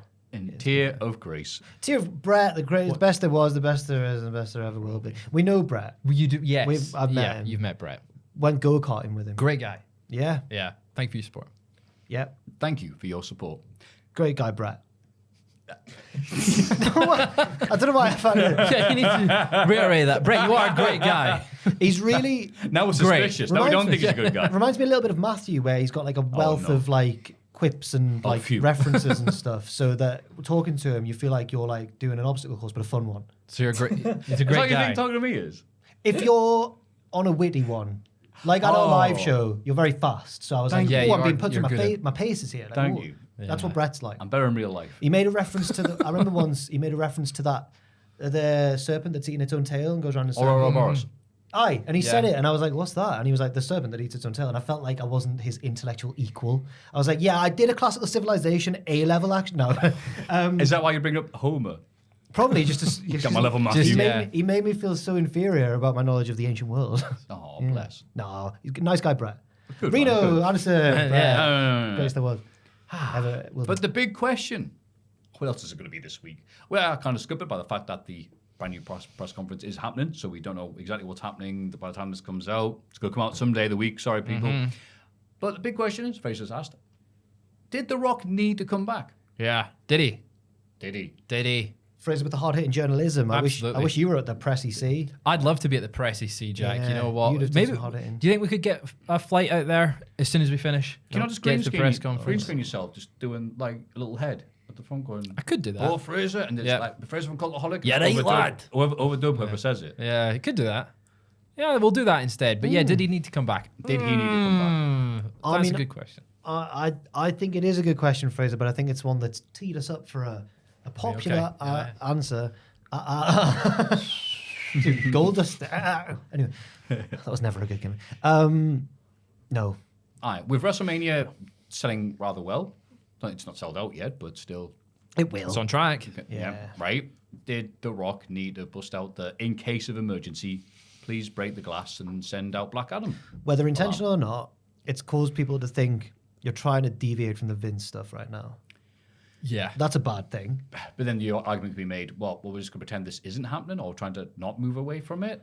As a publicly traded company, they do have shareholders to answer to.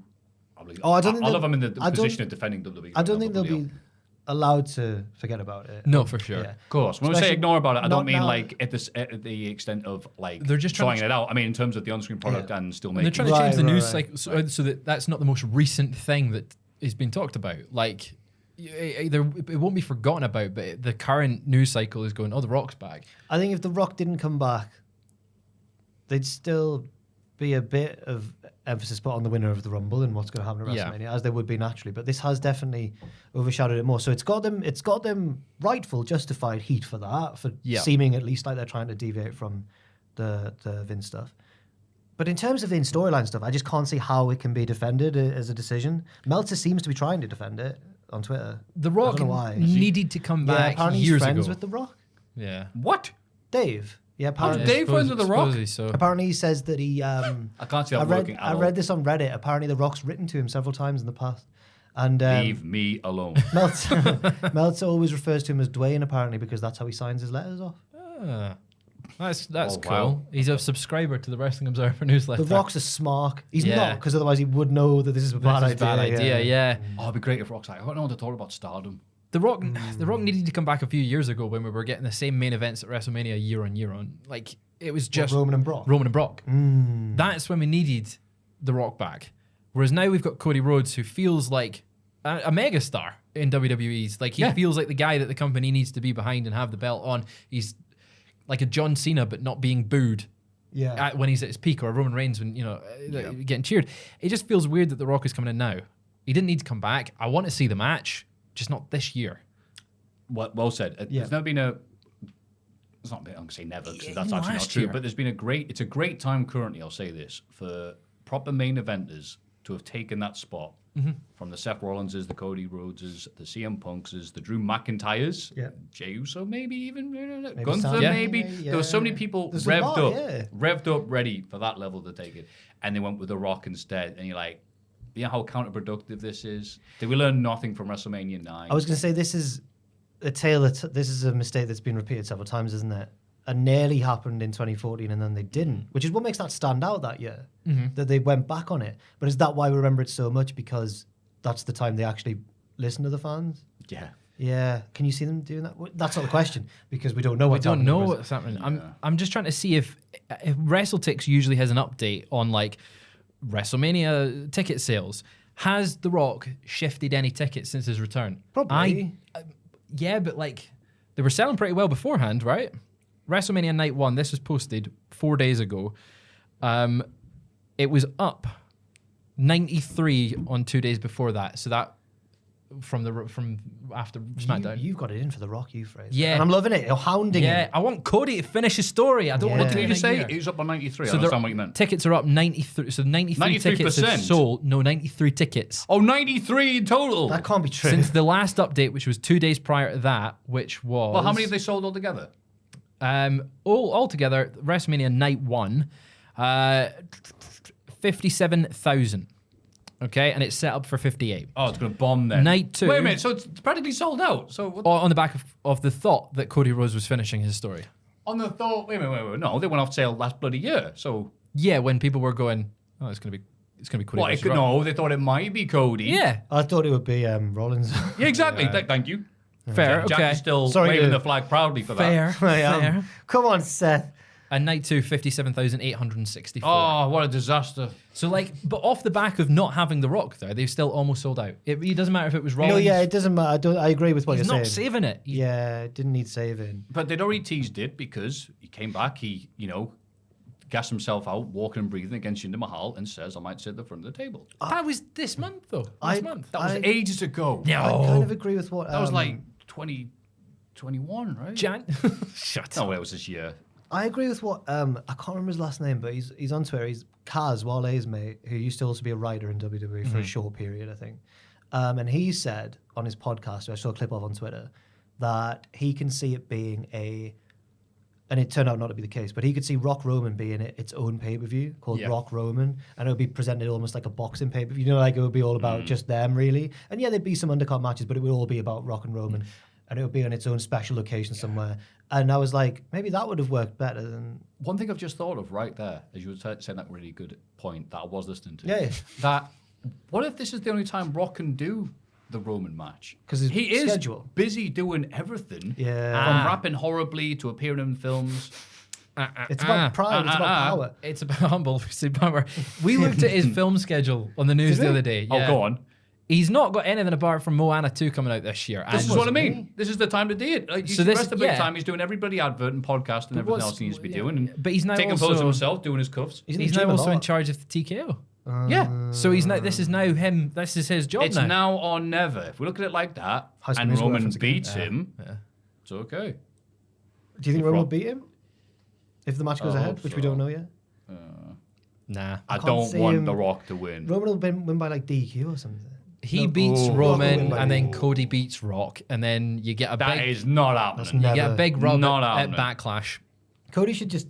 I think Cody's played this really well by just not saying much to He knows stuff. He's what just to letting it... He's just letting it, fair enough. 2 weeks ago, Cody goes, "Yeah, I think that the Rock's not the type to I come know. back and interfere in a story." Well, he might have said that, but didn't had an know, though. inkling this could look bad. But I reckon if he did that, he said that knowing that it makes The Rock look like a dickhead. Yeah, true. Yeah, okay. Cody, smartest man in the room. I think he's very smart. Has he re-signed? Cody? Yeah. Hey, he done. Has he re-signed his contract? There was one offer to him. We don't know if he has He's or the not. biggest babyface on the planet at the minute. Yeah, but He needs to... if they don't put the title on him. He'll be the next Daniel Bryan. People will be so furious for him. Yeah. There's so much adrenaline in my soul right now. For Cody Rhodes. I love the debate this is. Yeah, man. Oh, it's mad. Either way, I'm hooked for WrestleMania. No, Right, The Rock it's didn't that need to season come again. back. Yeah, yeah. Didn't need to, but he's here. Oh, wait. If you're from me. Yeah. After this, I need to show you that cartoon thing. That I clip, saw. yeah.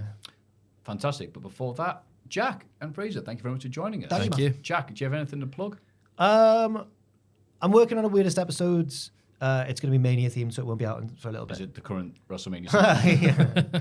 No, it's not, but it's one from not too long ago. Oh, I wonder what that could be. Yes. Yeah. And yeah, that's about it for now. Fraser? Go and check out the Over the Top Rope Rumble documentary that me and Sam have been working on. It's on the channel now. I want to get as many eyes on it as possible. We spoke to Hornswoggle, Maven, Kevin Owens, Jack the Jobber, Tom Campbell, Finley Martin from Power Slam. We got a lot of interviews in Marcus there. Bagwell was at a restaurant Yeah, of by course. himself. We got a little vox pop from him. We went down to Hooked on Wrestling's box park for the Royal Rumble. We spoke to loads of fans that were watching the Rumble, and we got them involved as I well. really enjoyed the guy who says that it's something he used to watch with his dad, but he doesn't have He too was many memories fantastic, with his yeah. dad, and it's a great memory that he cherishes. I was like, oh, It was so you good. know what? It might be bollocks and a horrible, dirty industry, but at least sometimes it does He- some good. He The gave us slogan the of best podcast, vox pop. really, yeah. Yeah. He gave us the best interview in Vox Pop. Like, Oh, sorry, everyone else. sorry, everyone else. Jesus. Just like, he gave us so much and he was so passionate. You're like that guy on Love Island who, when one of the girls eliminates herself, he goes, "I would have picked you, Lucy." Yeah. All the other women are like, He was, Cheers, pal. he was great, but everyone was fantastic. There you go. It was, He's a quarter, babyface. it was 5:45 in the Fraser morning. Road. Yeah. We got loads of people stuck back and chatted to us. That Thank was you, really, everybody. really fun. And well done to Fraser and Sam Thank for you. putting a wonderful video together as well. Absolutely. Yeah, so Fair watch play that. to all of you. What have you got, plug, Maffew? New Botchamania, yeah. Hey. And also me and Hornswoggle's podcast. Hey. Very lovely. Talking complete pish. Okay. Yeah. About I wrestling hope or it's- about not wrestling? Mostly wrestling, but Okay, some fair fish as enough. well. I hope, he says we did it via video. He had this little website set up, and he said it'll be audio, but he might just put it out as a video. I look like crap. Oh, well, if he does it, fair enough then. I warned you. Joel, anything to plug? No. No, Cool. listen, what videos are you working? Anything interesting that you Can can you talk reveal? about? That you can talk about? Anything not interesting? The podcast? can't- Listen to the podcast. Listen to the podcast. You One made of it my this far. lists- Put it right to the Joel start. plugs the listening to it. podcast we're listening to. One of my lists has just gone out. Okay. Oh, my, Right. my mic went off. Is Mike Oh, it's all falling apart. You know the Soul Anti-Bullying They're camp? trying to sabotage him. No, I've got nothing. Okay. They're Right. muting him like the Rocky Sucks chance. Yeah. Mailbag@cultaholic.com, patreon.com/cultaholic. This has been Cultaholic. You've been magnificent. Now we're going to look Lazy, at it's this. getting lazier. What we're going to say. Oh my God. Rocky sucks. No. We want code. We want not code. I don't even know what happened in Vegas, so this is Yeah. really difficult. What happens in Vegas stays in Vegas. 1, 2, 3. What happens in Vegas stays in Vegas. God. Bye.